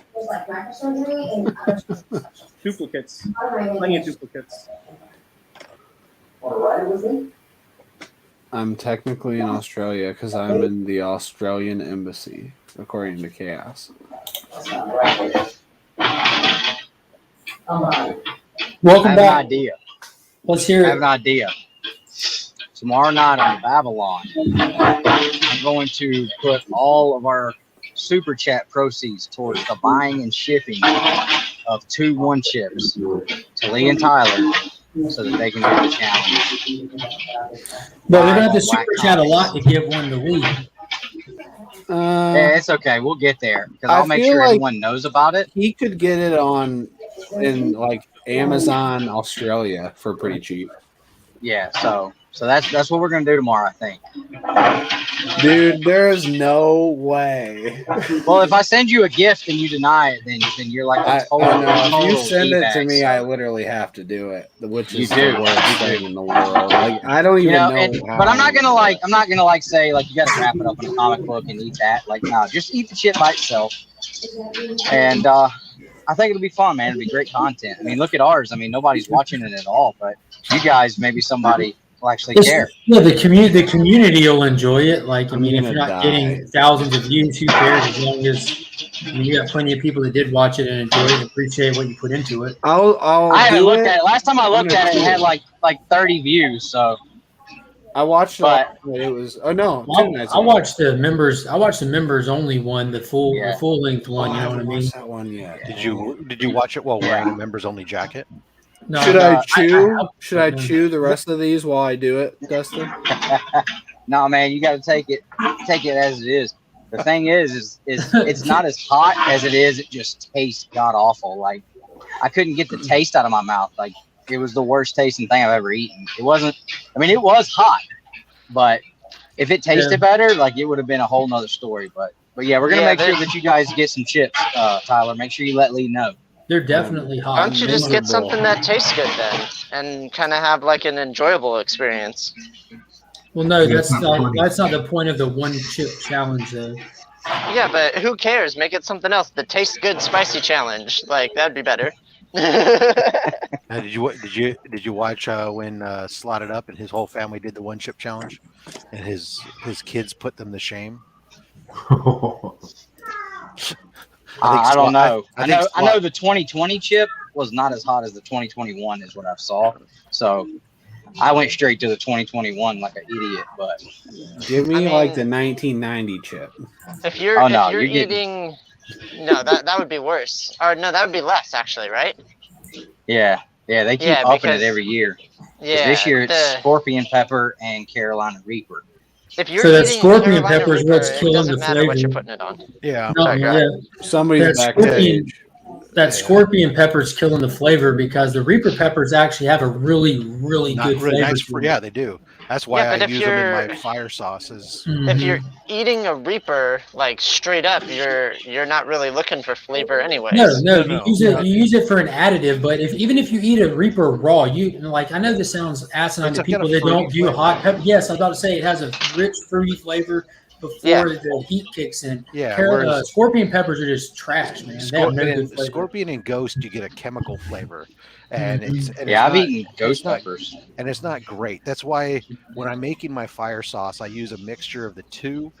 I get the Ghost or Scorpion peppers usually to give it the quick, fast, punch you in the face impact, but try to cover it up with the Carolina Reaper, which has got a slower burn and a sort of build up to it, but it has a fruitier flavor. Yeah, it tastes like an actual pepper. You can enjoy the flavor of a pepper if you got something that was Carolina Reaper flavored, but the hot level was dialed down, you would enjoy it as a regular hot sauce. It's really good. Yeah, so the amount of peppers that they actually put on that chip. So I actually manage the website for Poppy's One Chip. So you could probably get Lee and Tyler a chip. There you go. Actually, I can't because they're sold out on their side now. So you can only get them at stations and grocery stores now. Yeah, because that's where I got mine. 11:30. Don't worry, Tyler. I'll make sure I find them, though, bro. Well, last I year won't we leave you sent hanging. me a bunch of them. My brother. I'm and I miserable did it, thinking about it. and I'll never do it again. Never again, man. No, you should do this year's, man. No, absolutely not. It's even worse this year. I know. They sent me they sent me a lot of the prototype, like the packaging and stuff like that. We put together all of the graphics and stuff for the packaging. And they sent me photos of the chip itself. It just looks like hell. It's black, dude. It's I don't know. I was just my eye is still messed up. I was showing. Oh my god! I was showing a couple people pictures that you had shared that you touched your eye with it, and man, that's it was rough. I had it in both eyes, so I'm puking and feeling like I had pepper spray at the same time. I did that. At first, it looked like busted blood vessels to me, like you shot out with blood vessels completely. Most made- people Inch and a actually half. wear gloves when they do the Yeah, I'm gonna wear slippy fingers for sure. Yeah, I made that Yeah. mistake when I did some. No, we need it similar. for the shower vent. Was sprinkled. I had some dried. Was Nitro Death Rain from Blair's, which is about a 14 million Scoville unit powder, and I was sprinkled it into a taco and was eating it, and it was wonderful because you got punched in the face, but no hot sauce flavor. But then the phone rang, and I was talking to my dad, and I reached up and I rubbed my eye, and it was like, oh no, gotta go. This shit Yep. sucks. I've done that to myself too, to the point where I'm angry at myself for what I've done to myself. Or the time I used to, when I was making the fire wings. I remember one year we marinate the wings in the sauce to absorb the heat, and after we had taken them out to the grill, and of course the smoke comes off the grill and is like pepper spray, and everybody clears that way.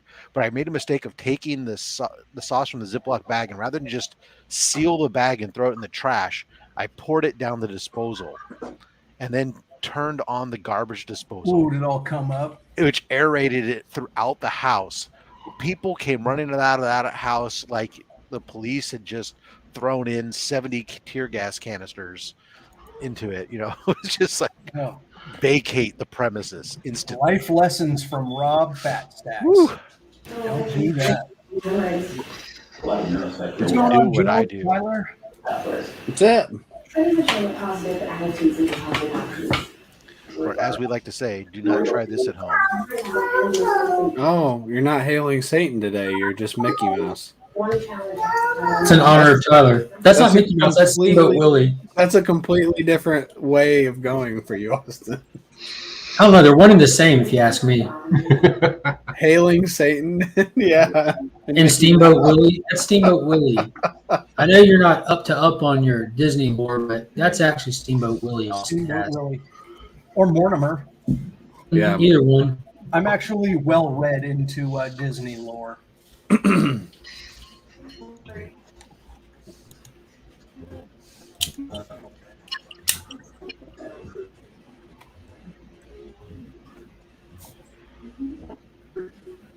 What are you working on?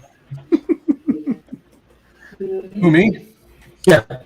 Actually, I'm waiting on some translations to come from China so that I can put together a site. But the thing is, if there's one little error, I don't know it. I don't speak Chinese, so I have to take their word for it. So I do all of the work, launch the pages. The guys in China will take a look at it. Then they have to, build all of their notes and whatnot. Their notes have to get translated to English for me. It gets sent back to me, and then basically I don't know what's what, so I start all over again. So do they have somebody that translates it, or do they use something simple like Google Translate No, for so it? believe it or not, so Google Translate started off from a simple software called, what was it called? Rosetta Stone? No. I forget what it's called, but anyway, Google Translate is not very good.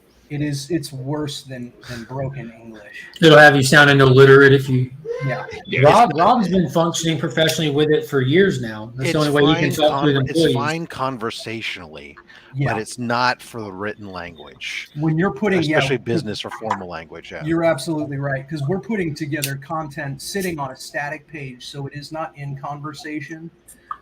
So you need to be able to get the point across in written word, and it's a completely different thing. So, like the company I'm working for now has, their slogan. Now their slogan is just, empower yourself. But you can't directly translate that into like Chinese because it comes off completely different and negative. So it's not empower yourself anymore. It's basically like fix yourself. Like you are broken, you need to fix yourself. So all of that needs to be redone. Then it needs to go to the legal team because now it's no longer trademarked in that context. It's a nightmare, man. So we're going back and forth. But that's my day today. How's everybody else doing? End of month, end of quarter. Doing good. That sums up everything right there, right, Austin? Yep. Things are slowing down here. New financial year coming up. And this is ideal with contracts, end of month, end of quarter, and salespeople have been incentivized to finish something before the end of quarter. So Yep. all of a sudden, even though they've had 3 months to work on it, now all of a sudden it's an emergency. Oh yeah. I don't like any outstanding deals or anything rolling over into a next quarter, so I feel the pain. Well, we reach out to these guys up to 6 months in advance to let them start work, because we're talking about enterprise contracts and whatnot. And so to start working with these customers 6 months in advance, and then they always wait like this. And it's like, oh, and 2 weeks ago, they just finally started working and everything's emerged. I need this instantly to get it done by end of quarter. And you're like, dude, if we started this 5 months ago when we first reached out to you. But that's the thing about, clients and people party in they don't care about your They don't care about you closing your books. Well, no, but the problem is it's the account managers, because the customers, a lot of times when you're dealing with enterprise customers, their turnaround time on communication systems and other things that I deal with, is not a 2-week turnaround. They don't just simply change over their entire business platform in 2 weeks. That's something that they map out far in advance. Mm-hmm. So you have to start cracking the whip on your in-house PMs. Yeah, it's our internal people. It's internal problems on our part 90% of the time. I accept that. That Voltron is outstanding. I usually wait for government contracts. I wait to the very last minute to submit, so they don't review it too hard. Pro tip there. Well, Pro tip. I like the government ones because they like to do things like, well, we just want to pay for it all right now. We don't want to have this monthly bill coming in. Yeah, we'll just pay it and be done with it for the term, and so you get 90-day all your money note, up front. And it's paid. I love it. It's great stuff. That is awesome, Jonathan. The thing with the original Power Ranger. The thing with We're not going down that rabbit hole again, Rob. Like website contracts and stuff with the government, even just local state government, it's a complete nightmare, man. Everything gets overanalyzed, which is why all government websites look like shit and they're hard to use. Oh yeah, because they are built by the lowest educated people at the lowest bid. price, and they can't offend, and they have to be accessible to everyone, and they have to be very Well, no, you can beat the access to everybody if you're a 8A contractor, minority-owned business, service-disabled veteran-owned business, and you have your certifications, because I get the service-disabled one. Yep. And actually, the accessibility is no longer an issue because there's plenty of third-party tools out there right now that do all of that. So as long as you have a certain disclaimer inside of your privacy in terms of service, you can get covered pretty easily there. And that's the other thing. A lot of people that work in the government or for the government are completely uneducated when it comes to online stuff. Like Mr. Joe over there. Actually, it's the IT people actually in the government sectors that are the.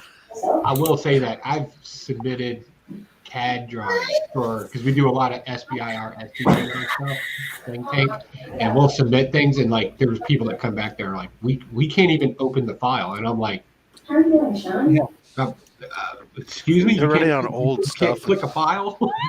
My wife works for the city government, and we run it all the time. She's like, she doesn't have the right, she's got outdated software. They can't, it's like, oh, we need this to be open. Well, okay, we have to go bid to get that software. It'll take 1.5 to 2 years to get the software. And you're like, really? No, can we put it on the cloud? No, you can't put it on the cloud because that's not secure, and you can't do this, and you can't do that, and there's such ridiculous stuff. And then she works from home, and as soon as I put her computer on my network, all my network security flares went up, and it's like, oh yeah, she's like, oh yeah, our work computers get attacked all the time. I said, well, I don't want you on my network. Okay. I had to set up a separate network just for her. When I grew up, I work is on an NFT hacker. I'm going to figure out how to hack everybody's NFTs. It's called screenshots. It's pretty easy. I have 0 NFTs, so I give them all to you. I'm excited for it. Like if you get like NFTs like that are holograms, that would be kind of cool. Through it. That's why we don't throw toys. I mean, I guess that's not exactly how I NFT. don't think so. Even close. I don't Not think even that would be close. cool. But yeah, Rob, to your point, I work with some companies where their software is so outdated that I'm surprised that their internet is even working anymore. Yeah. Isn't NFT just like what FOMO is put into online form? Yeah. It's like basically. you only make so much of whatever it digital is, FOMO. and it's FOMO. It's fake. It's like all make-believe. I'm gonna make this knife and make it an NFT, and there's only 3 of them. Right. Like, oh man, that's kind of cool. It's a cool knife. Yeah. FOMO. Crazy. Like, what is this? All the medications are in. It's digital FOMO. That makes a lot of sense. I was talking about it on hilarious. Than's group channel last night during our wines, comic, and cheese chat. Isn't that what we're doing now, technically? Because you did wine, comic, and cheese already today. Correct, because I fell asleep and left everything outside, so I'm still having wine, comics, and cheese this morning. I thought I was ready for us. We need to have a serious chat about NFTs. Oh yeah, definitely. Gets it. It's no. not I was okay. is the problem. You go ahead. I don't get it. I was joking. Start the conversation, Austin. I don't get it. It's funny hearing. I know it's a funny topic and people are making fun of it, but it's creating a lot of assumptions on false assumptions on what NFTs are, and it just sounds completely ridiculous. People are picking it up as fact, and I hear other people talking about NFTs, and it's completely false. And the problem, in all sincerity, give us some of the false assumptions. Sure I'm wrong. I don't get it. The only thing I'm worried about is server space. Like, where are they going to get this server space? So over at Metaphorical, I have a network attached storage. I'll throw it in my data center all day. As long as your check's clear, I'll put whatever you want on my servers. Go ahead, Joe. What were you saying? So I'm part of the Metaphorical channel, and I'm one of the investors into their cryptocurrency over there, Creator Coin. And I use it to buy comic books and stuff. And they're getting into NFTs too. And I made it very clear that I will not be investing in it. So the question, so they bring this guy in, right? And he's like an entrepreneurial guru, which means he knows fucking nothing. So he comes in basically, yeah, he comes in there and starts talking about how it's just like crypto coin and there's value to it. And I'm eating this dude alive to the point where I got kicked out of the chat. They kicked you out of the chat? What were you asking him? Suspended me. Wait, what were you seriously? asking him? Well, Meta takes that shit seriously. Yeah. Like, because he has. You want to know why? Because he has a lot of money invested into it. So the problem with an NFT is that the assumption of the value is that they're trying to create a market based off of something that we're all familiar with. This kind of fictitious FOMO that we have in the comic book community, where every new appearance or an appearance is going to show up in a movie.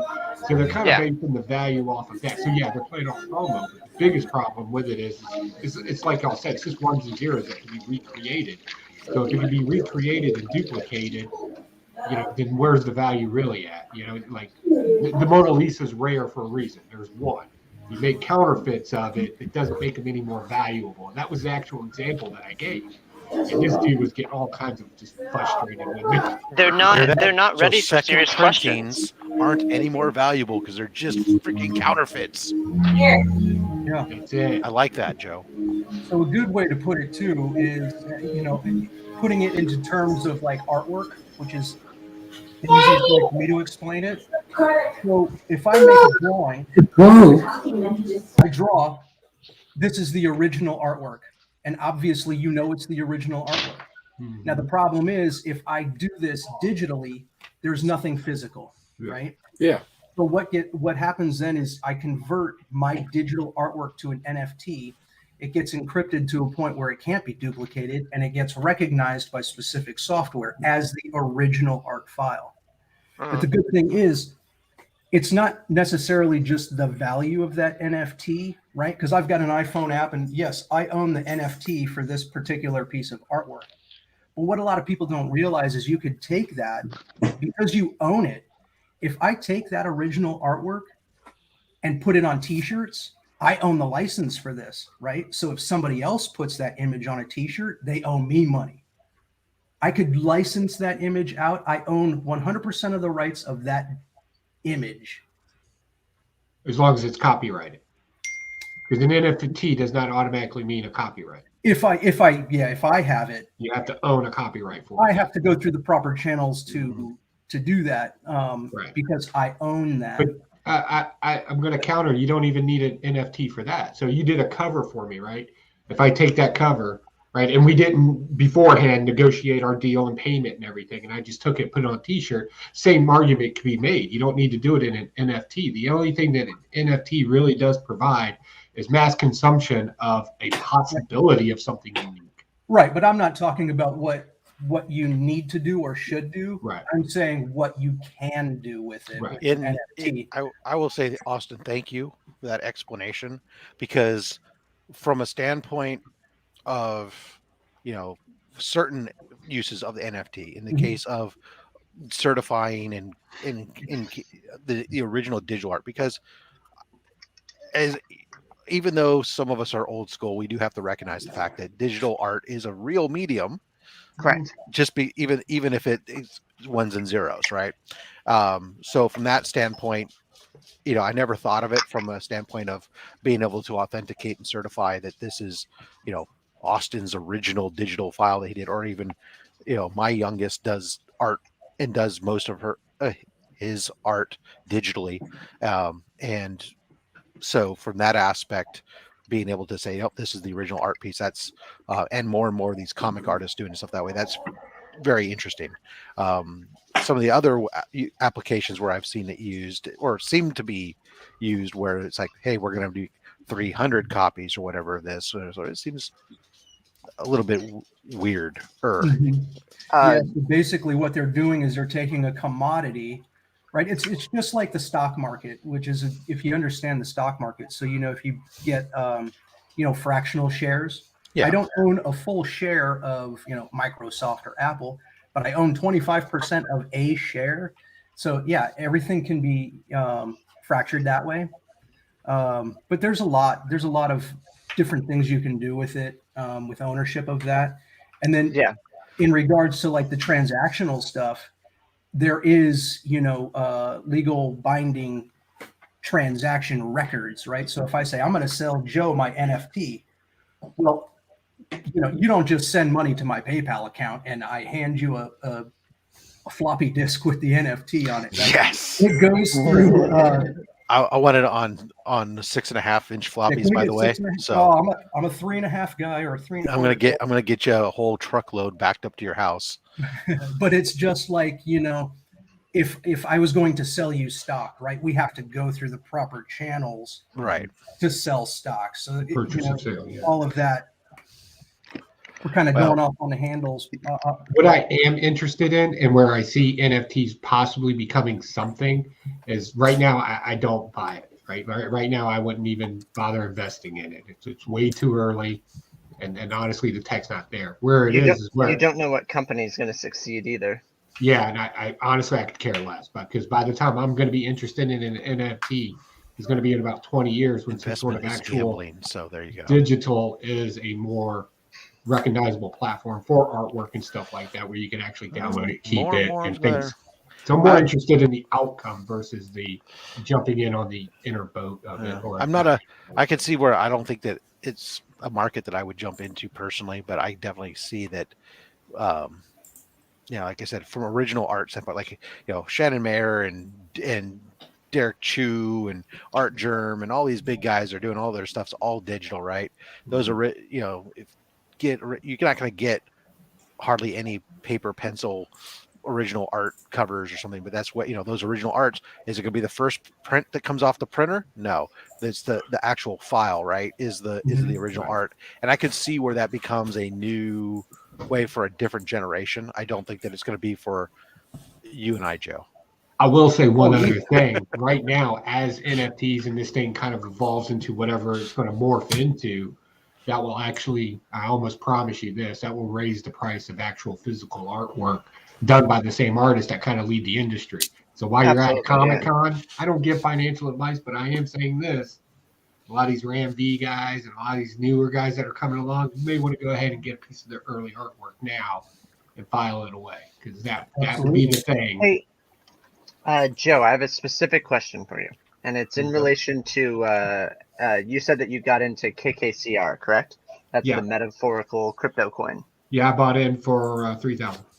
Okay, so why would you jump into a crypto coin and not go into the next step of NFTs? Because I'm very versed in cryptocurrency and how it works. Also knowing that in the auction, I can use the crypto coin all for my bids versus actual dollar amounts. That's on them if it actually turns into anything. Now they got to work harder to make that coin valuable versus me. That's another thing. So with crypto coin, there is a verifiable and dedicated value to that. With an NFT, think of it as like, I have the original and a reprint. There's definitely different values to it. So an NFT, each individual NFT has its own value to it, which is actually done by speculation. Correct. Prices that it's been sold at. It's not, it's not like true. With cryptocurrency, this is how much it's worth. With NFTs, it's only worth how much somebody is willing to pay for it. Okay, that's fair. And then are you guys concerned with buybacks on cryptocurrency? With kind of stagnating the growth of it, because the more that you sell of a cryptocurrency, the more they have to buy back to replace in the reserves. So there was a reason why in KFC and a few other ones where I've kind of maybe overindulged a little bit, but mind you, I didn't get into crypto in the beginning. I mined some in the beginning, and that was about it. So mostly what I do is I put in a value, I see what other people are putting in, and I immediately increase mine by 10% and maintain 75% of it in there. So now I'm the base holder of value. Does that make sense?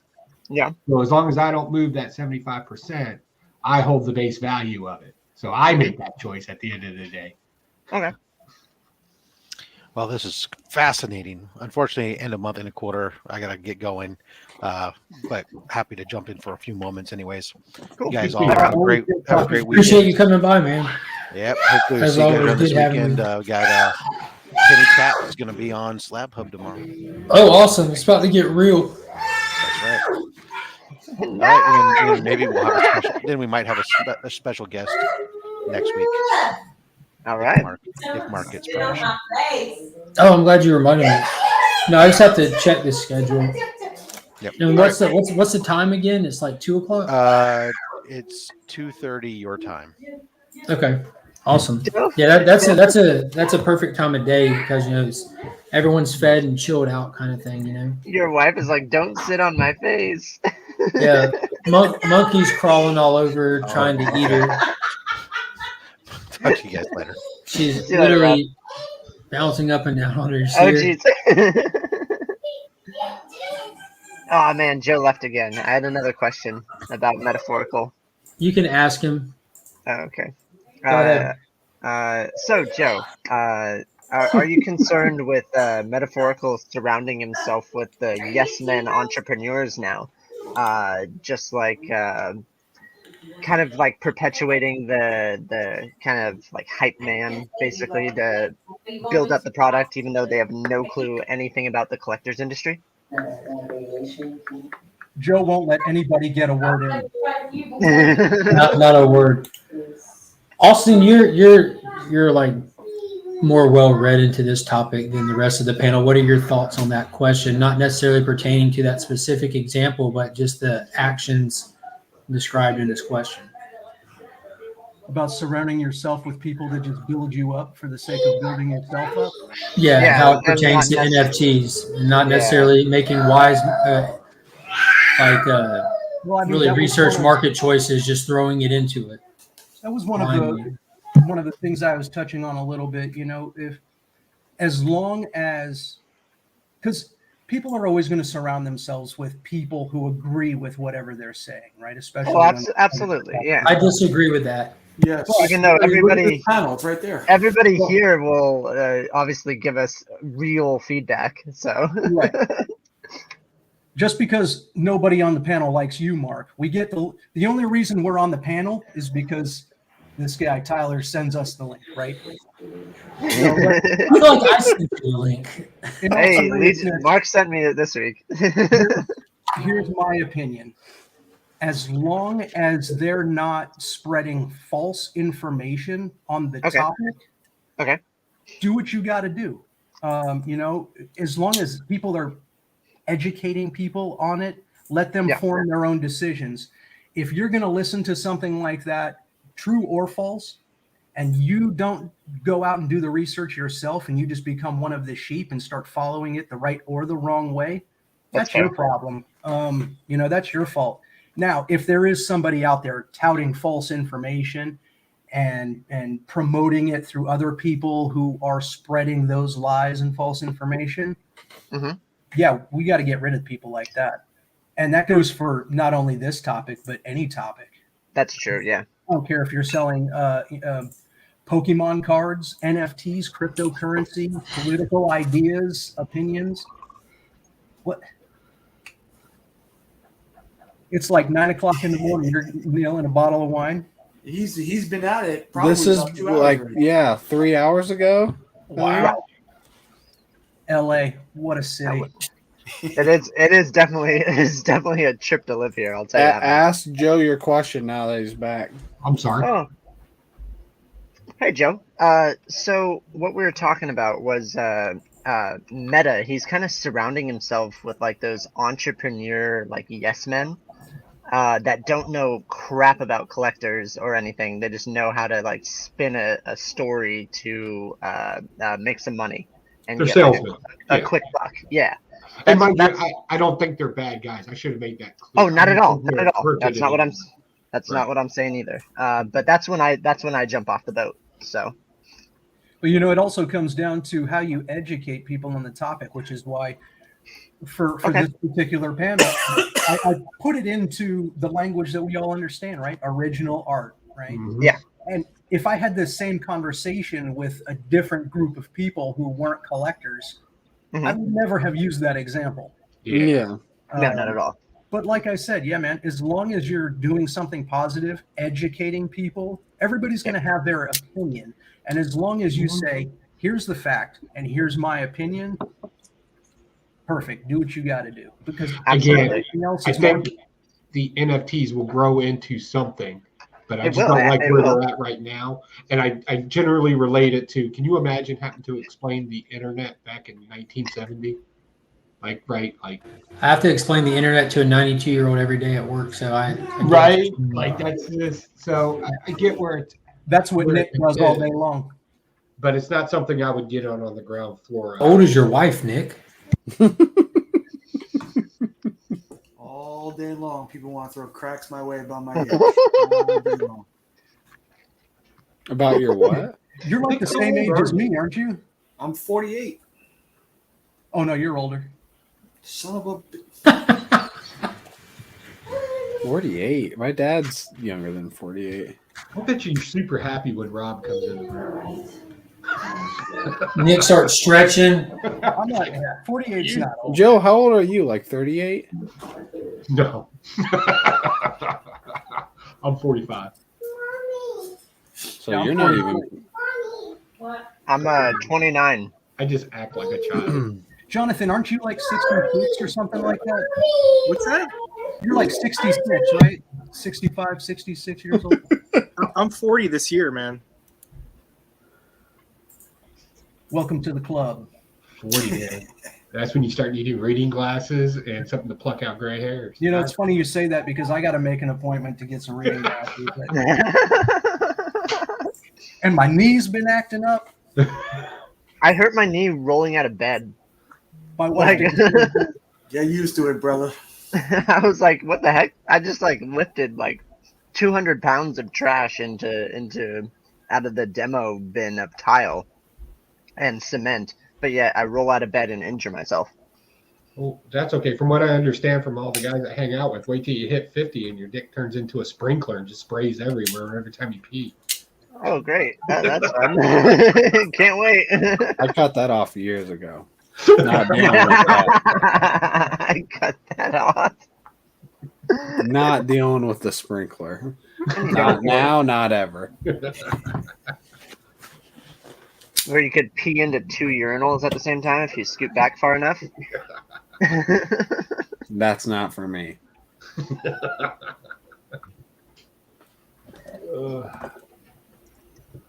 So Huey from Blaster Stash is on his way here. He should be here around 3:00. Oh man. And you'll be in jail by 6? Yeah. Actually, probably before he comes, because he's actually kind of a mellow guy. I've hung out with him before. And I'm like, dude, let's go get drunk and throw bottles at people. And he's like, no, let's be reasonable adults. I'm like, fuck you. Why did you bother showing up? He's coming to Virginia, right? And we like to be good hosts here in our house. So, Virginia peanuts are a thing and Virginia ham's a thing. So, yeah, we got a gift basket for him, like, welcome to Virginia. I have some relatives that live in Richmond. Oh, that's really sad. That's a hard city. They're actually they're really sad people, and they just live. Richmond's a weird area because there's no grocery stores inside the city limits. They're all outside the city limits. It's literally a food desert. Wow. Okay. It's weird. So when the zombies come, stay out of Richmond. No. Living where I do, I have good cuisine of every different type of cuisine. I'm spoiled with food. So am I. I live on the border of North Carolina. I only need to eat 3 things. Yep, Tyler's leaving. See you later, Tyler. Real barbecue. Yeah. How close are you to like North Carolina? I'm not that familiar with East Coast. I could walk to it. It's 5 minutes down the road. Okay. I'm actually the last exit as you go into Nags Head, North Carolina. Gotcha. I gotta visit one of my exes out there in North Carolina. Oh, nice. She's also very sad to be in North Carolina. War Machine, would you miss a meeting or something? It's noon in Florida, so I guess I'll join Kyle in drinking this morning. That's fair. It is noon. It's only 9-10 a.m. for me. I actually have a lunch meeting today with a client, so I can't be goofing off quite yet. That's fair. Yeah, That's fair. But we are on Friday, so we'll get there eventually. Hey, Austin, I know we made the deal for the cash and some comics. The package of comics is going to be a little late because I'm waiting to get something to put into the package to you. So I just wanted to let you know that. I haven't forgotten. That's breach of contract, Joe. No deal. You can't discuss this live. Trust me, when you get it, you're going to be like, yeah. No, absolutely. Man. When do you plan on sharing it? I'm so excited for it. I haven't even turned it over to Delta Dogs yet. So I'm doing a technique called the 3-pass max, right? I'm getting them all hyped up. The same thing with NFTs, right? I'm getting them all hyped up about it and showing him like little clips of it so he gets all, Yeah. So I can pay the price I want to pay because I'm horrible business person. I really am. Horrible for everybody else and great for yourself. Yeah, I'm really good at it. Although I'm not benefiting anything from this, but I do want the best price. You're hyping us up though, and that's the good part. And before you even came in here, Austin, Joe was like, "Man, it's so good." He was like having us like, ah. I'm glad that Joe likes it. He's really the only guy I needed to make happy in the project. Yep. But man, it was so much fun working on this thing, and I was sending Joe pics. Like I would just ink like a little piece of the section. Yeah. Joe, check this out. And mind you, I gave him the most fake because I always say I don't criticize art and I'm not artistic, but I had the most vaguest idea ever, right? Just vague.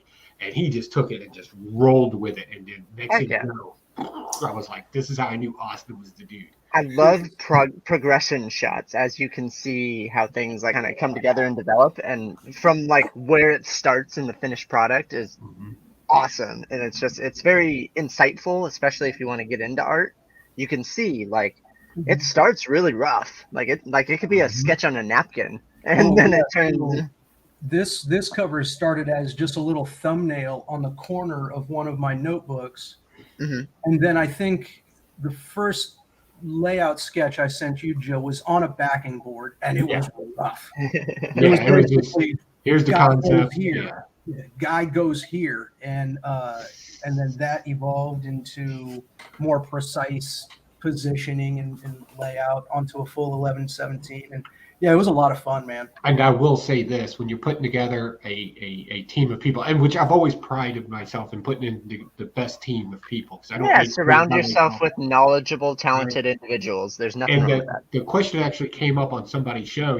Why did I pick Austin LeMay and not like Roscoe or Cardboard Craze? Like, because we got a lot of talented people.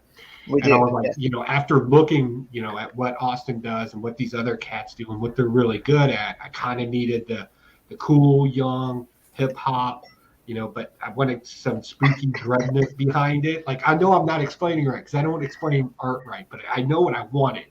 Yeah. And then looking at Austin and everybody else, I knew he needed to be on it.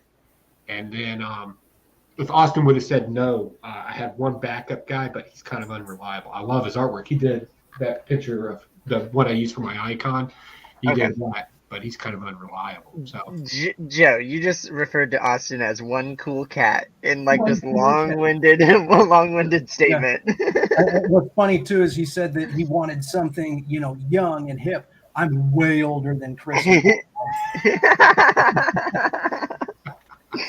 I think Joe meant to go with somebody else, but accidentally got it. Yeah, I think that you were third option, and not at all. Like I said, you were my primary, and if you were like, no, I don't want to do it, I was going to try to guilt you into it. I was going to do the whole disabled veteran thing. Like, I was just going to guilt you into it. And then if you still said no, then I was going to go with my second choice. Hey, so it came up earlier how these are going to be made available to the public. Yeah, we're going to do something special.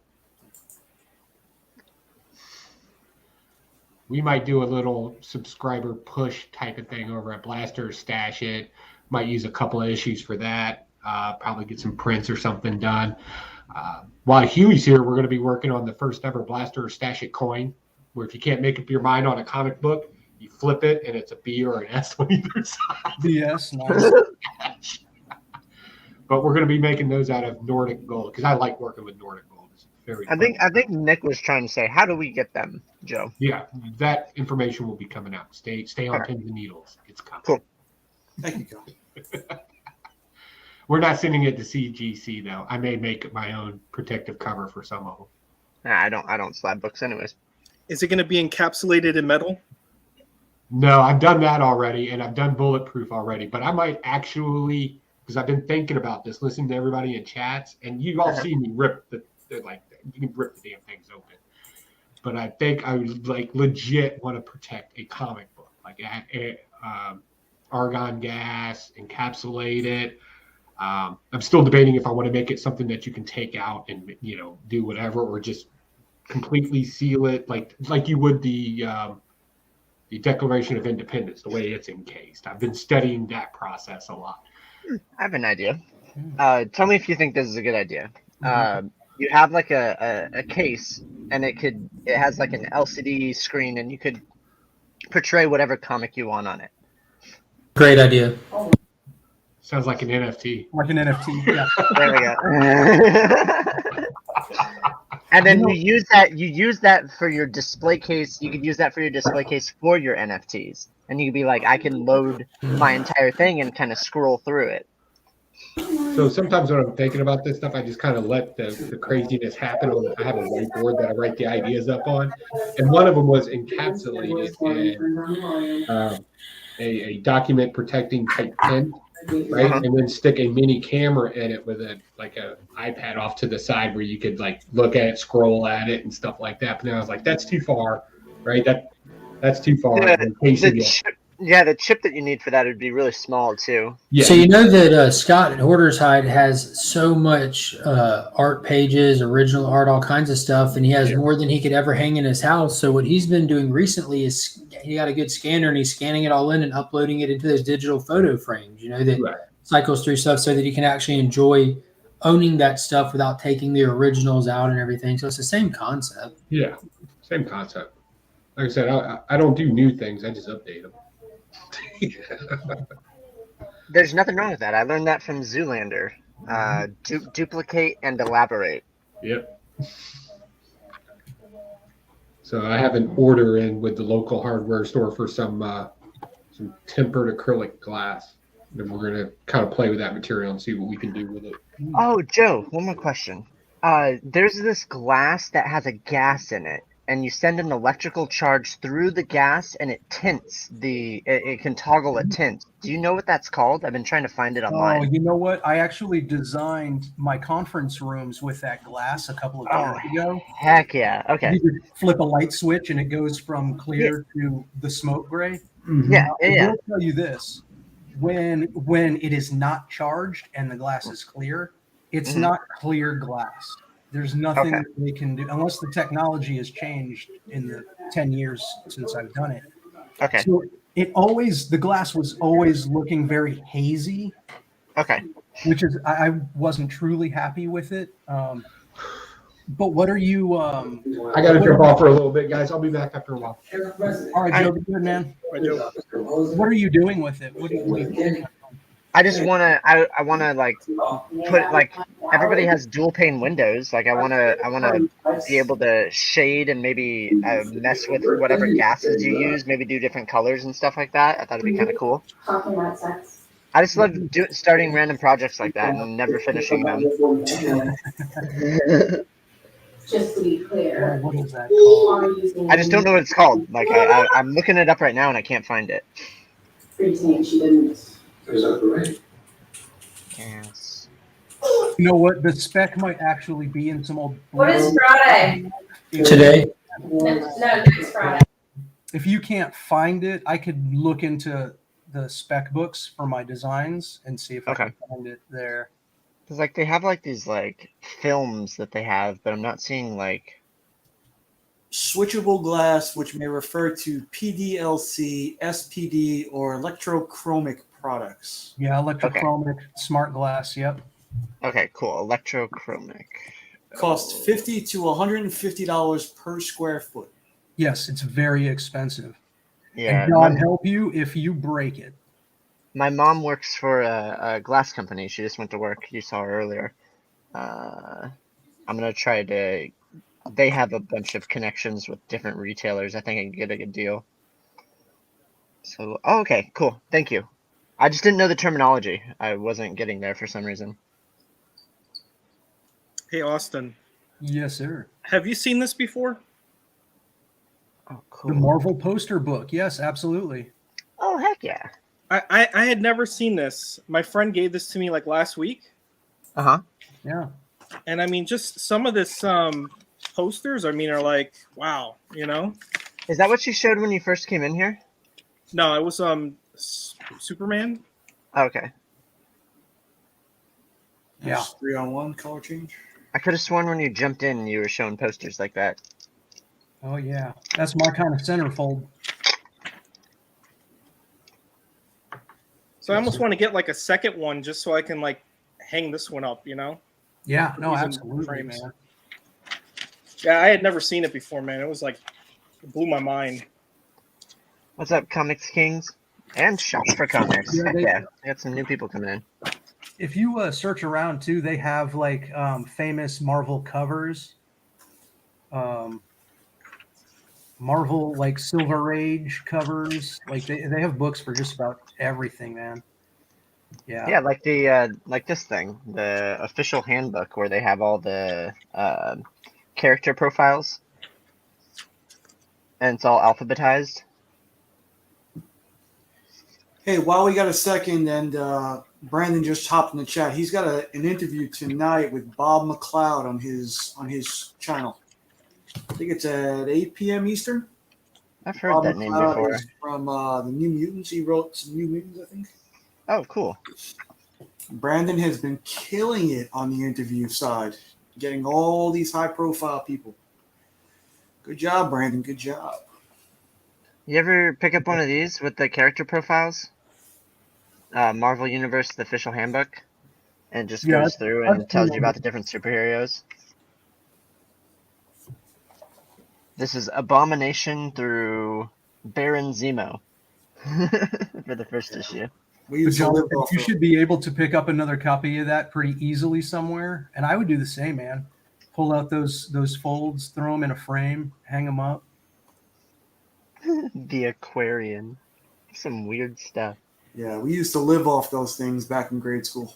These are it's like your character sheets. You get to learn about them, learn their stats, figure out their design, figure out which ones you like, and there's like pictures of like Asgard and the 9 worlds, like maps. I'm a sucker for maps.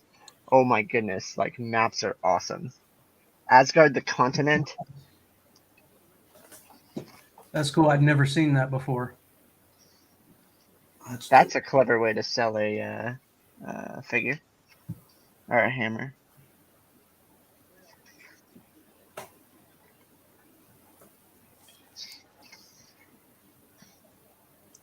Yeah, this was an exclusive. I think it's like San Diego Comic-Con, I think 2011. Thanks for the shout out. Heck yeah. Thanks for putting out good content.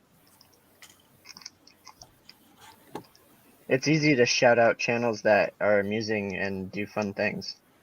I'm gonna go refill my coffee. I'll be right back. So hey, Mark, are you going to be stopping by your LCS at any point? The honey hole I was telling you about, not LCS, but yes, earlier when I was on the phone and everyone was being critical about me having my microphone mute and my camera out, I was actually scheduling with my dad. I'm going to be picking him up today, and we're going to go hit my LCS to pick up this week's books, and then I'm heading to Dead Media, the shop I spotlighted on the channel a few videos back.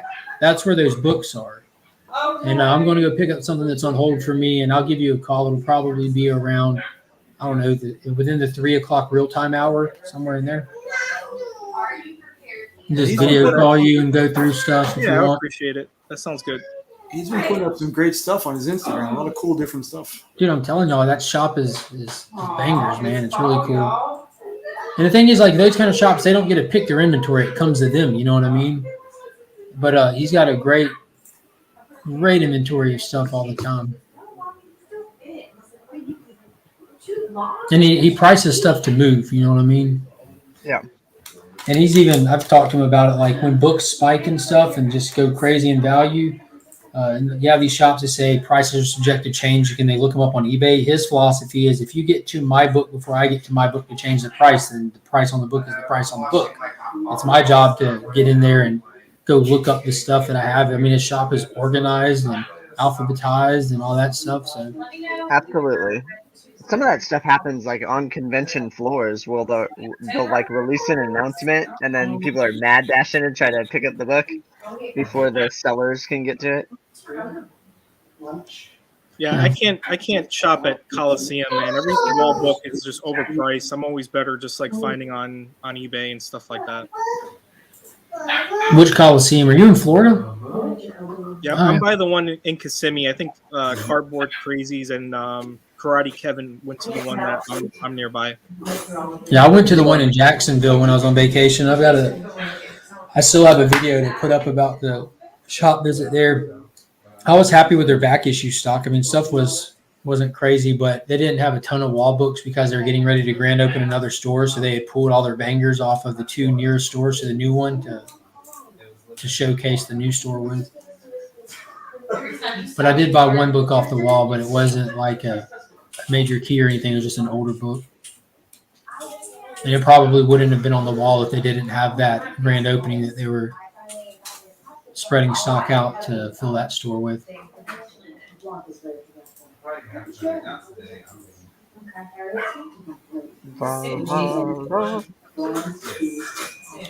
Hazard Gaming and Collectibles, what is happening? What is up? How are you today? Hey, Hazard. LCS stopped by, Comics Game, Chapter Comics.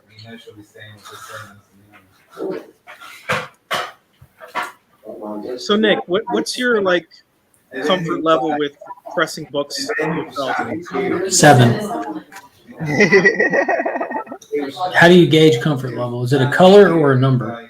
It depends really. Like with the modern stuff, I'm pretty comfortable, but high dollar books, 500 and up maybe, I wouldn't be. Are you looking to get some stuff pressed, Jonathan, or looking to inquire with somebody just to get some feedback from them?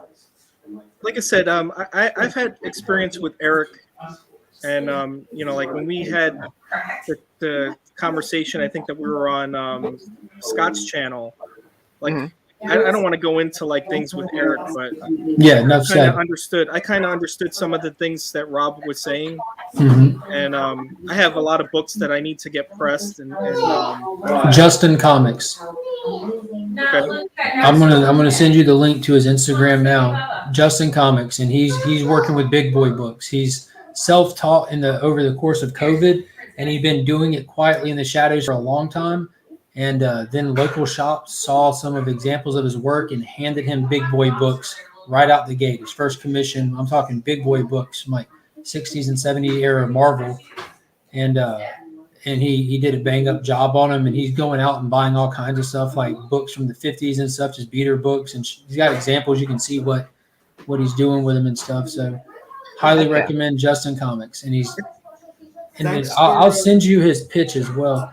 Thanks for Nick, cutting me right out, Mark. Appreciate it. you said you didn't want those older big boy books. That's why I'm saying big boy books. it's kind of scary when you see like people on Instagram posting multiple pictures of like multiple copies of a book, and it's like, is my book among those 10 copies? How do you know? Like, Oh yeah, I know exactly what I'm what you're saying? talking about. Yeah. Those when you see that happen, that's probably one submitter sending in multiple copies of the You same hope book so. at the same time. Yeah, you'd hope so. Well, I can guarantee you, with Nick or with Justin, that wouldn't be an issue. Nick hasn't been promoting, trying to take in submissions from people for pressing. Justin is about you'd be at the front edge of it. He's done local commissions for shops, actual shops there. LCS is there using him. But he's about to start promoting, and he just put up his first promotional post yesterday about it. And not to put this out there or anything, but he's about to be my first actual channel sponsor. We were talking yesterday. He's been a part of my channel from early on, and he's starting to do this. So we were talking. I think it would be just a perfect fit for me to help promote him doing that. Okay. Way to justify cutting me out, Mark. Good job. I'm not cutting you out, Nick. You said you don't want to do old books, and you shook your head about not wanting to taking submissions. I've already talked to you about wanting to send you some stuff as well for you to press and submit to CBCS. I mentioned that in passing. I haven't tried to iron out details with you, but I asked you if you'd be willing to do that, and you're like, yeah. No, I don't remember you saying that, but I would definitely do it. Yeah, I know you would because I said that to you. You just don't pay attention to me. I feel like a single wife. I cook, I clean, you're never home. It's already been established that I'm old. Your phone? Yeah. I don't know. You want me to call it? Yeah, it's no, because it's on phone. You got to get Google to call it. I did. Google didn't call it. Google sucks. Try again. Oh, is it in the bedroom? Don't talk smack about Google. They'll remember that in the future. So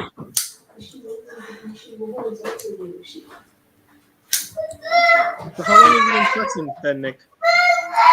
How long have you been pressing books? Probably about 6 months.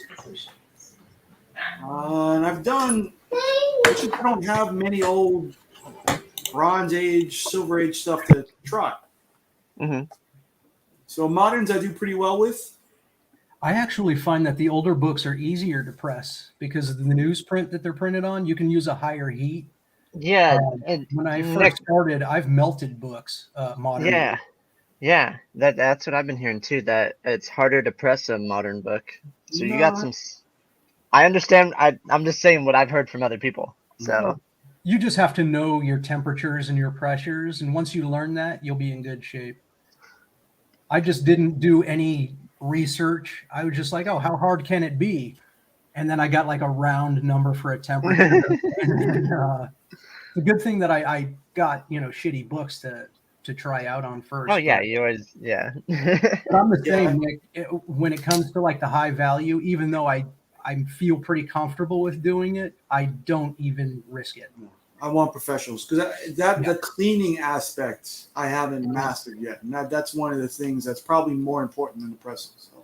Do you do humidity chambers too? Sorry. Yeah, every now and again. Like I have the original GI Joe 21 that I had since I was a kid, and it was in pretty rough shape. Uh-huh. And I humidity chambered that, and it came out pretty well. So. See, I haven't even tried any of that yet.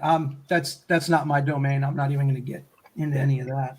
I have a whole bunch of like 80s GI Joe stuff I have to tackle, but being lazy with it. And getting back to Mark, we've already established that I'm old, and then you throw being married and having young children into that, and my memory's not so good. Fair.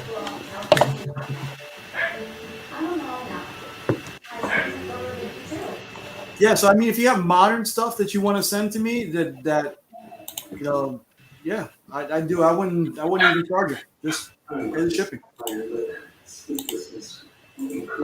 I'll send you a long box, Nick. No charge. No, but you know what though? If you have a long box, honestly, it's just better to buy a press and just do it on your own. Yeah. And that's what I thought too. I was like, I got more than 20 books to press, so I mean, I might as well pay $200 for a machine. And you know what? It's addicting too. Like when I first started, and I was getting the hang of it because I was using shitty books just to try out. I was actually excited about doing it in the process. The biggest thing is the time it takes to let the books cool in the press, right? So your sitting time. Because I only have one press. I can only do one book at a time. The one I have is 15 by 15, and I can get 2 books at a time. See, I think I might have the same press you do, but I don't put 2 books in at a time. And the reason why, unless they're the same book, because depending on the page count, the pressure would be a little bit different. So I don't want to smash one to accommodate the other, which I guess I could, if I did a comparison. As long as you're not doing, thick boy square bound books and regular books, I'm Oliver. I have 6 months to live. Hello, Dr. Murphy. That's one thing I won't do is the square bound and anything with foil. Yeah, foil is scary. Are square bounds harder to do? Like, are you running risk of like unsquaring the spine or something? Yeah, I guess if you use too much pressure, they don't crack the spine, and kind of triangle it. And here's the thing too, with the square bound, there's actually glue in there. Oh yeah, you can melt and mess up. Glue, yeah, you could do some damage real quick. The thing is, you have to find a good temperature between the melting point of the glue, but you have to have it hot enough to actually affect the pages. I've had the foil come off. It'll heat up and crinkle down, and well, that too, and it's usually a raised logo. So embossed. Yeah, it'll usually square out, flatten out. Yep. No, that's too scary for me.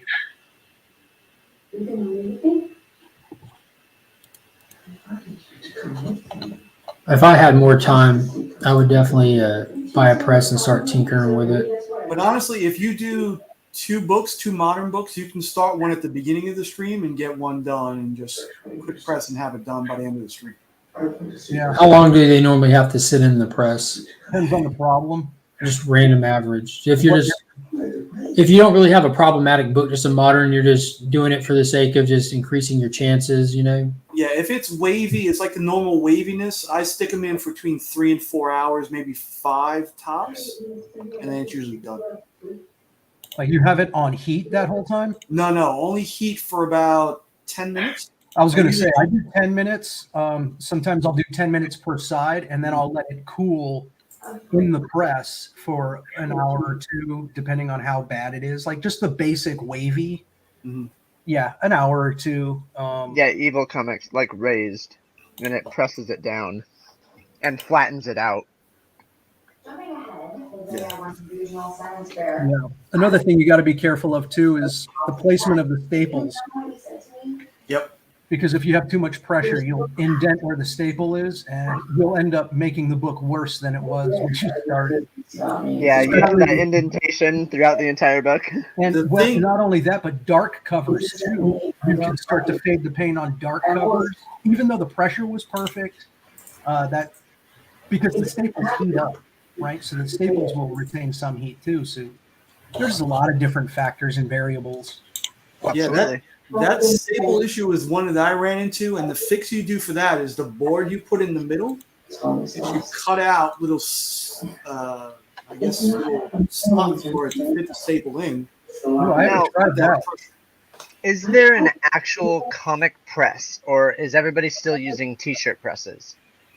Probably T-shirt presses. If anybody brands one as a comic book press, it would just be the branding. Okay. Yeah. Now, Nick, did you get a metal plate for the bottom, or do you still press on the pad?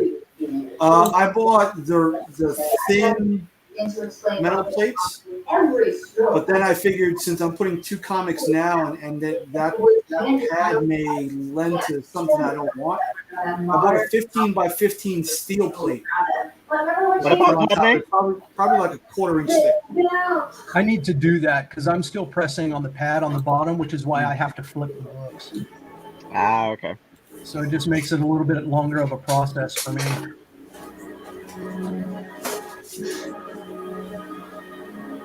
And then did you just go to like Home Depot and get like a 15 by 15 plate? I ordered it off Amazon. Oh, okay. So off to Amazon I go. I'm sorry. Sorry, I'm updating my Bumble profile. It's a day I spent in this hospital and I could have been home. Okay. Right on. But the thing is, too, is when you get this, it's usually very dirty, and you got to sand it down and clean it. See how? Yeah. Did you pull the pad off of your press, or do you just lay the plate right on top of the pad? I laid it right on top.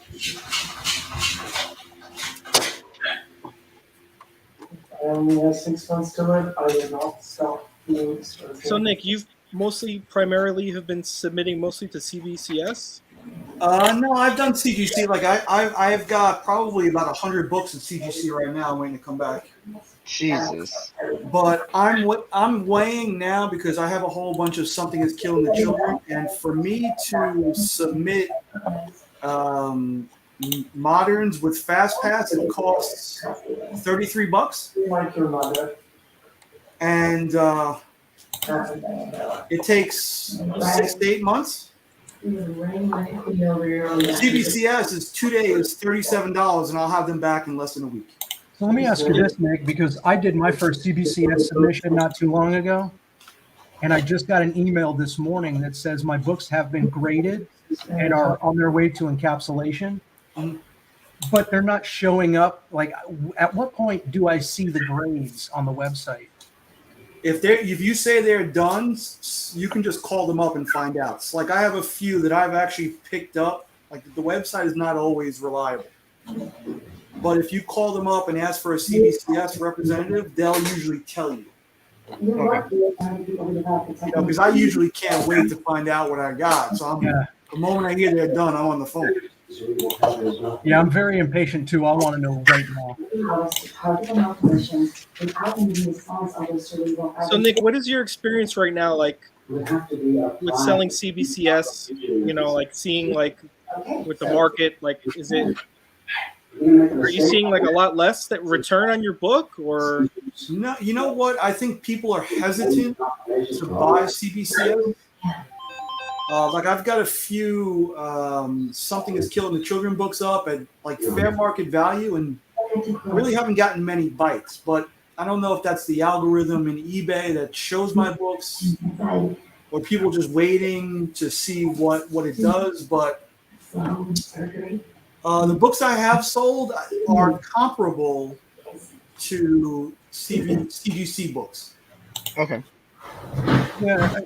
I mentioned last night that I haven't done the math on this or anything like that, but I think that price gap is slowly closing between CBCS and CGC. With more people actually doing the submitting for reselling purposes, they're probably slowly standing more firm on their prices and getting more product out there as well. And like just in theory, if CBCS is slabbing and getting out quicker than CGC, the market is steadily being increased with CBCS product. it's catching up with the amount of product. If you're looking for a specific title and you're actually seeing an option between the two, instead of just one encapsulated option. Yeah, I think it's a critical time for CBCS, and I think the most biggest gripe that people have is that white label. The white box, the label in general, the label is not presentable at all. Even if it had if they did nothing but put the white box, there would still be cause for criticism on it. They're not they just look cheap compared to the competitors' labels. No, and honestly, in my opinion, like a Lost the label. CBCS slab is much more solid than a CGC slab is. Absolutely. I would agree with that 100% because I was completely anti-CBCS for so long because their cases were garbage. They solved that problem in spades. But now it's just this is solid. You're saying CBS is solid? CBCS is solid? CBCS has a far superior slab. Yeah. Here, I'll see what I have in you guys. But I will say this: I still think that the CGC plastic has a little more clarity to it. Yeah, and all those loose, shaky books is their solution to Newton rings, where CBCS doesn't have shaky books or And Newton rings. I've never seen a CBCS slab with Newton rings. Nope. So the only thing that I notice is what's up with CGC like rattling inside? That's their solution to Newton rings. Is So the Newton rings inner well were loose. caused by the inner well plastic sitting up against the case plastic.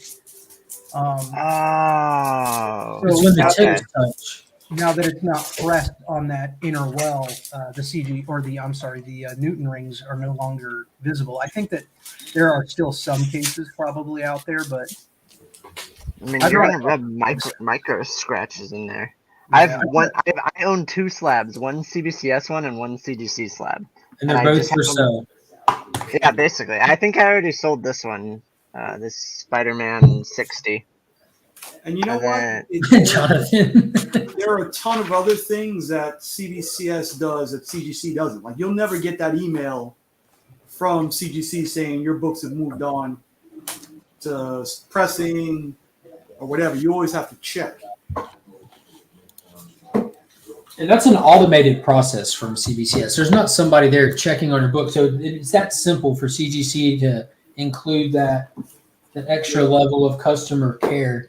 There's always grading notes, no matter the grade. 9.8. You don't have to buy them. It comes with the cost of the service. You don't have to do anything to look them up. You just barcode scan the QR code on the back. Free grader notes, right? Free grader notes. That's amazing. And so accessible. Like if you're out at a con and you're hunting books and stuff, and you see CBCS cases, you can grab them with your own phone and scan and get the grader's notes and see what kind of potential that book might have, or if it's standing where it's in its final resting place.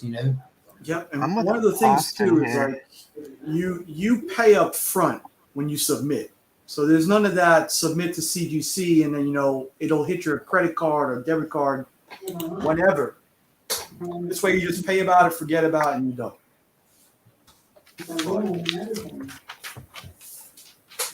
You're right, Austin. The CGC is clear plastic. Yeah. But I mean, that's only if you put your face right on the book too. Yeah. Look at how I'm analyzing it. I'm up in it. Will you put your face on that slab to verify? But too, that may help ward off the sun, the UV stuff. Who knows? I just think slabs are stupid. Nick, you bring up a good point. Is that a thing? Does CBCS say that they're UV protected cases? I don't know if they did. I don't know. I don't see anything on it. Sound theory, anyway.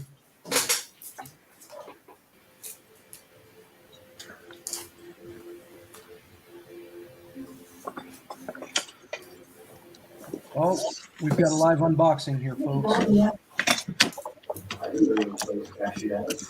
See, books like this.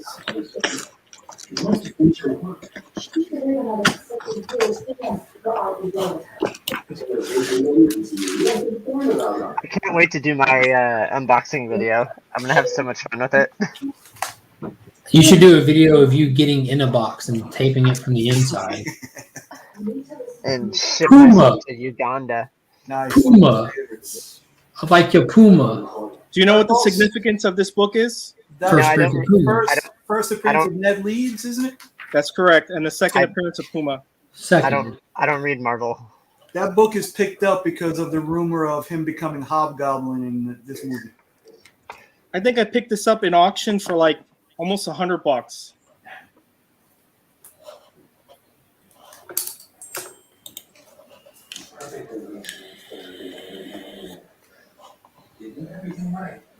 I would say CGC slabs look cooler.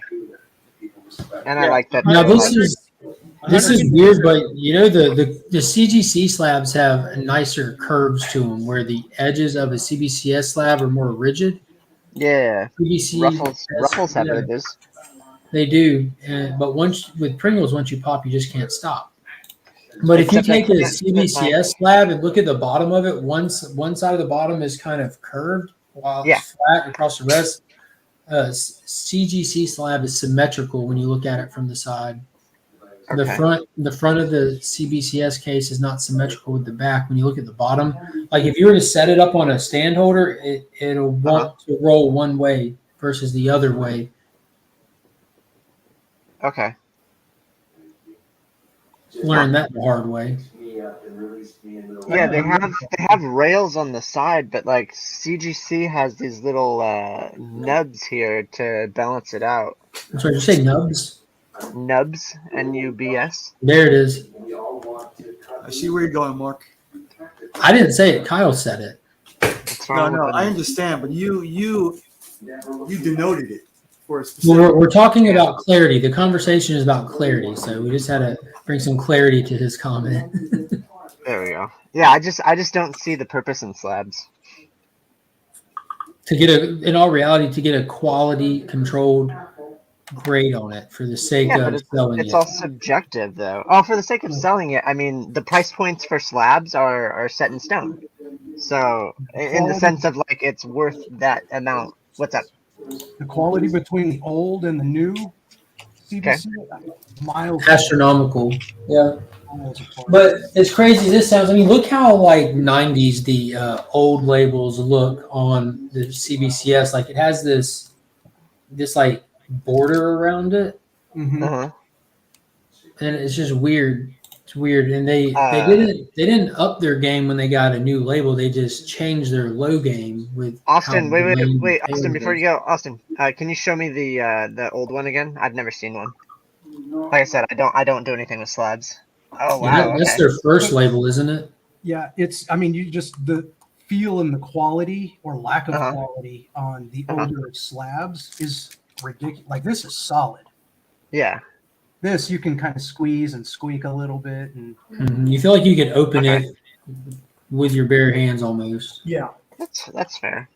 Well, that's like how the first CGC labels or slabs were like. Yeah, absolutely. And when these old CBCS slabs came out, CGC did not have their newest slabs either. They were still dealing with the super flat, thin ones, you know? Yeah, I just can't get into slabs. Like I've I saw one at my LCS, an old CGC slab. I think it was color coded as a modern. It was red. And this was like one of the first ones. So like, well, I guess when he comes back. I think I sold the only old CGC one that I had. I can't find it. Yeah, it was that same thing, but it was red, and I think it was modern. What kind of label is that? War Machine. That's the old. That's the first CGC. Okay, yeah, I've never seen that one either. Yeah, that was like in the wow, early that's 2000s. They don't even have the number big. It's just like written all tiny. Huh. See, Jonathan, like this one. This book is a couple of $100 book, $100 or $200, and I'm comfortable doing this.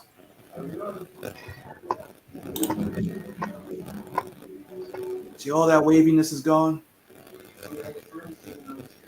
Yeah, it looks pretty good. Yeah, it looks good. But that stuff is just make a sandwich, set the heat, put the press down, and that's it. What kind of paper do you use? I use This stuff is already pre-cut. Butcher paper.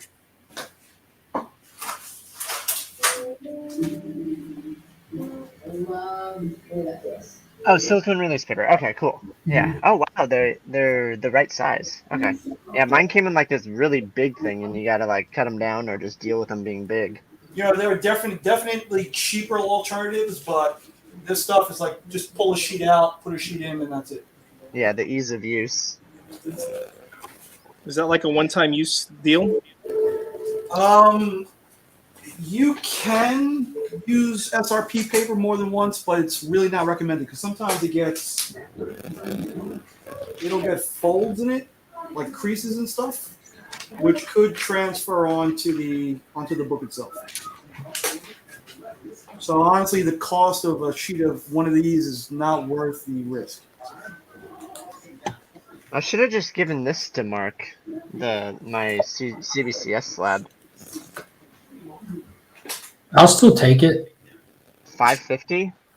Is there any significance to it? It says tarantula.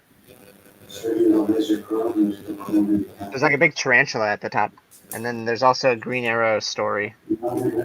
Nice.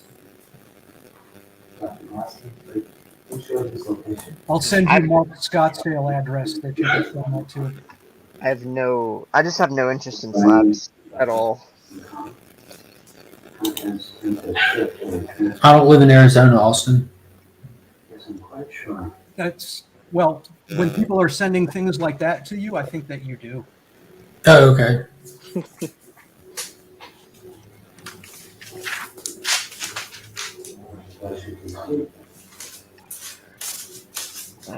I gotta get my top 25 list together, but I'm so far behind on reading. It's gonna take me like a month to read all these things. By the time you catch up reading, the list will be completely different.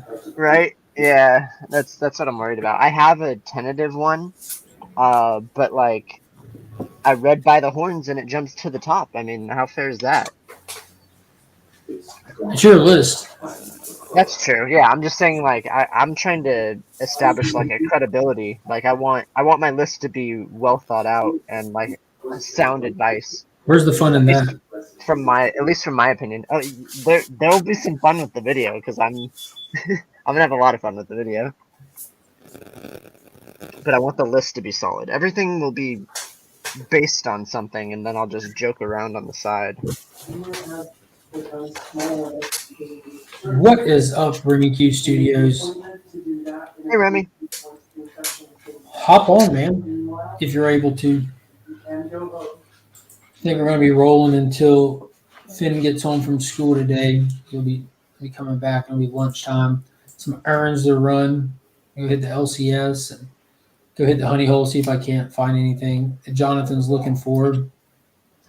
I need to send you a list of issues I'm after for Spawn. Keep your eyes open, man. He's got some Spawn there, some earlier issues. You've sent me your list before, but I mean, that's so far back in our messages. There's no way I can scroll that long. Just shoot it to me because I'll be going by the day. And really, and I hate to say it, but no major promises, even though I'll be there because I'm going to go grab a book that's just sitting there waiting on me. But I'll have my little ones with me, so diving is out of the question. But I can easily ask him for, like, hey, do you have these issues right here? You know what I mean? And he'll Hey, be man, happy. I appreciate you just acknowledging that I'm sending you a list. If you want to send it then to I'll me stop with too, that.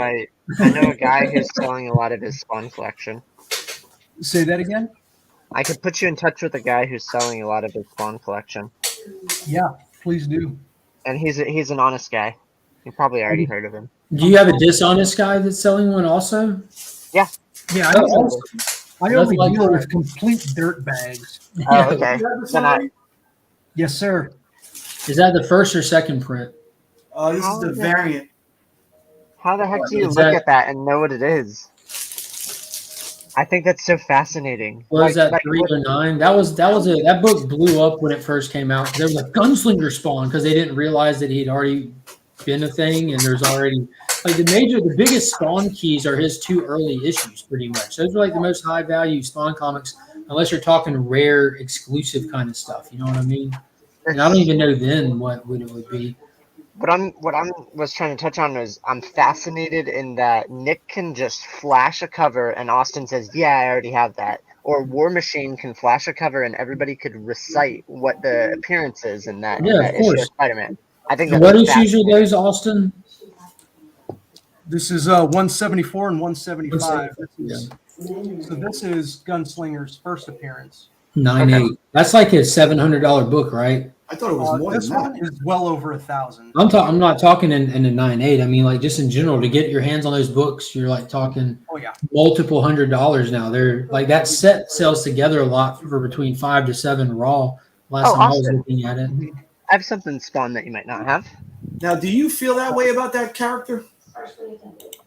Are you psyched about him? Do you love him like the community seems to love him? I'm not as that into him as everybody else seems to be. I think I like Medieval Spawn. Yes, thank you, Austin. Then it goes to Gunslinger. He knows about it, Kyle. He knows about Okay. it. Yeah. Cool. I just want to make sure because like I have no attachment to it. So no, let me know how much you want for it. cool. I'll tell you what I paid, and then you can make me an offer. I don't really care. Yeah, I don't care what you paid for it. I want to know how much you want me to pay for it. Oh, okay. I just want to be honest. Yeah, and I only say that, Kyle, because I had shown that to him, and he instantly knew what it was and what the prices were. So, got you. So with Gunslinger Spawn, I feel like a lot of his hype right now is just the eye appeal of it because he is a really cool design. I mean, there hasn't been too much being done with him recently until that 109 issue, but now that they're kind of solidifying a really cool origin that they're telling, it's pretty cool. There's a couple of things, right? Greg Capullo, his art style made Gunslinger just look fucking awesome. Yeah. You know, it was his art style really brought a lot of darkness and edginess to the Spawn character. But I hate to say this, but I think a lot of hype too is that Donny Cates is on board to do Gunslinger. Well, what about before the announcements for Cates when 309 dropped, people lost their minds over it for some reason. That book started selling for like $20 to $50 day of release. Like it just caught this random little initial spec boom for some reason. Yeah, I think it's just because he hasn't really been in the storyline a whole lot. He was a fan favorite. Just like I think all of them are. Even She-Spawn and stuff like that. Yeah. Just some more than others. But I've always been, I liked the Medieval Spawn because when that came to be, just seeing the armor. Mm-hmm. The shield is what did it for me. The darkness behind that character. Yeah, I just thought it was a really cool design. So I jumped on that one more. I'm not really a Western guy, so I didn't really go into, the whole 6-shooter Spawn. And with Medieval, how awesome the toy looked from the Series 1 action figures when that Medieval Spawn toy came out. Like the Spawn ones were great, like the clamshell cape and everything, and even the hamburger face one. I mean, it was like, that was like crack for a kid. It was like taboo stuff that we were allowed to have. But when that Medieval Spawn one came out, like, dude, he's got the spikes on him. He's got that shield. The way his helmet had like the face shield that comes up over his head. It was awesome. The design was just something else. Yeah, so I'm hoping that with these new, the new weekly books that in the Spawn universe coming out, I hope that the popularity builds because I've got a lot of like the old Medieval Spawn series, Curse of Spawn, even. Yeah, I've got all of those as well. All of I'm that. a sucker for those. Probably have some in arm's reach. Western stories, medieval stories. I love period piece stuff. I can't get enough of those. You just so happen to have those right there. He didn't hear you. Go ahead and say it again. Said you just so happen to have those right there. Yeah, you've watched my channel. When we talk about stuff, I just reach and grab it. Yep. I've got almost 2 full runs of Curse of Spawn, including the very, very rare black and white #1. Do you see Free Energy's comment? No. What did it say? He liked the way that Todd McFarlane explained Gunslinger. Yeah. It was cool how he got like his face peeled off. Yeah, and he was saying, I remember an interview that he just did saying that he hopes that Spawn, the original Spawn, with this whole universe thing kicking off, he hopes Spawn is like the 30th most popular character in that universe. So, well, yeah, I mean, he definitely wants to build up these new characters, get new readers in. I mean, I was excited about the news that he wanted to expand the universe, but at the same time, because I'm trying to complete my run, he made it very difficult for me to finish this run. You know, I don't know, because you just throw the new ones on a pool list, you know, and it's just a mild distraction. That's all. Yeah, the modern ones I get every cover of every spawn coming, but you know, there's the ones that are still missing from my list are pretty low print runs. Now, is it you just don't want I to know pay a some price people. for them, or you haven't seen the ones that you're missing? A little bit of both. There's a couple of books that have been a little bit out of my reach that I can't find, and when I do find them, people want the world for them, you know, and I'm just not going to pay that. Like I said, I know a couple people. Yeah, I find it hard for Mister Put It on the Pile for a book to be out of reach. You know, I mean, it's not out of line if I'm going to pay. You know, depending on the book and the rarity and how long I've been looking for it, you know, I don't mind going, you know, $10, $15, $20 over what I think it's going to be. But with all the Spawn news now, I mean, $20 books are going for like $100. And I'm not doing that.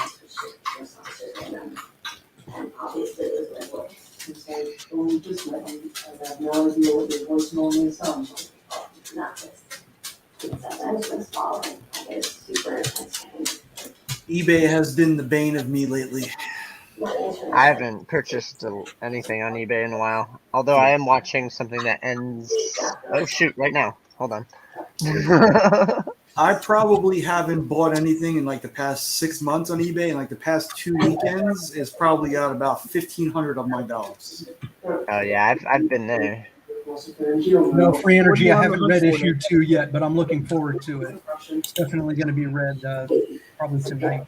Oh, never mind. I have The 25 cover minutes. A for issue 2 was beautiful. I know they did some cool covers and everything, but that cover A was gorgeous. There it is. I haven't read like, yeah, when I showed them off the other night, I think I said I liked the kickback cover to the Billy Kincaid story. Yeah, he's back and more twisted than ever. Yeah, so I'm back, baby. When was the last time any of you guys watched the Michael Jai White film? Oh, actually, not too long ago. Yeah, I was about to say same here. I just get these bugs when hype come around. Just want to go watch like some random HBO episodes of the show and the Michael Jai White film. And again, with that being so awesome, when it came out for me, I was younger, you know, so like I wasn't greatly affected by the quality of this or that, and so I can still watch that now with it being as old as it is and not really be able to place how much of it is poor special effects and how much of it is just a sign of its times. And this is what they were doing in those times. So I still enjoy it. I think Priest was awesome in that movie. I don't know why I think she's smoking hot to this day in that role. She's a looker for sure. Not so much in the comic books though. No, Jessica Priest, she spawned. Well, the original Priest was a guy, but not Jessica Priest. No. Didn't Priest have like the painted face and everything? Now, you know who did a fucking killer cover with Priest was Jay Lee. Recently? No, not recently. Back in the day. I don't remember. What was it? I think it was actually on. Remember the old Youngblood issues where you like flipped the book? There was like 2 issues in one. Maybe it was a Youngblood strike file. Yeah, now I gotta find it. I'm already looking too. All those Youngblood books are for sale on my Was other that the one? Was that the one with the foil? That was a foil cover, wasn't it? Strike file. There was a flaw in my methodology. My calculation was based on the mean duration of our sex overall. Actual Dracula. Longer in the morning. If you're able to hop on Drac, feel free. You've got the link. Y'all remember the Patriot? I don't think it's called Iron Patriot, but just the Patriot. Yeah, that Like was Eric Larson, wasn't it? Eric Larson. I don't remember, but he had like the half American flag mask and the yellow shirt. Super Patriot, wasn't it? Super Patriot. There it is. Maybe. I've got those issues.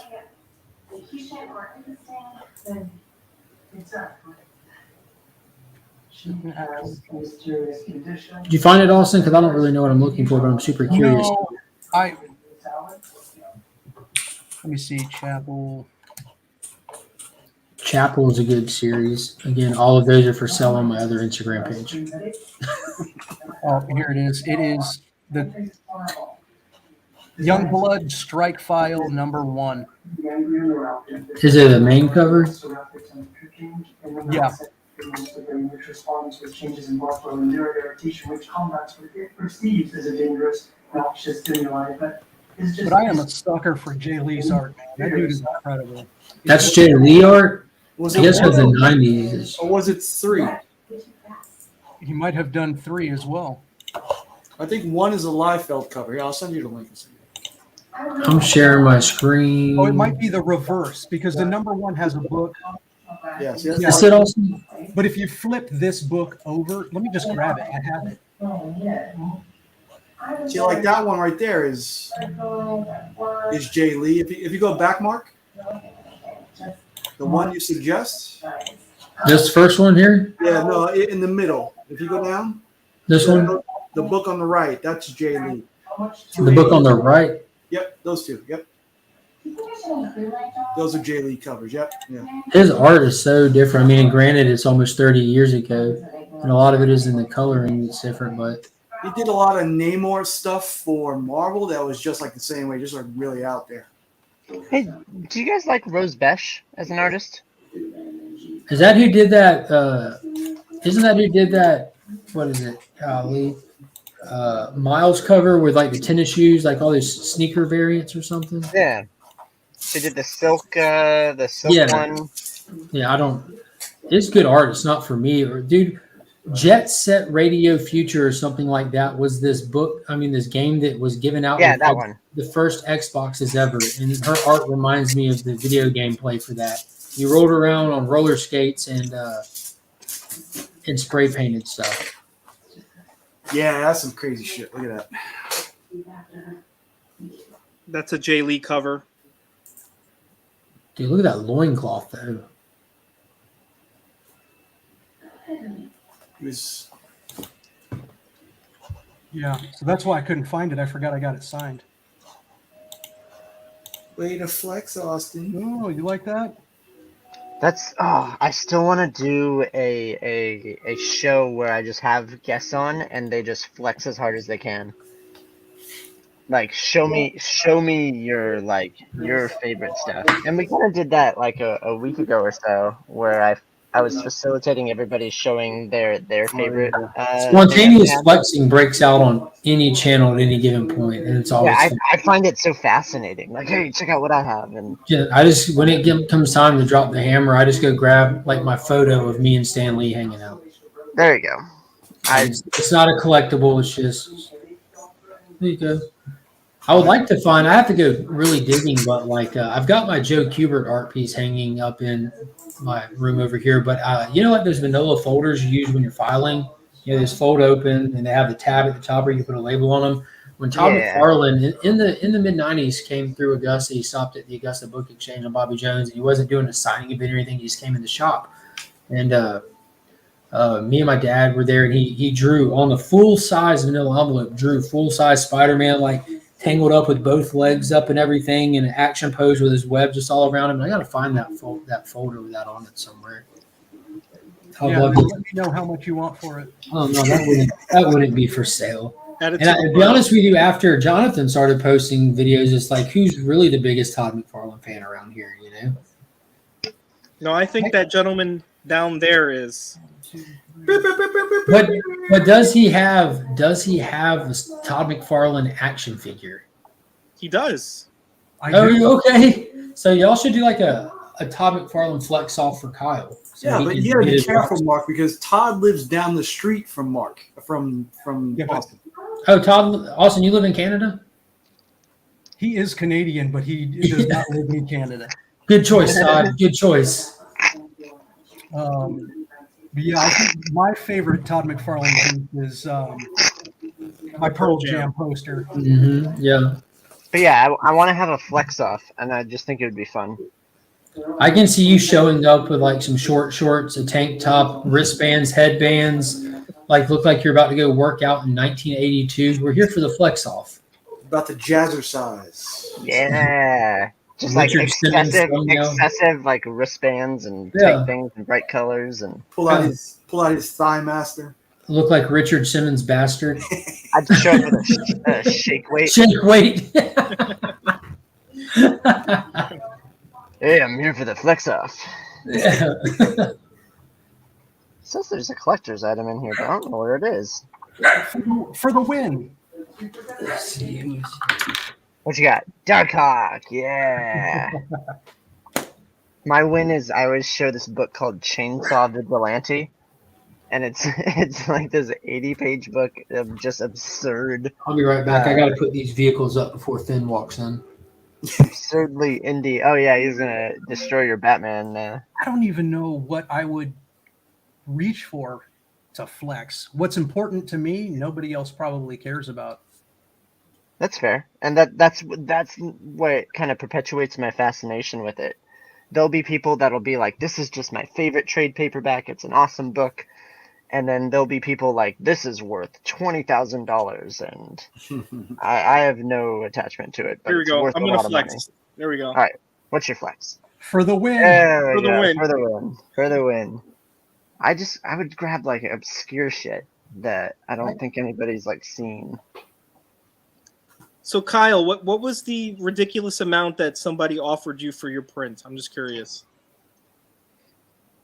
What? Oh no, he hasn't. He said that he would pay a ridiculous amount of money. He hasn't sent me an offer.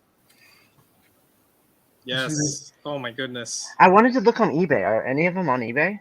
Does anybody? It better not be. Does anybody check up on that? Because like, the like Any of honestly, yeah. Oh no, I never even looked. I wanna check that out. I don't think so. Why would somebody do that? There's no way. Come on. I think everybody who got one, for the most part, was a fan, and it was for them. And I think that's what makes it so like people are upset. Is your because brother they gonna can't take get that their- one or what? No, there's nothing online. Austin, I'm just super curious. What number was Jim Mintz? Because I know that you customized it to do the Jim out of 25. It's Jim out of 25. Number Jim. Awesome. Yeah, that was super cool. There's one more that you were able to do a custom number based on their logo or something, wasn't there? It Comic was Tom. Two Brothers Comics and Comic Tom. Awesome. Yeah, I purposely didn't number theirs. But So did you? Sorry to cut you off. No, Go ahead. Go ahead. Did you figure out what you were going to do with number 2? So my original idea was I wanted to just try to come up with some way to get it out into the wild. Yeah. Obviously, I'm not throwing it up on eBay, not anything like that, but I really don't know.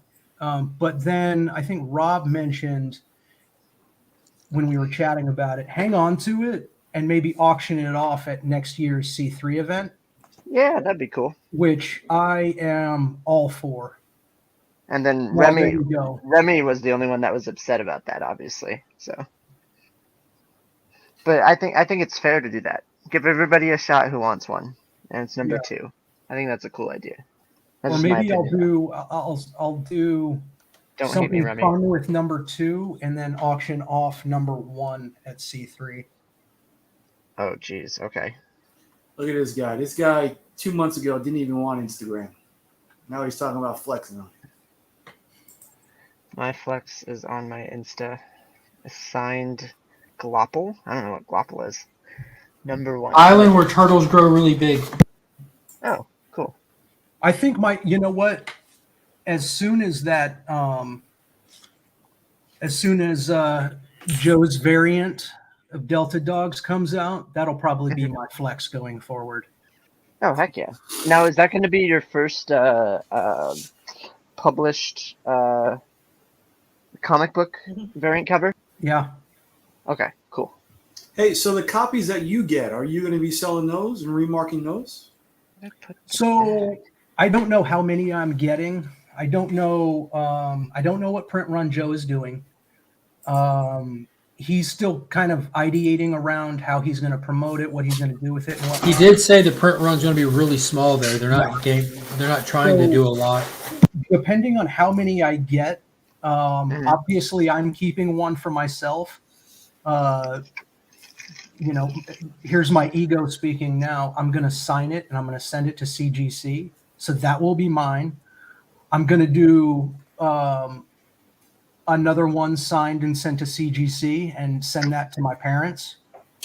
And then whatever is left over, I'll probably, well, in all honesty, I'll probably sign them all, no matter how many I get. Sign them all, send them all to CGC, and then when they come back, figure out what I'm going to do. I want to remark. There's nothing wrong with signing your own thing. That's not a gloat. That's just For my own personal collection, I want to have my own. Even though I'm just saying it's not as narcissistic as you think that you're trying to make it. Like I don't see that anything wrong with that. I sign my own headshots. Yep, there you go. There's another great flex. And I'm not about myself. My favorite book in my collection. Not even mine. What is it? Stan Lee signed this out to my son. Oh, no way. That's cool. Stan Lee was an interesting guy. A couple days before his 92nd birthday. Nice. I bumped into him on a convention floor. I didn't really know who he was.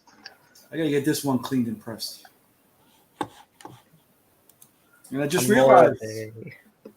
Newsstand, baby. Nice, and they mark it off after you sell it, right? Or after they sell it, so that you can't return it. Well, yeah, I think they have to. That's a return, I think. Or something like that. Yeah. Or like Well, if they don't sell it, they can mark it, and then because you're supposed to like destroy those copies. Yeah. Something like that. I don't know if Steve or whoever plans on doing an auction again soon, but with the next one, I'm probably going to let go of my Spawn and maybe my haha. Like an auction for charity or an auction you're talking about? No, just sell it, get it out there. Okay. There's no sense in me hoarding all of my own stuff. I was upset when I heard that someone had copped that Green Ranger off of you. I remember when you first shared that one out. Yeah. Yep, that one's already gone. Going from one hoard to another because you know who's going to want to buy it. I will tell you this: it is not going to Tyler. You know, he's just going to have a third-party bid on it. And actually, so the Green Ranger one I didn't sell it. I'm A-okaying it. But the recipient doesn't know. This fucking guy with his integrity. But like I said, man, this hobby isn't about the money. And when it does become about the money, I got to get out of it. It's going to take all of the joy out of everything. I didn't get into comics for money, that's for sure. Yeah. Well, you know, when I'm talking about like money too, it's like my artwork. I do it because it's fun and I like to do it. Yep. And I got into comics for the women. And did you have a good day? There you go, Austin. Just go ahead. Ben, what did you do today at school? Jade is interested in the haha. I mean, a lot of people are, I'm sure. Oh, the haha. Yeah, that one's definitely going to go up for sale.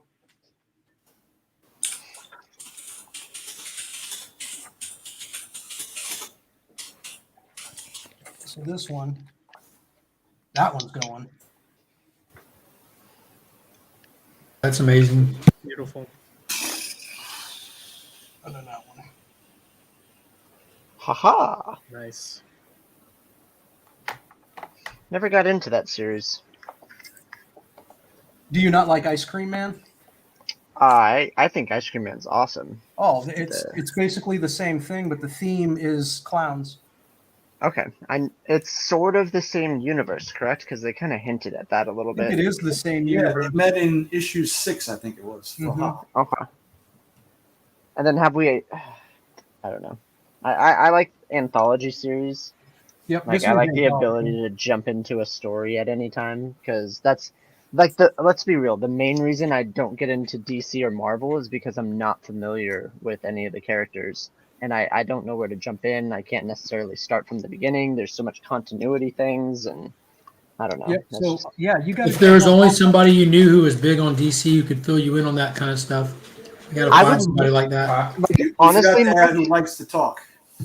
yeah, That's the I thing, would that's what I said. listen to a podcast of Mark going through series and just like that would be awesome. I don't Yeah, I get why say you that don't all do the that. time. Like I don't read DC because I have Mark and Steve. Yeah, that's fair. But like I mean, when I first got into DC, I learned about like heavy metal and Road to Metal and Forge and recasting and stuff or casting, and I loved the story. It was cool, but I had it narrated to me on a podcast, and then I started picking up and getting into this stuff to the point of where, like, I picked up this album for that I've already shown to, like, I'm sure Mark has it. I think he has different printings of it. No, I But have it and the 3 other ones they did as well.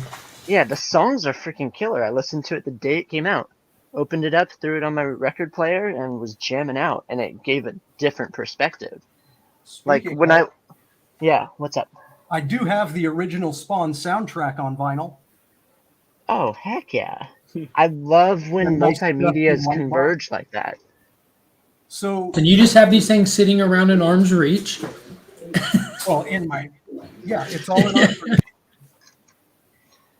our. When I do, go ahead. Oh, I was going to say Todd McFarlane opened up an actual store here in the early 2000s, a couple miles from me, and I was at the grand opening, so I got all kinds of stuff that you just can't get anymore. Playing cards, some of the original toys, comic The books. dimensions he made his cards in, it made them even more interesting because they were taller than a standard trading card. Is it good? I'm not talking about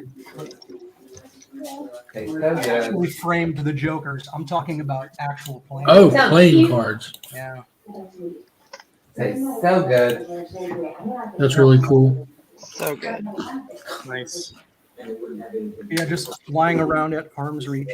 That's a cool character selection for the Jokers with Sam and Twitch there. Yeah. So cute. Tastes so good. Oh, Austin, you would know. So cute. Hellcop. Image is about to re-release Hellcop, which was a series back in the day. Is that tied into the Spawn universe in any way? Hellcop? I don't think so. Okay. No, nothing was actually truly attached to the Spawn universe. Stick on her plate. Other than Sam and She had Twitch. some roast beef with the carrots and potatoes. Because they have their own like breakdown. I like when comic books have soundtracks associated with them too. Kind of give that immersive quality. Kyle, you read We Live, right? Yeah, We Live. She made a dent in it. There was another one. The way I felt about the book as I was reading it. Oh yeah, definitely. Phantom on the Scan, I think, also has a soundtrack attributed to it. And then when I finally get around to my comic book, I'll also have a soundtrack. Rory Miranda, one of the 2 Miranda brothers, We Live is his first foray into comic writing or anything. Mm-hmm. Inaki's been in comics for decades, but Roy's in the music industry in Spain. That's how they were able to pull that off. He just reached out to his friends. That made a lot of sense because it was an original soundtrack. Like I've never heard any of that stuff before. And it fit so perfectly as well. It wasn't just like, here's some more music. Yep. It like fit in with the scene specifically. Yep, totally agree. I mean, it's one thing to like facilitate a playlist that kind of sets the tone, and it's another thing to completely set the tone with original music. Then you don't have to worry about copyrights for one.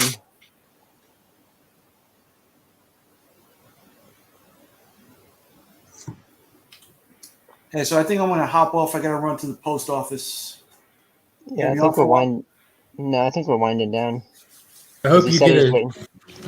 I hope you get a chance to. I hope your mail comes in today from me. Ben, show Lee your shirt. Yeah, now if it does, I will quickly make a video. Well, not quickly, but Message me and let me know what's what.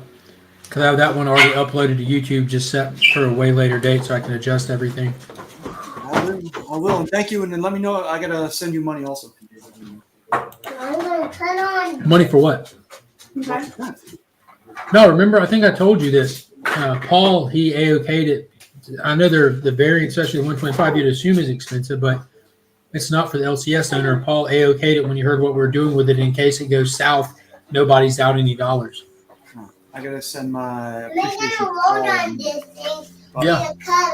Great guy. Hey, speaking of great guys, thanks to everybody here on the panel. Appreciate you all.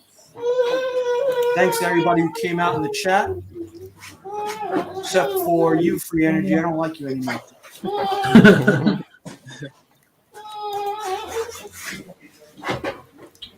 Ben, did you Is paint that this Capullo bag? art? I do believe that is Capullo art.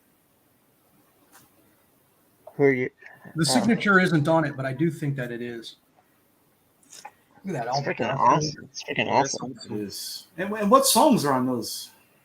Anything Let's good? open it up and find out. Some Marilyn Manson. No, you don't have to open it up. I'll check it out. I'll take a look. I think there's 9 Inch Nails on the soundtrack. Marilyn Manson's definitely on the soundtrack with, I think, 3 songs. Oh, Crystal Method. Austin, don't worry. I will not Google the soundtrack playlist before you open that. I won't. Well, no, I think that there's some like.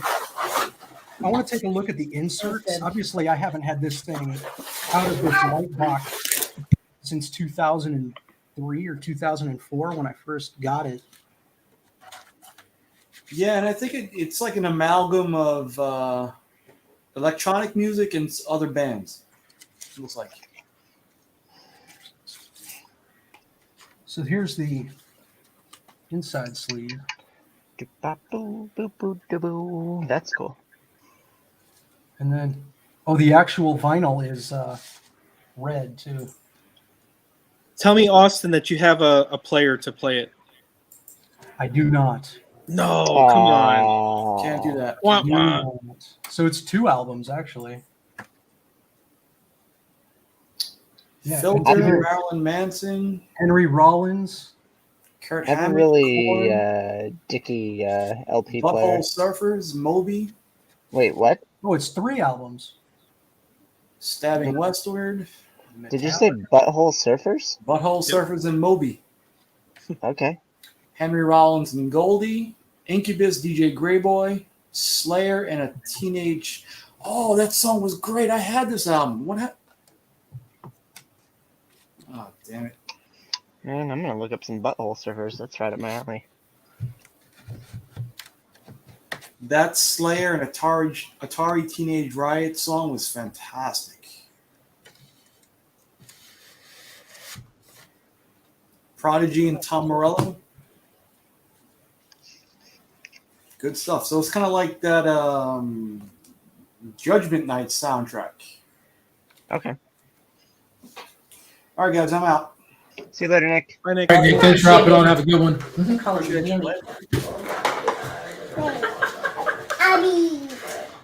Abby. That's what she calls the dog. His name is Abe, but she's 1, so he's Aba or Abby or Abby.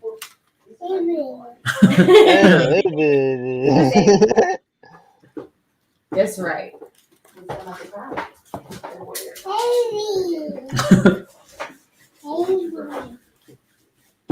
She's eating right now, so it's a joint effort between her and the dog.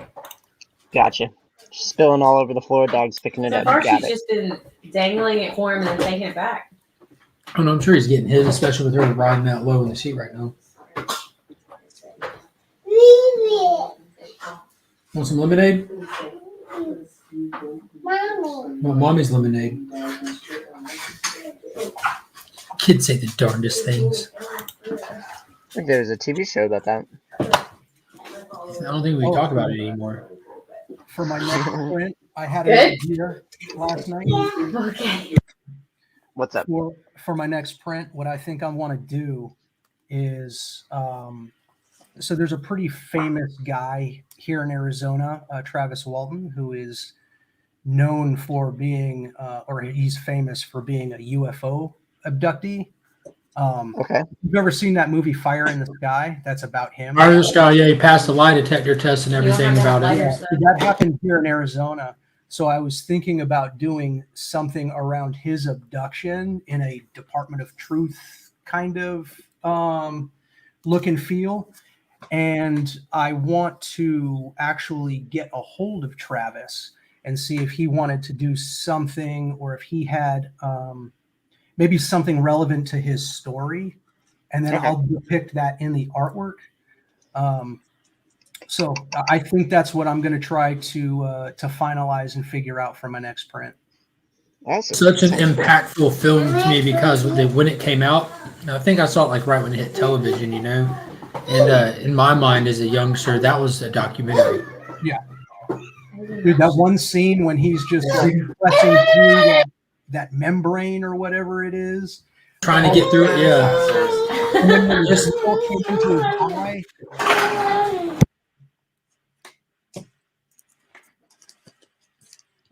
Man, I don't get how. Oh, I we mean, got Dang, this man stays ready.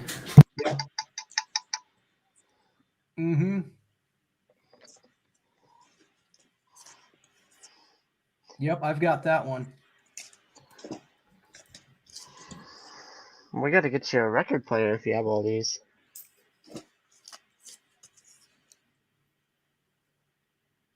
Ooh, the Who. I'm indifferent on the Who. I like the Police. There's the album right there.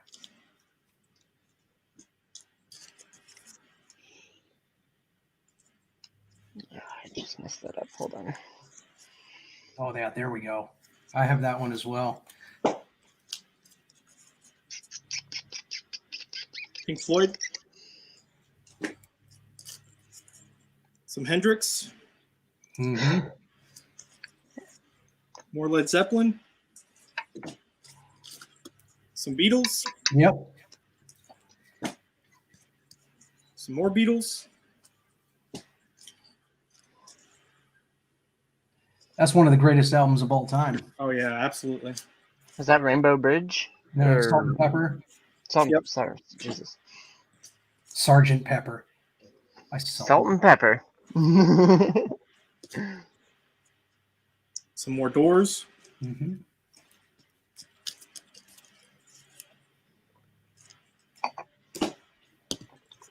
Man, Some that Aerosmith. Yeah. Yeah, the early Aerosmith is good. I don't like the 90s commercial. No, I don't like the 90s stuff either. Some Smashing Pumpkins. Pumpkins, yeah. Pink Floyd. That was upside down, but okay. Some more Led Zeppelin. Aerosmith, Toys in the Attic. I love Aerosmith, man. Mm-hmm. Some more Led Zeppelin. Some more Hendrix. Got a bunch of other stuff. And that's it. Yeah, so when I went from having those big, tall speakers and receivers and all of that, and kind of brought everything to more Bluetooth and digital, I just never got another turntable, so I've got to do that. Yeah, I used to have a really advanced one, and we sold it at a yard sale. And it was just because of space. We didn't have enough space for it. And we regretted it because we started collecting a bunch of stuff. Okay. Did you just complete the shortest workday in history? Yeah, but I did 8 hours of work in that 2 hours. So no, I gotta work.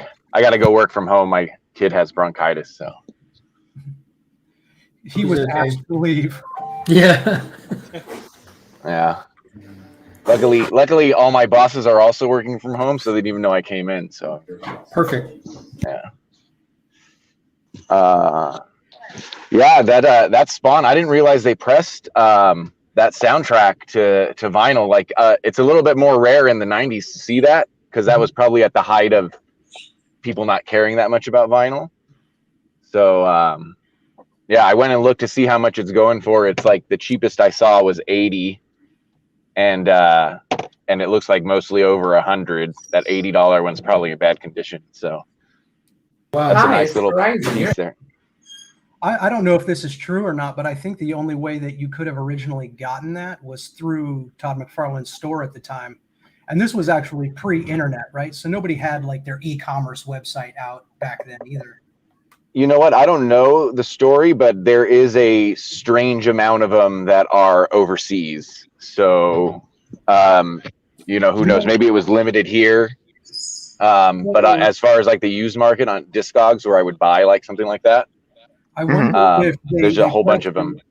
There wasn't a whole lot of popularity for the vinyl here in the States, and they just sent them overseas to liquidate them. Maybe. Yeah, Just maybe. to short the inventory.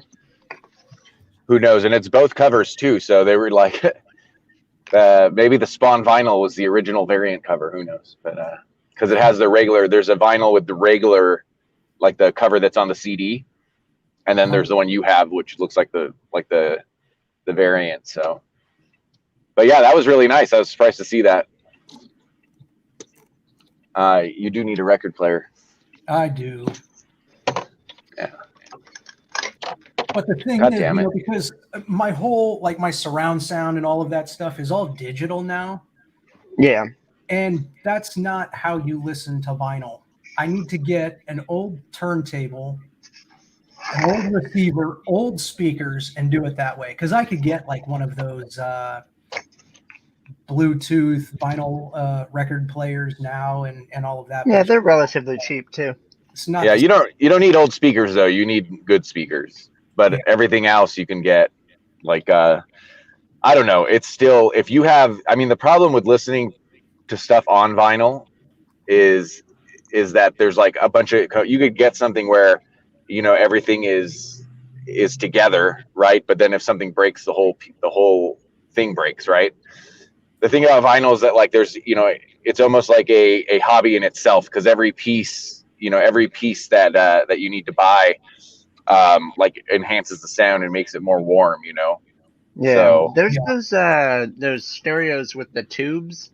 I'm not sure what they're called, but they have like the Macintosh. Yeah, those things are cool. Yeah, the receivers. Yeah, I'm not sure what they do for sound, but some of them go for like $100,000. That's nuts. Entry level is well over 10 grand, easy, if not more than that.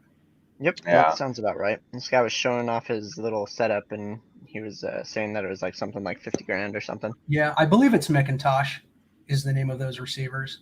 Pretty sure you're right. 50 grand, jeez. But they're awesome. Yeah, they got the big vacuum tubes in there, and yeah, but I don't know how like that can actually make the vinyl, like the actual physical media, sound well. Like it's so important to have like the right stylus and stuff, you know. Yeah. But you have to have the diamond tip needle. Yeah, maybe not diamond tip, but you have to have something decent. Definitely not that Crosby needle that you could buy at Walmart for 100. You know that plays CDs too. Yeah. So, hey, I need to clear up because I like to make fun of the Snyder Cut people a lot because you guys get so excited about it. But I actually do like the Snyder Cut. It's like a B. It's like a strong B-, C+, probably more on the B- side to me. Yeah, in all reality, like when I'm not just being fanboy delusional, and I said it the day it came out when I was talking with like John and stuff, but I give it a solid A-.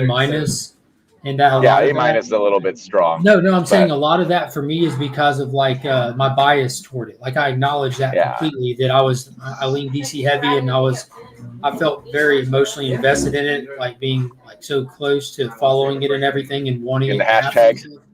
Yeah, like I'm not a Snyder bot by any stretch of the imagination, and if he does another one, good on him. If he doesn't, good on him. And I hope that they do good movies moving forward, regardless. You know, but I'm not delusional. It's I was also one of the people that. Yeah, I was also one of the people that didn't hate Justice League, like the original one. Like I was like, it's not on my top 10, but it was like fun, I guess. You know, like So I didn't even hate the original one. Me and the wife have watched it countless times and recognize its fault. And I mean, it's a superhero movie, a Justice League movie at that. When like a lot of your visual media has been cartoons up until then. So that goofy stuff like Superman flying with the whole building on his back, and I think what disappointed me most about the Snyder Cut though is that we literally got Darkseid and Granny Good. We literally got what we got in the preview.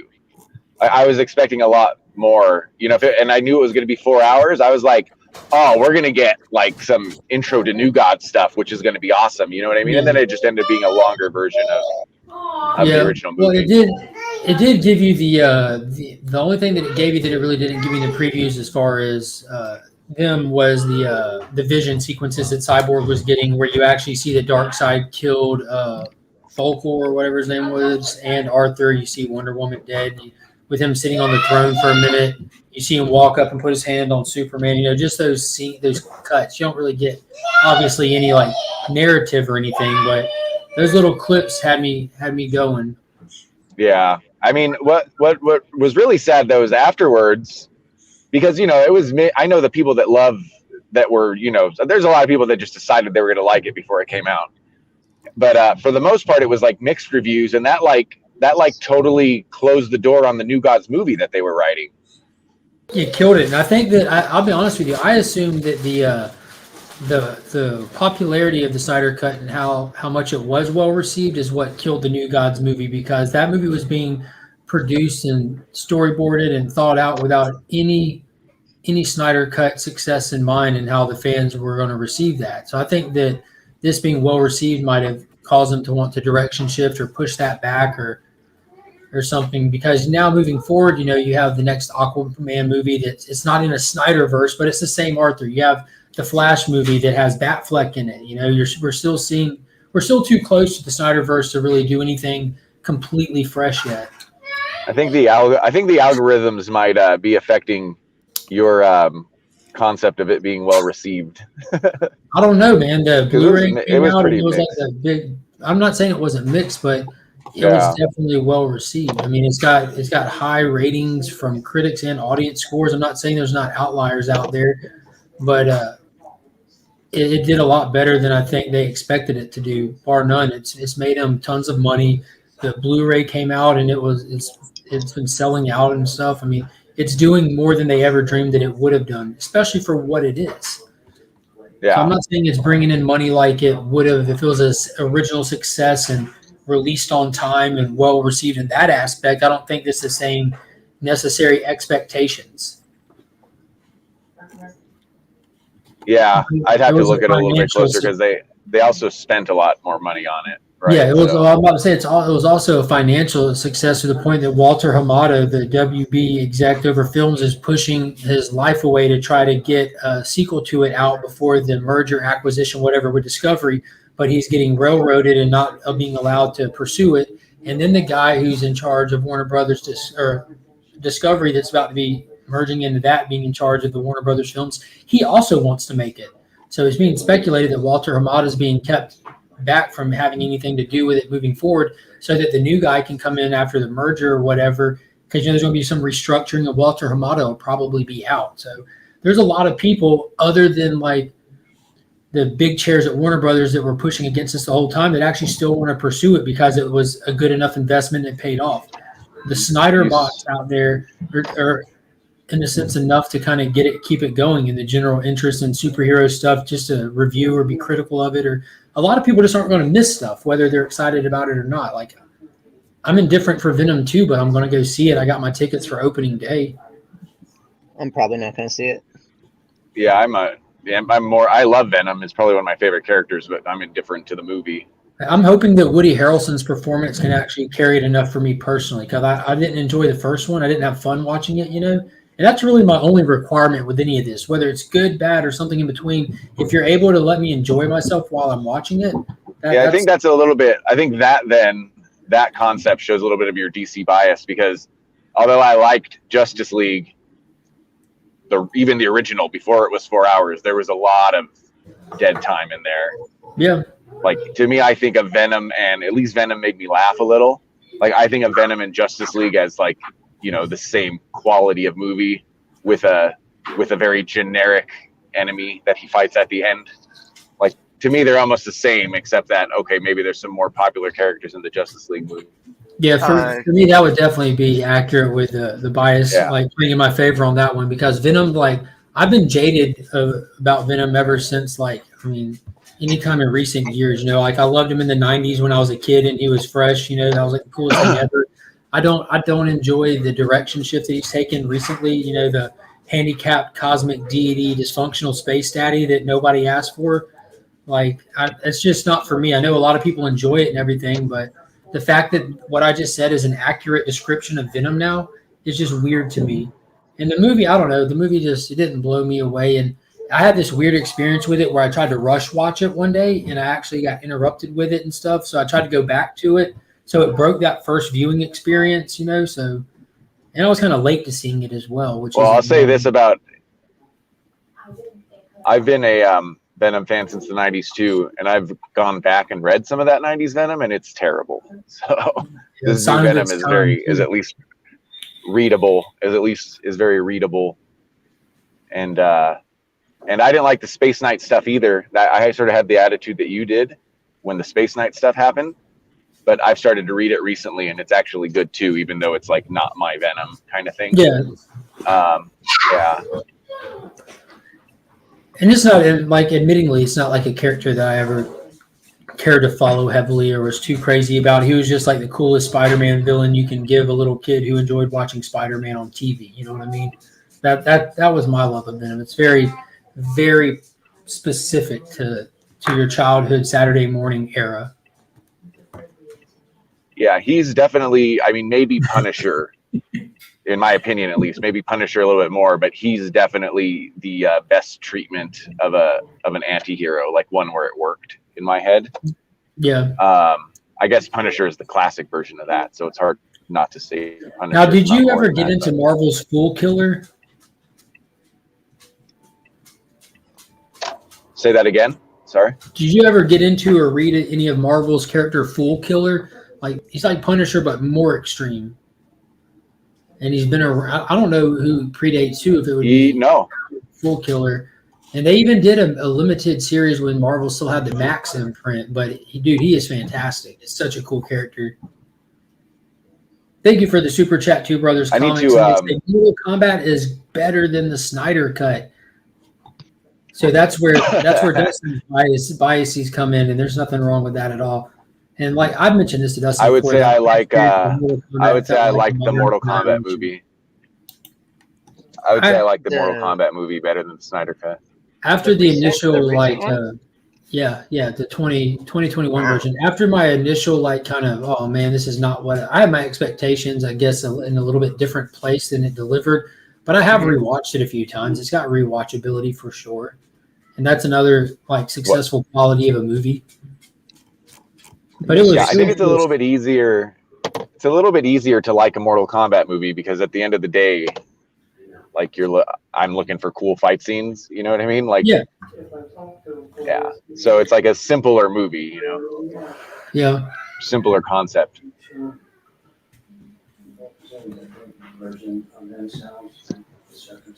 Let's see here. Those are the ones you're missing, Austin? Yeah, cover A's, and it's not that I don't have a lot of them. I have, but they're not great, so I want to kind of upgrade them. Got you. So if I go in there today and they have every one of those covers in a cover A, you give me a call. Okay.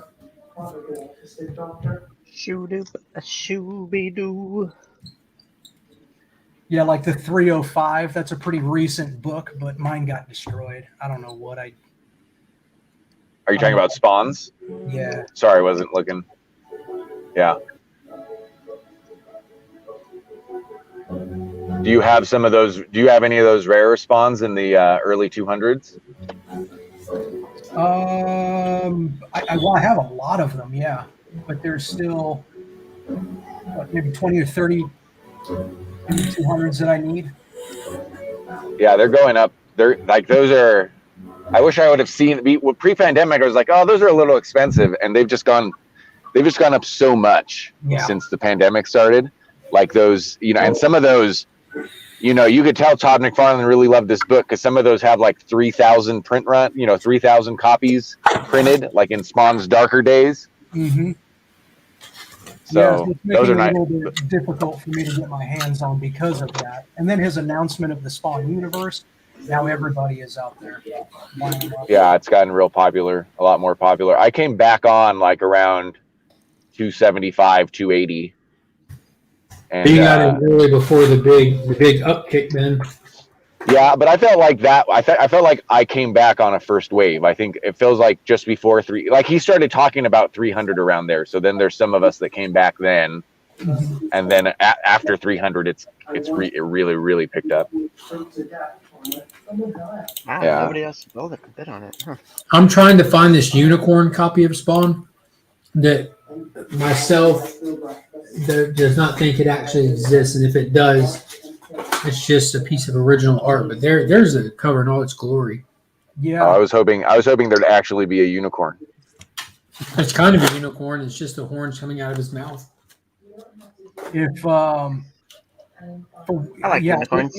If Joinn ever gets that actually produced, I'll definitely grab one of those. Absolutely. A friend of mine in high school, his letter is actually printed in one of the iconic covers, the angel cover, the Spawn angel cover. He got his letter printed in that. Oh yeah. Oh nice. And his dumbass sold it, right? Probably for like $10 or $15 in like 2002 or something, whatever, right? And now it's not unattainable, but it's like, more expensive than you want to spend on a comic. Yeah. But yeah.